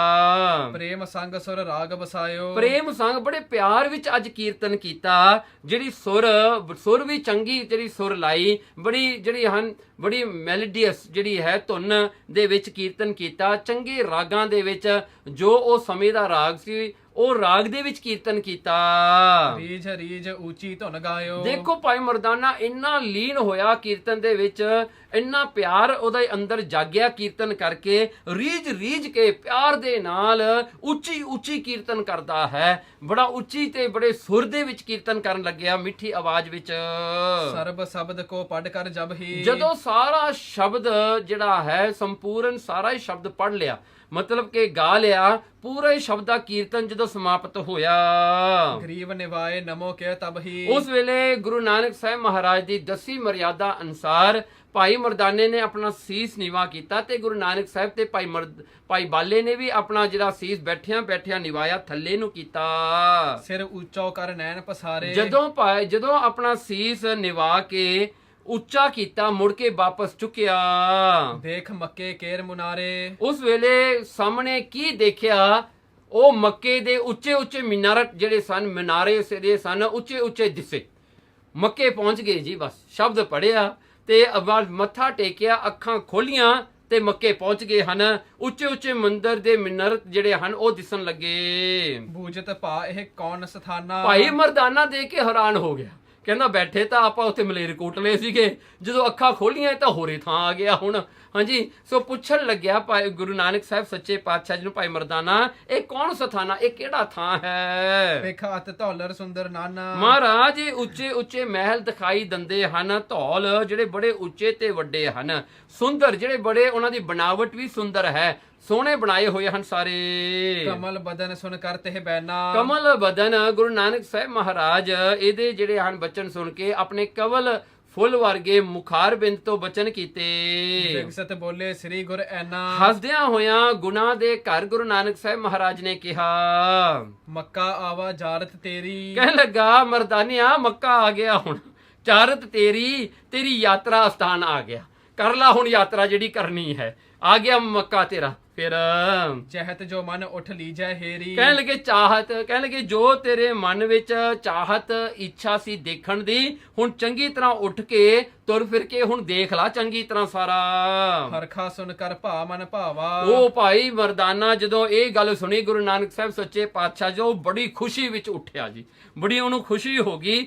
ਹਰਖਾ ਸੁਣ ਕਰ ਭਾ ਮਨ ਭਾਵਾ, ਆਪਣੇ ਮਨ ਭਾਉਂਦਿਆਂ ਦਰਸ਼ਨ ਕਰਕੇ ਮੱਕੇ ਦੇ ਉਹਦੀ ਮਨ ਦੀ ਇੱਛਾ ਪੂਰੀ ਹੋਈ ਤੇ ਭਾਈ ਮਰਦਾਨਾ ਜਿਹੜਾ ਹੈ ਬੜੇ ਚਾਅ ਵਿੱਚ ਆਇਆ। ਹਿਤ ਦੇਖਣ ਕੇ ਚਿਤ ਲਲਚਾਵਾ। ਸੋ ਉਹਦਾ ਚਿੱਤ ਜਿਹੜਾ ਹਨ ਉਹ ਲਲਚਾਉਣ ਲੱਗਿਆ ਵੀ ਮੈਂ ਚੰਗੀ ਤਰ੍ਹਾਂ ਤੁਰ ਫਿਰ ਕੇ ਸਾਰਾ ਹੀ ਦੇਖ ਲਵਾਂ ਹੁਣ ਮੱਕਾ। ਚੌਪੇ ਮਰਦਾਨੇ ਕੇ ਚਿਤ ਕੀ ਜਾਨੀ। ਗੁਰੂ ਨਾਨਕ ਸਾਹਿਬ ਸੱਚੇ ਪਾਤਸ਼ਾਹ ਜੀ ਨੇ ਭਾਈ ਮਰਦਾਨੇ ਦੀ ਚਾਹਨਾ ਤੇ ਉਹਨਾਂ ਦੇ ਅੰਦਰੋਂ ਜਿਹੜੀ ਮਨ ਦੀ ਇੱਛਾ ਨੂੰ ਜਾਣ ਲਿਆ। ਉੱਠਤ ਭਏ ਤਬ ਹੀ ਗੁਣ ਖਾਨੀ। ਗੁਰੂ ਨਾਨਕ ਸਾਹਿਬ ਸੱਚੇ ਪਾਤਸ਼ਾਹ ਵੀ ਉੱਠ ਖੜੇ, ਕਿਉਂਕਿ ਭਾਈ ਮਰਦਾਨਾ ਕੱਲਾ ਨਹੀਂ ਜਾਣਾ ਚਾਹੁੰਦਾ ਸੀ ਐਤਕੀ, ਹੋਰ ਥਾਵਾਂ ਤੇ ਤਾਂ ਕੱਲਾ ਜਾਂਦਾ ਰਿਹਾ, ਪਰ ਹੁਣ ਉਹਨਾਂ ਨੂੰ ਇਕੱਲੇ ਜਾਣ ਦਾ ਹੁਣ ਇੱਛਾ ਨਹੀਂ ਸੀ। ਗੁਰੂ ਨਾਨਕ ਸਾਹਿਬ ਜੀ ਆਪ ਉੱਠ ਖੜੇ ਹੁਣ ਜਾਣ ਵਾਸਤੇ ਨਾਲ। ਮੰਦ ਮੰਦ ਪਦ ਸੁੰਦਰ ਚਾਲੀ। ਕਹਿਣ ਲੱਗੇ ਮੰਦ ਹੌਲੀ ਹੌਲੀ ਤੁਰਦੇ ਜਾਂਦੇ ਹਨ ਗੁਰੂ ਨਾਨਕ ਸਾਹਿਬ ਸੱਚੇ ਪਾਤਸ਼ਾਹ ਜੀ ਨਾਲ ਭਾਈ ਬਾਲਾ ਤੇ ਭਾਈ ਮਰਦਾਨਾ, ਤੇ ਹੌਲੀ ਹੌਲੀ ਬੜੀ ਸੁੰਦਰ ਚਾਲ ਹੈ ਸਤਿਗੁਰਾਂ ਦੀ। ਬੈਠੇ ਜਾਏ ਸਮੀਪ ਦੀਵਾਲੀ। ਕਹਿ ਜਾ ਕੇ ਇੱਕ ਦੀਵਾਰ ਸੀ, ਇੱਕ ਕੰਧ ਸੀ, ਉਹਦੇ ਓਲੇ ਜਿਹੜੇ ਹੋ ਕੇ ਉਹਦੇ ਪਾਸੇ ਹੋ ਕੇ ਬੈਠ ਗਏ। ਹਾਜੀ ਬੇਖ ਕਰੇ ਤੇ ਥਾਏ। ਕਿ ਹਾਜੀ ਦਾ ਬੇਖ ਧਾਰਨ ਕੀਤਾ ਹੋਇਆ ਸੀ ਗੁਰੂ ਨਾਨਕ ਸਾਹਿਬ ਨੇ। ਹੁਣ ਉਹ ਜਿਹੜਾ ਹੈ ਪੂਰਨ ਜਿਹੜਾ ਹੈ ਹਾਜੀਆਂ ਦਾ ਹੀ ਭੇਖ ਸੀਗਾ, ਹੁਣ ਬਿਲਕੁਲ ਉਹੀ ਸੀ ਜੋ ਹਿੰਦੂ ਜਿਹੜਾ ਹਨ ਮੁਸਲਮਾਨ ਲੋਕ ਪਹਿਨਦੇ ਹਨ। ਕੀਨੇ ਆਸਨ ਗੁਰੂ ਸੁਹਾਏ। ਮਹਾਰਾਜ ਨੇ ਉੱਥੇ ਆਸਨ ਲਾ ਲਿਆ, ਮਹਾਰਾਜ ਜੀ ਉੱਥੇ ਚੌਂਕੜਾ ਮਾਰ ਕੇ ਬੈਠ ਗਏ, ਸੁਹਾਉਂਦੇ ਬੜੇ ਸੋਹਣੇ ਲੱਗਦੇ ਹਨ। ਤੇ ਛਿਨ ਸ਼ਬਦ ਬਸੰਤ ਮਝਾਰਾ। ਮਹਾਰਾਜ ਨੇ ਉਸੇ ਬਸੰਤ ਰਾਗ ਦੇ ਵਿੱਚ ਇੱਕ ਸ਼ਬਦ ਦਾ ਉਚਾਰਨ ਗਾਉਣਾ ਕੀਤਾ। ਉੱਚ ਸੁਰ ਸੋ ਕੇ ਗਾਨ ਉਚਾਰਾ। ਤੇ ਇਸ ਸ਼ਬਦ ਦਾ ਜਿਹੜਾ ਕੀਰਤਨ ਹੈ ਬੜੀ ਉੱਚੀ ਸੁਰ ਦੇ ਵਿੱਚ ਜਿਹੜਾ ਹੈ ਮਹਾਰਾਜ ਨੇ ਗਾਉਣਾ ਕੀਤਾ। ਇਹ ਸ਼ਬਦ ਜਿਹੜਾ ਹੈ ਸ੍ਰੀ ਗੁਰੂ ਗ੍ਰੰਥ ਸਾਹਿਬ ਸੱਚੇ ਪਾਤਸ਼ਾਹ ਜੀ ਦੇ ਅੰਗ 1190 ਵਿੱਚ ਹੈ। ਸੋ ਜਿਹੜਾ ਹਨ 1190 ਅੰਗ ਤੇ ਇਹ ਸ਼ਬਦ ਹੈ।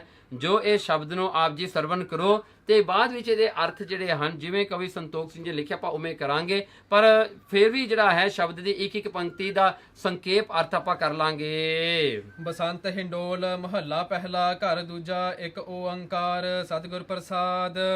9 7 14 ਹੈ 3 4 ਕਰ ਮਹਿਲਤ 4 ਬਹਾਲੀ 4 ਦੀਵੇ ਚੌ ਹੱਥ ਦੀਏ ਏਕਾ ਏਕਾ ਵਾਰੀ। ਵਾਹਿਗੁਰੂ। ਸੋ ਦੇਖੋ ਹੁਣ ਇਹਨਾਂ ਦੇ ਅਰਥ ਜਿਹੜੇ ਉਹ ਸਰਵਣ ਕਰੋ। ਬਸੰਤ ਹਿੰਡੋਲ ਮਹੱਲਾ ਪਹਿਲਾ ਘਰ ਦੂਜਾ ਇੱਕ ਓੰਕਾਰ ਸਤਿਗੁਰ ਪ੍ਰਸਾਦ। ਇੱਕ ਓੰਕਾਰ ਜੋ ਇੱਕ ਅਦੁੱਤੀ ਪਰਮਾਤਮਾ ਹੈ, ਓੰਕਾਰ ਜੋ ਸਾਰਿਆਂ ਦਾ ਪ੍ਰਕਾਸ਼ਕ ਹੈ, ਜੋ ਸਤਿਗੁਰਾਂ ਦੀ ਕਿਰਪਾ ਕਰਕੇ ਪ੍ਰਾਪਤ ਹੁੰਦਾ ਹੈ। 9 7 14 3 4 ਨੌ ਖੰਡ ਹਨ, 9 ਹਿੱਸੇ ਹਨ ਧਰਤੀ ਦੇ, 7 ਦੀਪ ਹਨ, 7 ਕੰਟੀਨੈਂਟਸ ਹਨ ਇਸ ਦੁਨੀਆ ਦੇ। ਸੋ ਅੱਗੇ ਜਿਹੜਾ ਹੈ 3 ਸੋ 14 ਆਉਂਦਾ ਹੈ ਕਿ 5 ਗਿਆਨ ਇੰਦਰੀਆਂ, 5 ਕਰਮ ਇੰਦਰੀਆਂ ਤੇ ਫਿਰ ਅੰਤःਕਰਨ ਜੋ ਮਨ ਬੁੱਧ ਚਿੱਤ ਤੇ ਅਹੰਗ ਹੈ।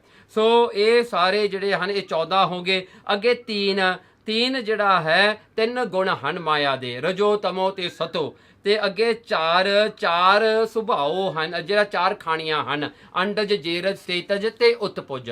ਸੋ ਇਸ ਦਾ ਜਿਹੜਾ ਹੈ ਇਹ ਜਿਹੜਾ ਹੈ ਸਾਰੇ ਜਿਹੜੇ ਹਨ ਇਹ ਜਿਹੜੀ ਗਿਣਤੀ ਹੈ। ਹੁਣ ਇਹਨਾਂ ਦਾ ਦੂਜਾ ਅਰਥ ਸਰਵਣ ਕਰੋ ਕਿ ਜਿਹੜੀਆਂ 9 ਮੀਨਸ 9 ਗੋਲਕਾਂ ਹਨ। 9 ਗੋਲਕਾਂ ਦਾ ਮਤਲਬ ਹੁੰਦਾ ਹੈ 2 ਅੱਖਾਂ, 2 ਕੰਨ, 2 ਨੱਕ, ਮੂੰਹ ਤੇ ਆਪਣੇ ਜਿਹੜੇ 2 ਜਿਹੜੇ ਹਨ ਐਨਸ ਹੁੰਦਾ ਹੈ ਤੇ ਜਿਹੜਾ ਹੈ ਰੀਪਰੋਡਕਸ਼ਨ ਜਿਹੜੇ ਆਪਣੇ ਆਰਗਨਸ ਹਨ। ਇਹ ਸਾਰੇ 9 ਦਰਵਾਜ਼ੇ ਹਨ ਸਰੀਰ ਦੇ। ਸੋ ਇਹਨਾਂ ਦਾ ਜਿਹੜਾ ਹੈ ਤਾਂ ਹੀ ਆਪਾਂ ਕਹਿੰਦੇ ਵੀ 10ਵਾਂ ਦੁਆਰ ਹੈ। ਸੋ ਇਉਂ ਕਰਕੇ ਇਹ 9 ਗੋਲਕਾਂ ਹਨ ਸਰੀਰ ਦੀਆਂ। ਸੋ ਜਿਹੜੇ 7 ਹਨ, 7 ਜਿਹੜੇ ਹਨ ਇਹ 5 ਤੱਤ ਨੇ ਜਿਨ੍ਹਾਂ ਨੇ ਸੰਸਾਰ ਨੂੰ ਬਣਾਇਆ ਤੇ ਨਾਲ 2 ਮਨ ਤੇ ਬੁੱਧ ਹੈ, ਇਸ ਕਰਕੇ 7 ਹੈ। ਸੋ 14 ਜਿਹੜੇ ਹਨ ਇਹ 14 ਲੋਕ ਹਨ, 7 ਆਕਾਸ਼ ਤੇ 7 ਪਤਾਲ ਹਨ ਜੋ ਇੱਕ ਅੰਡਾਕਾਰ ਬ੍ਰਹਮੰਡ ਦੇ ਵਿੱਚ ਹੁੰਦੇ ਹਨ। ਸੋ ਅੱਗੇ 3 ਹਨ, 3 ਕਿਹੜੇ ਜਿਹੜਾ ਹਨ 3 ਜਿਹੜੀਆਂ ਅਵਸਥਾਵਾਂ ਹਨ। ਸੋ ਇਹ ਅਵਸਥਾ ਜਿਹੜੀ ਹੈ ਜੋ ਕੌਨਸ਼ੀਅਸ, ਸਬ ਕੌਨਸ਼ੀਅਸ ਤੇ ਅਨਕੌਨਸ਼ੀਅਸ ਹੈ, ਜਿਹਨੂੰ ਜਾਗਰਤ, ਸੁਪਨ ਤੇ ਸੁਕੁਪਤ ਕਿਹਾ ਹੈ। ਸੋ 4 ਜਿਹੜੇ ਸੁਭਾਅ ਹਨ ਜਿਹੜੇ ਕਿ ਉੱਤਮ, ਮੱਧਮ, ਕਨਿਸ਼ਟ ਤੇ ਅਦਮ ਹੈ। ਸੋ ਇਹ ਇੱਥੇ 4 ਹੋ ਗਏ। ਸੋ ਇਸ ਕਰਕੇ ਜਿਹੜਾ ਹੈ ਅੱਗੇ ਸੇ ਸੁਣੋ। ਕਰ ਮਹਿਲਤ 4 ਬਹਾਲੀ। ਕਰ ਮਹਿਲਤ ਕਹਿਣ ਲੱਗੇ ਇਹ ਸਰੀਰ ਰੂਪੀ ਇੱਕ ਮਹਿਲ ਵਿੱਚ ਬਣਾ ਕੇ ਜਿਹੜਾ ਹੈ ਇਹਨਾਂ ਸੁੰਦਰ ਇਹ ਸਰੀਰ ਬਣਾ ਕੇ ਇਹਦੇ ਵਿੱਚ ਇਹ ਸਾਰਿਆਂ ਨੂੰ ਅੰਦਰ ਹੀ ਬਿਠਾਇਆ ਹੋਇਆ ਹੈ। ਜਿਸ ਤਰ੍ਹਾਂ ਕਿ ਜੋ ਬ੍ਰਹਮੰਡੇ ਸੋਈ ਪਿੰਡੇ। ਸੋ ਉਹੀ ਜਿਹੜਾ ਹਨ ਮਹਾਰਾਜ ਦਾ ਉਪਦੇਸ਼ ਹੈ ਕਿ ਇਹ ਸਾਰਾ ਹੀ ਸੰਸਾਰ ਇੱਕ ਸਰੀਰ ਵਿੱਚ ਸਮੇਟਿਆ ਹੋਇਆ ਹੈ। ਚਾਰੇ ਦੀਵੇ ਚੌਹੱਥ ਦੀਏ। ਸੋ 4 ਹੀ ਦੀਵੇ ਹਨ। 4 ਦੀਵੇ ਕਿਹੜੇ? 4 ਵੇਦ ਹਨ ਜੋ ਦੀਵੇ ਗਿਆਨ ਨੂੰ ਦੇਣ ਵਾਲੇ ਹਨ। ਚੌਹ ਹੱਥ ਉਹਨਾਂ ਨੂੰ 4 ਹੱਥਾਂ ਵਿੱਚ ਦਿੱਤਾ ਹੋਇਆ ਹੈ। ਸੋ 4 ਹੱਥ ਜਿਹੜੇ 4 ਕਾਸਟ ਹਨ। ਸੋ ਜਿਸ ਤਰ੍ਹਾਂ ਕਿ ਜਿਹੜਾ ਹੈ ਇਹ ਜਿਹੜਾ ਹੈ 4 ਕਾਸਟ ਹਨ, ਜਿਵੇਂ ਕਿ ਬ੍ਰਾਹਮਣ ਹੈ, ਬ੍ਰਾਹਮਣ ਹੋਇਆ ਤੇ ਫਿਰ ਜਾਂ ਖੱਤਰੀ, ਵੈਸ਼ ਤੇ ਸ਼ੂਦਰ। ਸੋ ਇਸੇ ਤਰ੍ਹਾਂ ਹੀ ਮੁਸਲਮਾਨਾਂ ਦੇ 4 ਹਨ, ਸ਼ੀਆ, ਸੁੰਨੀ, ਹਫਜ਼ੀ ਤੇ ਇਮਾਮ ਸਾਫੀ। ਸੋ ਉਹਨਾਂ ਦੇ ਵੀ 4 ਹਨ। ਸੋ ਇੱਥੇ ਜਿਹੜਾ ਹੈ ਮਹਾਰਾਜ ਨੇ ਦੱਸਿਆ 4 ਦੀਵੇ ਚੌ ਹੱਥ ਦੀਏ, ਜਿਵੇਂ ਕਿ 4 ਦੀਵੇ 4 ਵੇਦ ਹਨ। ਪਹਿਲਾ ਹੈ ਸਾਮ ਵੇਦ ਜੋ ਸਤਜੁਗ ਵਿੱਚ ਸੀਗਾ, ਜਿਹੜਾ ਕਿ ਬ੍ਰਾਹਮਣਾਂ ਨੂੰ ਦਿੱਤਾ ਹੋਇਆ ਹੈ, ਜੋ ਕਿ ਹੰਸਾ ਜਿਹੜਾ ਹੈ ਅਵਤਾਰ ਹੋਇਆ ਸਤਜੁਗ ਵਿੱਚ ਤੇ ਚਿੱਟੇ ਰੰਗ ਇਹਨਾਂ ਦਾ ਚਿੱਟਾ ਰੰਗ ਮੰਨਿਆ ਗਿਆ ਹੈ। ਚਿੱਟੇ ਰੰਗ ਦਾ ਇਹ ਕੱਪੜੇ ਪਾਉਂਦੇ ਹਨ। ਸੋ ਜਿਵੇਂ ਸਤਜੁਗ ਹੈ, ਉਹ ਜਿਵੇਂ ਸਤਜੁਗ ਦਾ ਸਿਸਟਮ ਸੀ ਵੀ ਸਾਰਿਆਂ ਦੀ ਉਮਰ ਜਿਹੜੀ ਹੈ ਤਕਰੀਬਨ ਜਿਹੜੀ ਐਵਰੇਜ ਏਜ ਹੋਇਆ ਕਰਦੀ ਸੀ 100,000 ਈਅਰਸ, ਹਰ ਇੱਕ ਮਨੁੱਖ ਦੀ ਉਮਰ ਹੋਇਆ ਕਰਦੀ ਸੀ। ਸੋ ਉੱਥੇ ਜਿਹੜਾ ਹੈ ਜਦੋਂ ਵੀ ਕੋਈ ਇੱਕ ਗਲਤੀ ਕਰਦਾ ਸੀਗਾ, ਸਤਜੁਗ ਦਾ ਇਹ ਸਿਸਟਮ ਸੀਗਾ ਕਿ ਸਾਰੇ ਦੇਸ਼ ਨੂੰ ਨਾਸ਼ ਕੀਤਾ ਜਾਂਦਾ ਸੀ, ਸਾਰਾ ਦੇਸ਼ ਖਤਮ ਹੋ ਜਾਂਦਾ ਸੀ ਇੱਕ ਜਾਣੇ ਦੀ ਗਲਤੀ ਕਰਕੇ। ਹੁਣ ਦੂਜਾ ਜਿਹੜਾ ਹੈ ਦੀਵਾ ਜਿਹੜਾ ਹੈ ਰਿਗਵੇਦ। ਹੁਣ ਰਿਗਵੇਦ ਜਿਹੜਾ ਕਿਹਦੇ ਹੱਥ ਵਿੱਚ ਫੜਾਇਆ? ਉਹ ਖੱਤਰੀਆਂ ਦੇ ਹੱਥ ਵਿੱਚ ਫੜਾਇਆ। ਤੇ ਇਹ ਰਿਗਵੇਦ ਹੈਗਾ ਤ੍ਰੇਤੇ ਯੁੱਗ ਦਾ ਜਿਹੜਾ ਹੈ ਵੇਦ ਹੈ। ਤੇ ਇਹ ਜਿਹੜਾ ਹੈ ਇਹਦਾ ਜਿਹੜਾ ਹੈ ਅਵਤਾਰ ਰਾਮਚੰਦਰ ਜੀ ਹੋਏ। ਹੁਣ ਰਾਮਚੰਦਰ ਜੀ ਜਿਹੜੇ ਹਨ ਜਦੋਂ ਅਯੁੱਧਿਆ ਨੂੰ ਛੱਡ ਕੇ ਬਨਵਾਸ ਵਾਸਤੇ ਗਏ, ਉਹਨਾਂ ਨੇ ਲਾਲ ਚੋਲਾ ਪਹਿਨਿਆ ਹੋਇਆ ਸੀ, ਇਸ ਕਰਕੇ ਇਹ ਲਾਲ ਚੋਲਾ ਪਹਿਨ ਕੇ ਹੀ ਰਿਗਵੇਦ ਨੂੰ ਪੜ੍ਹਦੇ ਹਨ। ਤੇ ਰਾਮਚੰਦਰ ਦਾ ਜਿਵੇਂ ਸਮਾਂ ਸੀ ਜਦੋਂ ਸੀਤਾ ਨੂੰ ਅਗਵਾ ਕਰਕੇ ਰਾਵਣ ਲੈ ਗਿਆ, ਤੇ ਉਸ ਵੇਲੇ ਜਦੋਂ ਸੀਤਾ ਨੂੰ ਲੈਣ ਵਾਸਤੇ ਗਏ, ਰਾਵਣ ਇੱਕ ਬੰਦੇ ਦੀ ਗਲਤੀ ਕਰਕੇ ਉਹ ਸਾਰੀ ਹੀ ਨਗਰੀ ਲੰਕਾ ਨੂੰ ਸਾੜਿਆ ਗਿਆ। ਸੋ ਜਦੋਂ ਇੱਕ ਬੰਦਾ ਗਲਤੀ ਕਰੇ ਦੁਆਪਰ ਜਿਹੜਾ ਤ੍ਰੇਤੇ ਦੇ ਵਿੱਚ ਉਹਦੀ ਨਗਰੀ ਸਾਰੀ ਖਤਮ ਹੁੰਦੀ ਸੀ, ਜਿਵੇਂ ਲੰਕਾ ਨੂੰ ਖਤਮ ਕੀਤਾ। ਸੋ ਇਸ ਕਰਕੇ ਜਿਹੜਾ ਹੈ ਇਹ ਯੁੱਗ ਜਿਹੜਾ ਤ੍ਰੇਤਾ ਹੈ ਇਹਦੇ ਵਿੱਚ ਉਮਰ 10,000 ਈਅਰਸ ਦੀ ਆਮ ਕਰਕੇ ਹਰ ਇੱਕ ਮਨੁੱਖ ਦੀ ਹੋਇਆ ਕਰਦੀ ਸੀ। ਹੁਣ ਤੀਜਾ ਦੀਵਾ ਜਿਹੜਾ ਯੁਜੁਰਵੇਦ ਹੈ। ਹੁਣ ਯੁਜੁਰਵੇਦ ਜਿਹੜਾ ਹੈ ਇਹ ਜਿਹੜਾ ਹੈ ਦੁਆਪਰ ਯੁੱਗ ਦਾ ਵੇਦ ਹੈ ਤੇ ਇਹ ਜਿਹੜਾ ਵੈਸ਼ਾਂ ਨੂੰ ਦਿੱਤਾ ਗਿਆ। ਸੋ ਹੁਣ ਵੈਸ਼ਾਂ ਦੇ ਜਿਹੜਾ ਹੈ ਵੈਸ਼ਾਂ ਨੂੰ ਦਿੱਤਾ ਗਿਆ ਤੇ ਉਸ ਦਾ ਜਿਹੜਾ ਹੈ ਉਹਨਾਂ ਦਾ ਜਿਹੜਾ ਹੈ ਉਸ ਸਮੇਂ ਦਾ ਜਿਹੜਾ ਅਵਤਾਰੀ ਪੁਰਸ਼ ਸੀ ਉਹ ਸੀਗਾ ਜੀ ਕ੍ਰਿਸ਼ਨ ਭਗਵਾਨ। ਸੋ ਕ੍ਰਿਸ਼ਨ ਜੀ ਜਿਹੜੇ ਹਨ ਯਾਦਵਾਂ ਵਿੱਚੋਂ ਸਨ ਤੇ ਇਹ ਜਿਹੜਾ ਵੇਦ ਨੂੰ ਪੜ੍ਹਨ ਵਾਸਤੇ ਉਸ ਸਮੇਂ ਜਿਹੜਾ ਹੈ ਕ੍ਰਿਸ਼ਨ ਜਿਹੜੇ ਸਨ ਉਹ ਯੈਲੋ ਜਿਹੜੇ ਹਨ ਉਹ ਜਿਹੜਾ ਹਨ ਰੰਗ ਦੇ ਚੋਲੇ ਪਹਿਨਿਆ ਕਰਦੇ ਸਨ। ਸੋ ਇਸ ਕਰਕੇ ਯੁਜੁਰਵੇਦ ਨੂੰ ਪੜ੍ਹਨ ਵਾਸਤੇ ਪੀਲੇ ਚੋਲੇ ਪਹਿਨੇ ਜਾਂਦੇ ਨੇ। ਸੋ ਇਹ ਜਿਹੜਾ ਦੁਆਪਰ ਯੁੱਗ ਹੋਇਆ ਜਦੋਂ ਵੀ ਕੋਈ ਇੱਕ ਬੰਦਾ ਗਲਤੀ ਕਰਦਾ ਹੈ ਨਾ ਉਹਦੀ ਸਾਰੀ ਵੰਸ਼ ਖਤਮ ਹੋ ਜਾਂਦੀ, ਉਹਦੀ ਸਾਰੀ ਜਨਰੇਸ਼ਨ ਲੀਨੇਜ ਖਤਮ ਹੁੰਦੀ ਹੈ। ਸੋ ਇਸੇ ਪ੍ਰਕਾਰ ਯਾਦਵ ਜਿਹੜੇ ਹਨ ਇਹ ਕ੍ਰਿਸ਼ਨ ਭਗਵਾਨ ਦੀ ਜਿਹੜੀ ਹੈ ਇਹਨਾਂ ਦੀ ਜਿਹੜਾ ਹੈ ਇਹਨਾਂ ਦੀ ਕੁੱਲ ਜਿਹੜੀ ਸੀ ਉਹਨੂੰ ਯਾਦਵ ਕਹਿੰਦੇ ਸਨ। ਯਾਦਵਾਂ ਦੇ ਵਿੱਚੋਂ ਬੱਚਿਆਂ ਨੇ ਵਿਸ਼ਵਾਮਿੱਤਰ ਨਾਲ ਮਖੌਲ ਕੀਤਾ। ਇੱਕ ਬੱਚੇ ਨੇ ਪ੍ਰੈਗਨੈਂਟ ਵਾਲਾ ਜਿਹੜਾ ਹੈ ਦਿਖਾ ਕੇ ਉਹਨੂੰ ਪੁੱਛਿਆ ਵਿਸ਼ਵਾਮਿੱਤਰ ਨੂੰ ਵੀ ਇਹ ਕਿੰਨੇ ਮਹੀਨਿਆਂ ਦਾ ਤੇ ਇਹਦੇ ਵਿੱਚੋਂ ਜਨਮ ਕਿਹਨੇ ਲੈਣਾ ਹੈ। ਸੋ ਇਸ ਤਰ੍ਹਾਂ ਦਾ ਮਸ਼ਕਰਾ ਕੀਤਾ, ਉਹਨਾਂ ਨੇ ਮਖੌਲ ਕੀਤਾ। ਵਿਸ਼ਵਾਮਿੱਤਰ ਨੇ ਜਿਹੜਾ ਹੈ ਸ਼ਰਾਪ ਦਿੱਤਾ ਜਿਹਦੇ ਕਰਕੇ ਯਾਦਵ ਜਿਹੜੇ ਹਨ ਇਹ ਖਤਮ ਹੋ ਗਏ। ਯਾਦਵ ਕਿਵੇਂ ਖਤਮ ਹੋਏ? ਕਹਿੰਦੇ ਵੀ ਜਿਹੜਾ ਹੈ ਉਹਨਾਂ ਵਿੱਚ ਆਪਸ ਵਿੱਚ ਲੜਾਈ ਪਈ ਜਿਹੜੇ ਕਿ ਯਾਦਵ ਜਿਹੜੇ ਸਨ 560 ਮਿਲੀਅਨ ਯਾਦਵ ਜਿਹੜੇ ਹਨ 2.5 ਪੈਰਾਂ ਦੇ ਵਿੱਚ ਖਤਮ ਹੋ ਗਏ। ਸੋ 7.5 ਆਵਰਸ ਦੇ ਵਿੱਚ 560 ਮਿਲੀਅਨ ਯਾਦਵ ਮਰ ਗਏ। ਸੋ ਇੰਨੇ ਸਮੇਂ ਵਿੱਚ ਸਾਰੇ ਮਰ ਗਏ ਇੰਕਲੂਡਿੰਗ ਜਿਹੜਾ ਹੈ ਕ੍ਰਿਸ਼ਨ ਭਗਵਾਨ ਵੀ ਜਿਹੜੇ ਸਨ ਉਸ ਵੇਲੇ ਉਹ ਜਿਹੜਾ ਹਨ ਉਹ ਬਦਕ ਦਾ ਤੀਰ ਖਾ ਕੇ ਉਹ ਵੀ ਜਿਹੜਾ ਹੈ ਉੱਥੇ ਉਹਨਾਂ ਨੇ ਆਪਣਾ ਸਰੀਰ ਸ਼ਾਂਤ ਕਰ ਲਿਆ ਸੀਗਾ। ਸੋ ਉਹਨਾਂ ਦੀ ਕੁੱਲ ਦਾ ਨਾਸ ਹੋਇਆ ਤੇ ਇਹ ਜਿਹੜਾ ਦੁਆਪਰ ਯੁੱਗ ਹੈ 1000 ਸਾਲ ਆਮ ਕਰਕੇ ਉਮਰ ਹੋਇਆ ਕਰਦੀ ਹੈ। ਸੋ ਹੁਣ ਆ ਗਿਆ ਜੀ ਅਥਰਵਨ ਵੇਦ। ਇਹ ਜਿਹੜਾ ਹੈ ਚੌਥਾ ਵੇਦ ਹੈ ਜੋ ਕਲਯੁਗ ਦਾ ਵੇਦ ਹੈ, ਜੋ ਇਹ ਸਮੇਂ ਦਾ ਵੇਦ ਹੈ। ਸੋ ਇਹ ਜਿਹੜਾ ਹੈ ਸ਼ੂਦਰਾਂ ਨੂੰ ਦਿੱਤਾ ਗਿਆ। ਸ਼ੂਦਰਾਂ ਨੂੰ ਜਿਹੜਾ ਹੈ ਇਹਨੂੰ ਅਧਿਕਾਰ ਦਿੱਤਾ ਗਿਆ ਪੜ੍ਹਨ ਦਾ ਤੇ ਅਵਤਾਰੀ ਪੁਰਸ਼ ਹੈ ਕਲਕੀ ਅਵਤਾਰ ਜਿਹੜਾ ਹਜੇ ਤੱਕ ਹੋਣਾ ਹੈ। ਸੋ ਉਹ ਜਿਹੜਾ ਹੈ ਕਹਿੰਦੇ ਵੀ ਕਾਲੇ ਕੱਪੜੇ ਪਹਿਨੇਗਾ। ਸੋ ਇਹ ਕਾਲੇ ਕੱਪੜੇ ਪਾ ਕੇ ਹੀ ਅਥਰਵਨ ਵੇਦ ਪੜਿਆ ਜਾਂਦਾ ਹੈ ਤੇ ਉਮਰ ਜਿਹੜੀ ਹੈਗੀ ਹੈ ਉਹ 100 ਸਾਲ ਦੀ ਰਹਿ ਗਈ ਤੇ ਸਿਸਟਮ ਇਹ ਹੈ ਜੋ ਕੋਈ ਕਰਦਾ ਉਹੀ ਭਰਦਾ ਹੈ। ਸੋ ਇਸ ਕਰਕੇ ਜਿਹੜਾ ਉਹ ਸਿਸਟਮ ਵੀ ਬਦਲ ਗਿਆ। ਸੋ ਇੱਥੇ ਮਹਾਰਾਜ ਨੇ ਇਹ ਗੱਲ ਆਪਾਂ ਨੂੰ ਸਪਸ਼ਟ ਕਰਕੇ ਦੱਸੀ ਹੈ ਚਾਰੇ ਦੀਵੇ ਚੌ ਹੱਥ ਦੀਏ ਏਕਾ ਵਾਰੀ ਸਾਰਿਆਂ ਨੂੰ ਏਕਾ ਵਾਰੀ ਦਿੱਤੀ ਹੈ, ਸਮੇਂ ਸਿਰ ਇਹਨੂੰ ਦਿੱਤੀ ਹੈ ਸਾਰਿਆਂ ਨੂੰ। ਮਿਹਰਬਾਨ ਮਧਸੂਦਨ ਮਾਧੋ ਪਰਮੇਸ਼ਰ ਜਿਹੜੇ ਹਨ ਉਹ ਮਿਹਰਬਾਨ ਹਨ, ਉਹ ਸਾਰਿਆਂ ਦੇ ਇੱਛਾਵਾਂ ਪੂਰੀਆਂ ਕਰਨ ਵਾਲੇ ਹਨ। ਤੇ ਮਧਸੂਦਨ ਮਧੂ ਜਿਹੜਾ ਦੈਤ ਹੈ ਉਹਨੂੰ ਸੋਧਣ ਵਾਲੇ ਮਾਰਨ ਵਾਲੇ ਜਾਂ ਮਾਧਵ ਤੇ ਕੈਟਵ ਜਿਹੜੇ ਸਨ ਜੋ ਬ੍ਰਹਮਾ ਨੂੰ ਤੰਗ ਕਰ ਰਹੇ ਸਨ ਉਹਨਾਂ ਨੂੰ ਜਿਹੜਾ ਹੈ ਪਰਮੇਸ਼ਰ ਨੇ ਪ੍ਰਗਟ ਹੋ ਕੇ ਜਿਹੜਾ ਹੈ ਉਹਨਾਂ ਨੂੰ ਮਾਰਨਾ ਕੀਤਾ ਜਿਨ੍ਹਾਂ ਦੀ ਮਿੱਝ ਕਰਕੇ ਧਰਤੀ ਬਣੀ ਹੈ। ਐਸੀ ਸਖਤ ਤੁਮਾਰੀ ਕਹਿੰਦੇ ਹੇ ਪਰਮੇਸ਼ਰ ਐਸੀ ਸ਼ਕਤੀ ਹੈ ਤੇਰੀ ਜਿਸ ਤਰ੍ਹਾਂ ਤੂੰ ਇਹ ਸਾਰੇ ਯੁਗਾਂ ਦੇ ਵਿੱਚ ਸਾਰਿਆਂ ਨੂੰ ਭੁਗਤਾਉਣਾ ਕੀਤਾ, ਜਿਸ ਤਰ੍ਹਾਂ ਤੁਸੀਂ ਇਹ ਧਰਤੀ ਨੂੰ ਬਣਾਇਆ ਇਸ ਦੀ ਕ੍ਰੀਏਸ਼ਨ ਕੀਤੀ ਮਹਾਰਾਜ ਤੇਰੀ ਸ਼ਕਤੀ ਐਸੀ ਹੈ।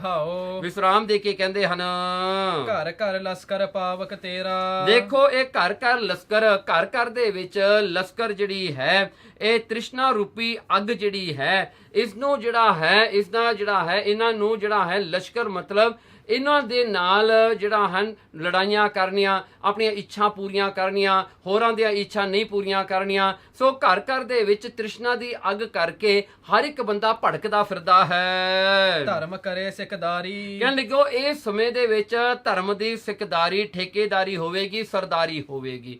ਧਰਮ ਹੀ ਜਿਹੜਾ ਹੈ ਮੁਕਤ ਦੇਣ ਵਾਲਾ ਹੋਵੇਗਾ। ਅਲਟੀਮੇਟਲੀ ਧਰਮ ਦੀ ਹੀ ਜਿੱਤ ਹੋਵੇਗੀ। ਧਰਤੀ ਦੇਗ ਮਿਲੇ ਇੱਕ ਵੇਰਾ। ਦੇਖੋ ਧਰਤੀ ਦੇਗ ਮਿਲੇ ਇੱਕ ਵੇਰਾ, ਹਰ ਇੱਕ ਨੂੰ ਉਹਨਾਂ ਦੇ ਮੱਥੇ ਦੇ ਉੱਤੇ ਲੇਖ ਪ੍ਰਾਲ ਬੱਧ ਦੇ ਲਿਖ ਕਰਕੇ ਜੋ ਪਿਛਲੇ ਕੀਤੇ ਹੋਏ ਕਰਮਾਂ ਕਰਕੇ ਜਿਹੜੇ ਵੀ ਫਲ ਉਹਨਾਂ ਨੂੰ ਮਿਲਣਾ ਸੀਗਾ ਉਹਨਾਂ ਦੇ ਮੱਥੇ ਤੇ ਉਹ ਲੇਖ ਪਾ ਕੇ ਇੱਕ ਵਾਰੀ ਹੀ ਪਰਮਾਤਮਾ ਸਾਰਿਆਂ ਦੇ ਲਿਖ ਕੇ ਭੇਜ ਦਿੰਦਾ ਹੈ। ਜਾਈ ਕਹਿੰਦੇ ਆਪਾਂ ਮਰਨ ਲਿਖਾਏ ਮੰਡਲ ਮੈਂ ਆਏ। ਸੋ ਮਰਨਾ ਪਹਿਲਾਂ ਲਿਖਿਆ ਹੁੰਦਾ, ਕਿਉਂਕਿ ਸਾਰੀ ਪ੍ਰਾਲਬੱਧ ਪਹਿਲਾਂ ਲਿਖੀ ਜਾਂਦੀ ਵੀ ਕਿੰਨਾ ਸੁੱਖ ਕਿੰਨਾ ਦੁੱਖ, ਕਿਹੜੀ ਪ੍ਰਾਪਤੀ ਹੋਣੀ ਆ ਕਿਹੜੀ ਨਹੀਂ ਹੋਣੀ, ਇਹ ਸਾਰੀ ਲਿਖੀ ਜਾਂਦੀ ਹੈ ਪ੍ਰਾਲਬੱਧ ਕਰਮਾਂ ਦੇ ਅਨੁਸਾਰ। ਸੋ ਕਹਿੰਦੇ ਪਰਮਾਤਮਾ ਸਾਰਿਆਂ ਦੇ ਮੱਥੇ ਤੇ ਉਹਨਾਂ ਦਾ ਰਿਜ਼ਕ ਰੋਟੀ ਜਿਹੜੀ ਹੈ, ਉਹਨਾਂ ਦੀ ਜਿਹੜੇ ਹਨ ਜਿੰਨਾ ਕੁਝ ਉਹਨਾਂ ਨੂੰ ਮਿਲਣਾ ਹੈ ਸਾਰਾ ਇੱਕ ਵਾਰੀ ਲਿਖ ਕੇ ਭੇਜਦਾ ਹੈ। ਭਾਗ ਤੇਰਾ ਭੰਡਾਰੀ, ਕਹਿਣਗੇ ਭਾਗ ਤੇਰਾ ਭੰਡਾਰੀ, ਤੇ ਭਾਗਾਂ ਅਨੁਸਾਰ ਹੀ ਹਰ ਇੱਕ ਨੂੰ ਉਹਨਾਂ ਨੂੰ ਦਾਤਾਂ ਦਿੰਦਾ ਹੈ।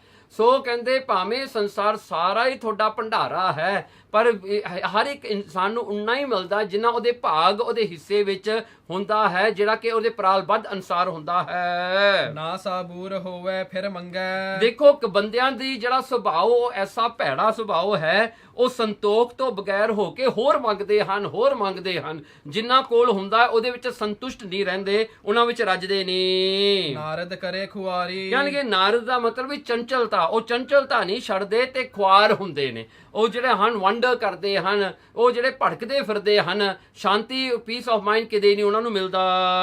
ਲੱਭ ਅਧੇਰਾ ਬੰਦੀ ਖਾਨਾ। ਦੇਖੋ ਜਿਹੜਾ ਹਨ ਲੋਭ ਲਾਭ ਜਿਹੜਾ ਹੁੰਦਾ ਹੈ, ਜਿਹੜਾ ਖਾਣ ਦਾ ਬੰਦੇ ਨੂੰ ਲਾਲਚ ਹੁੰਦਾ ਹੈ। ਸੋ ਕਹਿੰਦੇ ਇਹ ਲੱਭ ਜਿਹੜਾ ਹੈ ਖਾਣ ਦਾ, ਕਹਿਣਗੇ ਇਹ ਇੱਕ ਪ੍ਰੀਜ਼ਨ ਹੈ, ਇੱਕ ਜੇਲ੍ਹ ਹੈ ਜੋ ਅੰਧਕਾਰ ਹੈ, ਬੰਦੇ ਨੂੰ ਅੰਧਕਾਰ ਵਿੱਚ ਸਿੱਟ ਦਿੰਦੀ ਹੈ ਜਦੋਂ ਗ੍ਰੀਡ ਅੰਦਰੋਂ ਵੱਧਦੀ ਹੈ। ਔਗਣ ਪੈਰ ਲੁਹਾਰੀ, ਕਹਿਣਗੇ ਔਗਣ ਜਿਹੜੇ ਨੇ ਆਪਣੇ ਵਾਈਸਸ ਜਿਹੜੇ ਨੇ, truly they are the chains on your leg. So ਜਿਹੜਾ ਹਨ ਉਹ ਚੇਨਸ ਹਨ ਜਿਹੜੇ ਬੰਦੇ ਨੂੰ ਬੰਨ ਕੇ ਰੱਖਦੇ ਹਨ। ਪੂੰਜੀ ਮਾਰ ਪਵੈ ਨਿਤ ਮੁਦਗਰ। ਦੇਖੋ ਪਾਪਾਂ ਦੀ ਜਿਹੜੀ ਪੂੰਜੀ ਹੈ ਉਹਦੇ ਕਰਕੇ ਮਾਰ ਪਵੈ ਨਿਤ, ਕਹਿਣਗੇ ਜਿਹੜਾ ਹਨ ਇਹ ਸਾਰੇ ਵੇਲੇ ਬੰਦੇ ਨੂੰ ਮਾਰ ਪੈਂਦੀ ਹੈ ਉਹਦੇ ਪਾਪਾਂ ਕਰਕੇ। ਪਾਪਾਂ ਦੇ ਫਲ ਭੁਗਤਾਉਣ ਵਾਸਤੇ ਹਰ ਮਨੁੱਖ ਤੇ ਮਾਰ ਪੈਂਦੀ ਹੈ, ਉਸਦਾ ਬੁਰਾ ਹੁੰਦਾ ਹੈ। ਪਾਪ ਕਰੇ ਕੁਟਵਾਰੀ, ਕਹਿਣਗੇ ਪਾਪ ਕਰੇ ਕੁਟਵਾਰੀ, ਕਹਿਣਗੇ ਜਿਹੜਾ ਜੀਵ ਆਤਮਾ ਹੈ, ਕਹਿਣਗੇ ਪਾਪ ਕਰੇ ਕੁਟਵਾਰੀ, ਇਹਦੇ ਪਾਪਾਂ ਨੂੰ ਜਿਹੜੇ ਕੀਤੇ ਹੋਏ ਪਾਪਾਂ ਨੂੰ ਦੇਖਣ ਵਾਲਾ ਸਾਖੀ ਰੂਪ ਆਤਮਾ ਉਹਦੇ ਅੰਦਰ ਵਸਦਾ ਹੈ। ਭਾਵੇਂ ਚੰਗਾ ਭਾਵੇਂ ਮੰਦਾ। ਭਾਵੇਂ ਕੋਈ, ਹੁਣ ਦੇਖੋ ਅਰਦਾਸ ਕਰਦੇ ਹਨ ਗੁਰੂ ਨਾਨਕ ਸਾਹਿਬ ਸੱਚੇ ਪਾਤਸ਼ਾਹ ਜੀ, ਪਰਮਾਤਮਾ ਭਾਵੇਂ ਕੋਈ ਚੰਗਾ ਹੋਵੇ ਭਾਵੇਂ ਕੋਈ ਮੰਦਾ ਹੋਵੇ, ਭੈੜਾ ਹੋਵੇ ਮਾੜਾ ਹੋਵੇ, ਜੈਸੀ ਨਜ਼ਰ ਤੁਮਾਰੀ। ਮਹਾਰਾਜ ਇਹ ਤਾਂ ਤੁਹਾਡੀ ਨਜ਼ਰ ਹੀ ਹੈ ਨਾ, ਜਿਸ ਤਰ੍ਹਾਂ ਤੂੰ ਕਿਸੇ ਤੇ ਦੇਖਦਾ ਹੈ, ਜਿਸ ਤਰ੍ਹਾਂ ਕਿਸੇ ਨੂੰ ਤੂੰ ਬਣਾਉਣਾ ਚਾਹੁੰਦਾ ਉਹ ਉਹੋ ਜਿਹਾ ਹੀ ਬਣਦਾ ਹੈ। ਜਿਹਨੂੰ ਤੂੰ ਚੰਗਾ ਬਣਾਉਣਾ ਉਹ ਚੰਗਾ ਬਣ ਜਾਂਦਾ ਹੈ, ਜਿਹਨੂੰ ਤੂੰ ਮਾੜਾ ਬਣਾਉਂਦਾ ਮਾੜਾ ਬਣ ਜਾਂਦਾ ਹੈ। ਮਹਾਰਾਜ ਤੇਰੀ ਨਜ਼ਰ ਹੀ ਹੈ ਨਾ ਕਿ ਬੰਦੇ ਦੇ ਵਸ ਵਿੱਚ ਕੀ ਹੈ। ਆਦਿ ਪੁਰਖ ਕੋ ਅੱਲਾਹ ਕਹੀਐ। ਦੇਖੋ ਆਦ ਪੁਰਖ, ਉਹ ਆਦ ਪੁਰਖ ਆਦਿ ਪਰਮਾਤਮਾ ਜਿਹੜਾ ਹੈ ਉਸਨੂੰ ਇਸ ਕਲਯੁਗ ਦੇ ਵਿੱਚ ਹੁਣ ਅੱਲਾ ਕਿਹਾ ਜਾਂਦਾ ਹੈ। ਸੇਖਾਂ ਆਈ ਵਾਰੀ, ਹੁਣ ਇਹ ਸ਼ੇਖਾਂ ਦੀ ਮੁਸਲਮਾਨਾਂ ਦੀ ਵਾਰੀ ਆ ਗਈ ਜੀ। ਦੇਵਲ ਦੇਵਤਿਆ ਕਰ ਲਾਗਾ। ਦੇਖੋ ਹੁਣ ਦੇਵਲ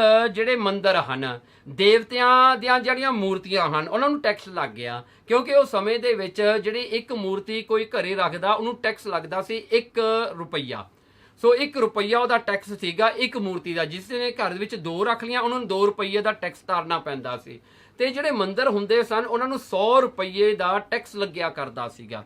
ਸੋ ਜਿਹੜੇ ਮੁਸਲਮਾਨ ਧਰਮ ਨੇ ਉਹਨਾਂ ਨੂੰ ਫ੍ਰੀ ਸੀ ਸਭ ਕੁਝ, ਬਾਕੀ ਦੇ ਧਰਮਾਂ ਨੂੰ ਟੈਕਸ ਲਾਇਆ ਜਾਂਦਾ। ਜੇ ਤੁਸੀਂ ਪ੍ਰੈਕਟਿਸ ਕਰਨਾ ਆਪਣਾ ਧਰਮ ਤੁਸੀਂ ਟੈਕਸ ਤਾਰੋ। ਸੋ ਇਹ ਜਿਹੜਾ ਹੈ ਉਸ ਵੇਲੇ ਇਹ ਜਿਹੜਾ ਐਸਾ ਕਹਿੰਦੇ ਕਰ ਲਾਗਾ, ਟੈਕਸ ਲੱਗ ਗਿਆ ਜੀ ਧਰਮ ਕਮਾਉਣ ਵਿੱਚ ਵੀ। ਐਸੀ ਕੀਰਤ ਚਾਲੀ, ਐਸੀ ਇਹ ਕੀਰਤ ਇਹ ਕਾਰਜ ਚੱਲ ਪਿਆ ਜੀ ਸੰਸਾਰ ਵਿੱਚ। ਪੂਜਾ ਬਾਂਗ ਨਿਵਾਜ ਮੁਸੱਲਾ। ਦੇਖੋ ਹੁਣ ਜਿਹੜੀ ਚੀਜ਼ ਪ੍ਰਮਾਣਿਕ ਹੈ ਉਸ ਲੋਕਲ ਲਾਅ ਵਾਸਤੇ, ਉਹ ਲੋਕਲ ਸਮੇਂ ਵਾਸਤੇ ਉਹ ਕੀ ਸੀਗਾ ਵੀ ਪੂਜਾ ਕਰੋ, ਬਾਂਗ ਦਿਓ, ਨਿਵਾਜ ਪੜੋ। ਇਹ ਮੁਸਲਮਾਨਾਂ ਦੇ ਜਿਹੜੇ ਹਨ ਸਾਰੇ ਹੀ ਜਿਹੜੇ ਹਨ ਧਰਮ ਦੇ ਅੰਗ ਜਿਹੜੇ ਹਨ ਇਹ ਕਬੂਲ ਸਨ, ਇਹ ਐਕਸੈਪਟਡ ਸਨ।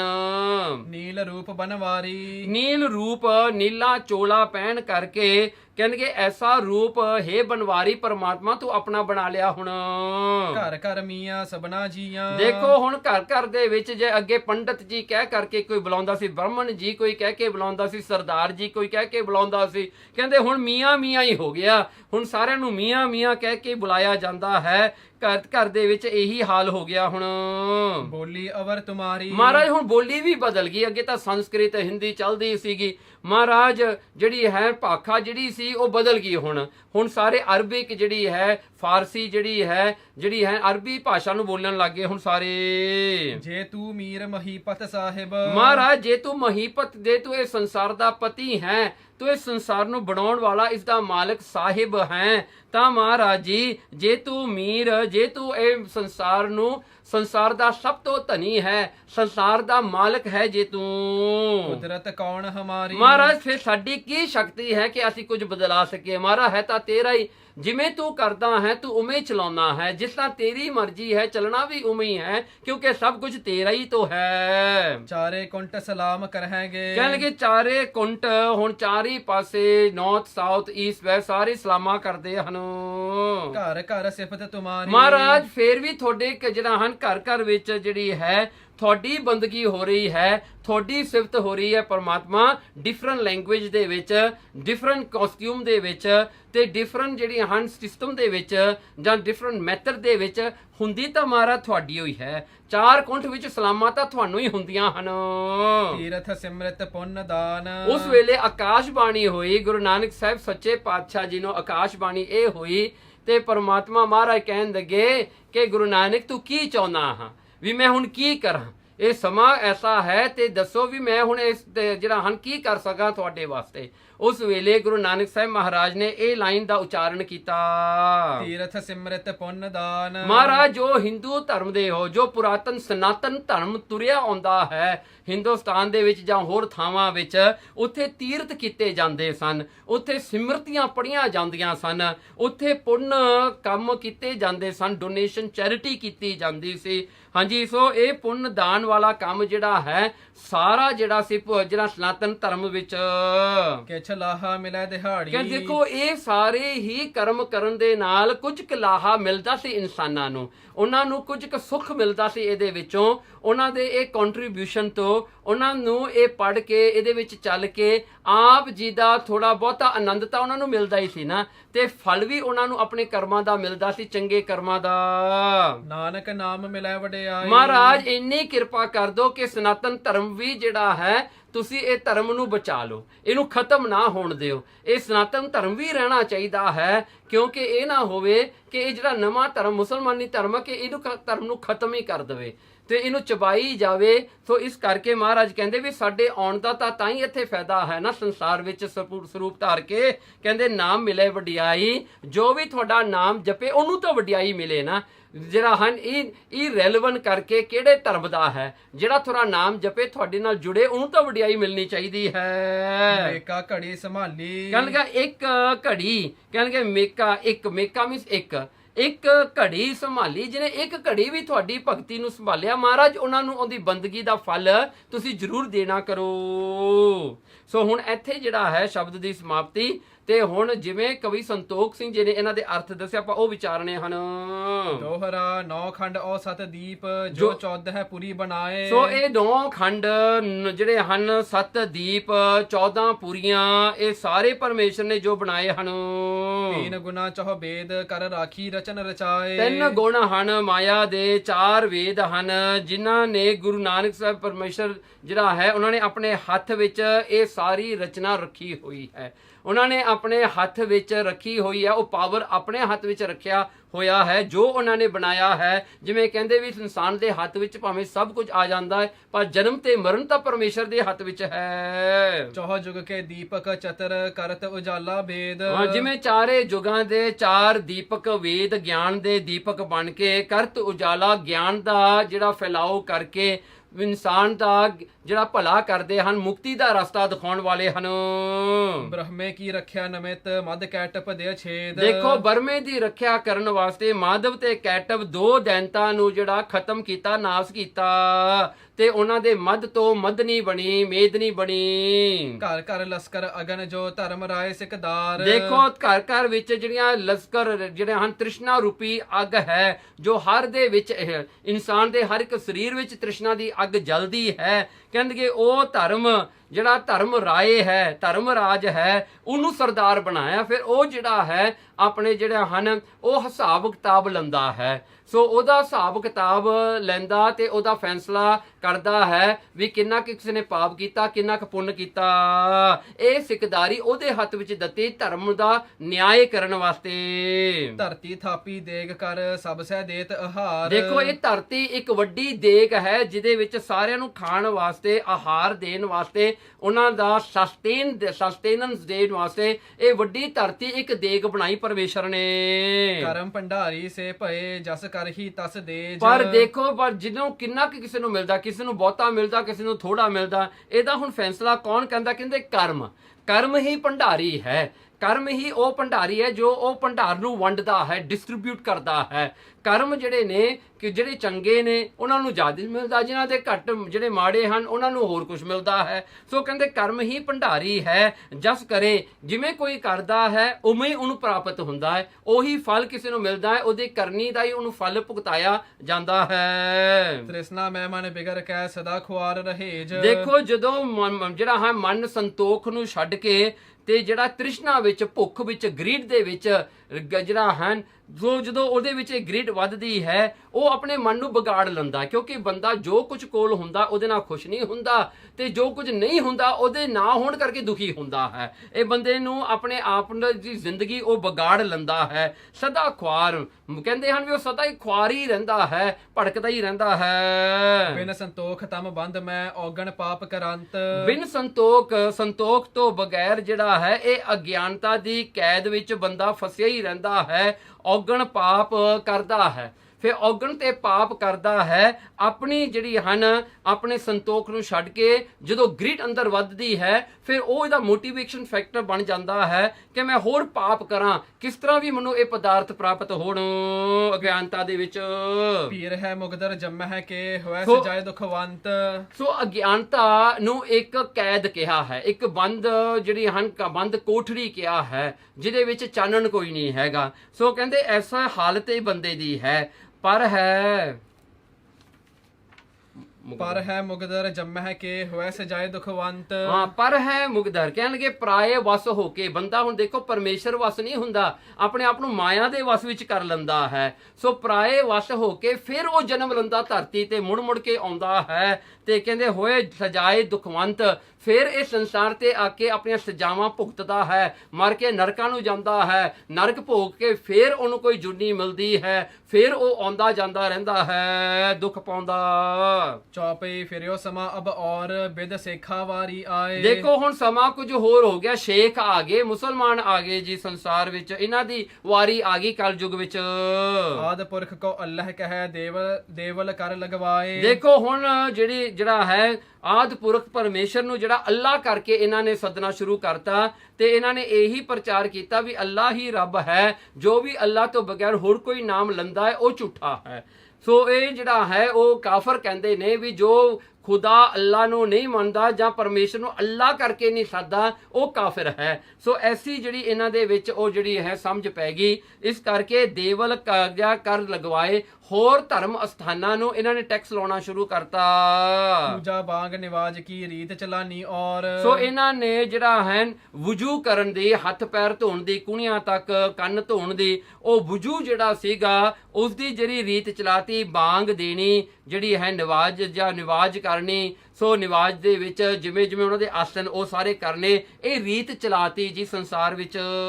ਜੀਵਨ ਕੋ ਮੀਆਂ ਕਹੈ ਅਸ ਬੋਲੀ ਸਭ ਠੌਰ। ਸੰਸਾਰੀ ਜੀਵਾਂ ਨੂੰ ਮੀਆਂ ਕਰਕੇ ਕਹਿਣ ਲੱਗੇ, ਐਸੀ ਇਹਨਾਂ ਦੀ ਅਰਬੀ ਬੋਲੀ ਹੁਣ ਉਹ ਪ੍ਰਧਾਨ ਹੋ ਗਈ। ਨਿਰੰਕਾਰ ਕਰਤਾਰ ਅਬ ਹੋਇ ਬੈਠਿਓ ਇਸ ਅੰਗ। ਦੇਖੋ ਹੁਣ ਪਰਮਾਤਮਾ ਵੀ ਇਹਨਾਂ ਦੇ ਪਾਸੇ ਤੇ ਬੈਠਾ ਹੈ, ਹੁਣ ਪਰਮਾਤਮਾ ਵੀ ਇਹਨਾਂ ਦਾ ਸਾਈਟ ਹੋ ਗਿਆ, ਇਹਨਾਂ ਨੂੰ ਹੀ ਪਾਵਰ ਦੇ ਤਾਂ ਇਹਨਾਂ ਦਾ ਹੀ ਧਰਮ ਦਾ ਫੈਲਾਓ ਹੋ ਰਿਹਾ ਹੈ। ਇਸ ਕਰਕੇ ਨਿਰੰਕਾਰ ਕਰਤਾਰ ਅਬ ਹੋਏ ਬੈਠਿਓ ਇਸ ਅੰਗ ਇਹਨਾਂ ਦੇ ਪਾਸੇ ਹੋ ਗਿਆ ਜੀ। ਐਸੀ ਕੁਦਰਤ ਕਿਸ ਵਿਖੇ ਕਰ ਹਟਾਏ ਤੁਮ ਸੰਗ। ਮਹੇ ਪਰਮਾਤਮਾ ਇਹਨਾਂ ਨੂੰ ਜਿਹੜਾ ਹੈ ਕੌਣ ਹੁਣ ਹਟਾ ਪ੍ਰਭਾਵ ਨੂੰ ਨਹੀਂ ਹਟਾ ਸਕਦਾ, ਕਿਉਂਕਿ ਕਿਸਦੇ ਵਿੱਚ ਐਸੀ ਸ਼ਕਤੀ ਹੈ ਪਰਮਾਤਮਾ ਜੋ ਤੇਰੇ ਕੀਤੇ ਨੂੰ ਅਣਕੀਤਿਆ ਕਰਨ, ਤੇਰੇ ਕੀਤੇ ਦੇ ਵਿੱਚ ਕੁਝ ਆਪਣਾ ਪਾਉਣ ਆਪ ਜਿਹੜਾ ਬਦਲਾਉਣਾ ਚਾਹੇ। ਮਿਲੇ ਦਿਹਾੜੀ ਮੋਹੇ ਕੋ ਚਲ ਆਇਓ ਤੁਮ ਪਾਸ। ਸੋ ਕਹਿੰਦੇ ਜਿਹੜਾ ਹੈ ਗੁਰੂ ਨਾਨਕ ਸਾਹਿਬ ਮਹਾਰਾਜ ਨੇ ਬੇਨਤੀ ਦੇ ਸ਼ਬਦ ਜਿਹੜੇ ਕਹੇ ਸਨ, ਕਹਿੰਦੇ ਸਾਨੂੰ ਤਾਂ ਦਿਹਾੜੀ ਦੇ ਦਿਓ, ਸਾਨੂੰ ਆਪਣੀ ਭਗਤੀ ਪ੍ਰਦਾਨ ਕਰ ਦਿਓ, ਜਿਹਦੇ ਕਰਕੇ ਅਸੀਂ ਚਲ ਆਇਓ ਤੁਮ ਪਾਸ, ਅਸੀਂ ਚੱਲ ਕੇ ਸੰਸਾਰ ਵਿੱਚੋਂ,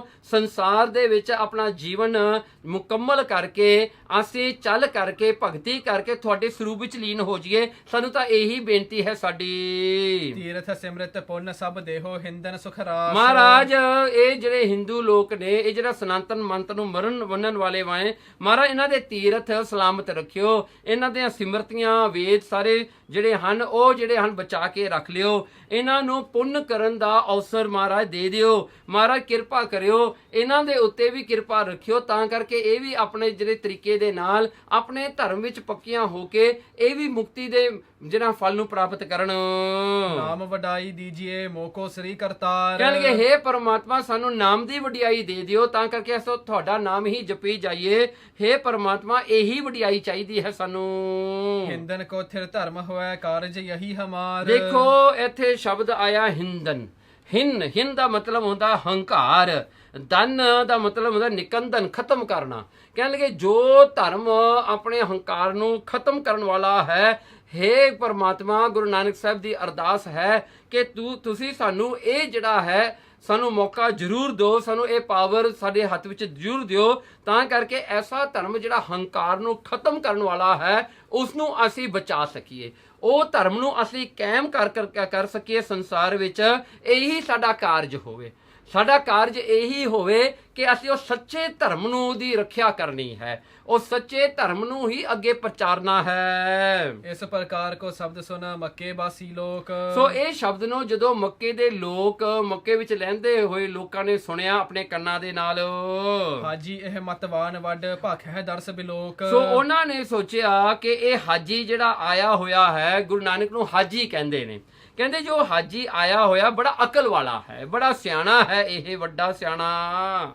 ਭਖ ਹੈ ਦਰਸ ਬਿਲੋਕ। ਹਾਂਜੀ ਸੋ ਭਖ ਹੈ ਕਹਿ ਲਗੇ ਇਹ ਜੋ ਕਹਿੰਦਾ ਹੈ ਇਹ ਇੰਨੇ ਪਿਆਰ ਨਾਲ ਇੰਨੇ ਕੌਨਫੀਡੈਂਸ ਨਾਲ ਕਹਿ ਰਿਹਾ ਹੈ ਜਿਵੇਂ ਇਹਨੇ ਆਪੇ ਦੇਖਿਆ ਹੈ, ਮਤਲਬ ਇਹ ਆਪ ਦੇਖ ਕੇ ਦੱਸ ਰਿਹਾ, ਇਹ ਕੋਈ ਕਿਤਾਬ ਚੋਂ ਪੜ੍ਹ ਕੇ ਨਹੀਂ ਦੱਸ ਰਿਹਾ। ਸਿੱਧਾ ਆਣ ਚੜਾਵਈ ਕੇਤਕ ਕਰਹਿ ਸਲਾਮ। ਤੇ ਉਹਨਾਂ ਨੇ ਕੀ ਕੀਤਾ, ਉਹਨਾਂ ਦੀ ਸ਼ਰਧਾ ਆ ਗਈ ਗੁਰੂ ਨਾਨਕ ਸਾਹਿਬ ਸੱਚੇ ਪਾਤਸ਼ਾਹ ਜੇ ਵੀ ਵੱਡਾ ਕੋਈ ਪੀਰ ਆਇਆ ਹੈ, ਉਹਨਾਂ ਨੇ ਘਰੋਂ ਜਾ ਕੇ ਰਸਤਾਂ ਜਾਂਦੀਆਂ ਮਟੀਰੀਅਲਸ ਖਾਣ ਵਾਲੀਆਂ ਚੀਜ਼ਾਂ ਲਿਆ ਕੇ ਸਤਿਗੁਰਾਂ ਦੇ ਅੱਗੇ ਰੱਖ ਕੇ ਮੱਥਾ ਟੇਕਿਆ ਤੇ ਸਤਿਗੁਰਾਂ ਨੂੰ ਜਿਹੜਾ ਹਨ ਸਲਾਮਾਂ ਕਰਨ ਲੱਗੇ ਸਾਰੇ।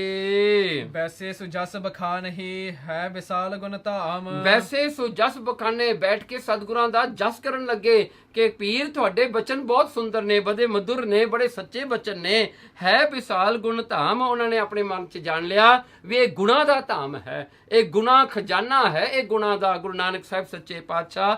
ਸੋ ਮਹਾਰਾਜ ਜੀ ਇਸ ਪ੍ਰਕਾਰ ਕਰਕੇ ਮੱਕੇ ਪਹੁੰਚੇ ਤੇ ਸਤਿਗੁਰਾਂ ਨੂੰ ਜਿਹੜਾ ਹੈ ਮਹਾਰਾਜ ਨੇ ਇਹ ਸ਼ਬਦ ਪੜ੍ਹ ਕੇ ਗਿਆਨ ਦੀ ਬਖਸ਼ਿਸ਼ ਕੀਤੀ ਤੇ ਆਪਾਂ ਨੂੰ ਵੀ ਦੱਸਿਆ ਵੀ ਇਹ ਕਲਯੁਗ ਦੇ ਸਮੇਂ ਵਿੱਚ ਕਿਹਦਾ ਰਾਜ ਹੋਵੇਗਾ, ਕਿਹੜਾ ਸਿਸਟਮ ਇਸ ਜਗ ਦੇ ਵਿੱਚ ਚੱਲਣਾ, ਉਹ ਸਾਰਾ ਮਹਾਰਾਜ ਨੇ ਆਪਾਂ ਨੂੰ ਦਰਸਾ ਦਿੱਤਾ ਤੇ ਇੰਨੀਆਂ ਬੇਨਤੀਆਂ ਪ੍ਰਵਾਨ ਕਰਨੀਆਂ, ਭੁੱਲਾਂ ਚੁੱਕਾਂ ਦੀ ਮਾਫੀ।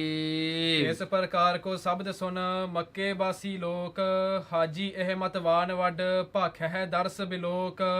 ਸਿੱਧਾ ਆਣ ਚੜਾਵਈ ਕੇਤਕ ਕਰਹਿ ਸਲਾਮ। ਵੈਸੇ ਸੋ ਜਸ ਬਖਾਨਹੀ ਹੈ ਵਿਸਾਲ ਗੁਣ ਧਾਮ। ਵਾਹਿਗੁਰੂ। ਇਤ ਸ੍ਰੀ ਗੁਰੂ ਨਾਨਕ ਪ੍ਰਕਾਸ਼ ਗ੍ਰੰਥੇ ਪੂਰਬਾਰ ਦੇ ਮੱਕੇ ਮਾਰਗ ਪ੍ਰਸੰਗ ਵਰਣਨ ਨਾਮ ਸਬਤ 50ਵਾਂ ਅਧਿਆਏ। ਵਾਹਿਗੁਰੂ ਜੀ ਕਾ ਖਾਲਸਾ, ਵਾਹਿਗੁਰੂ ਜੀ ਕੀ ਫਤਿਹ।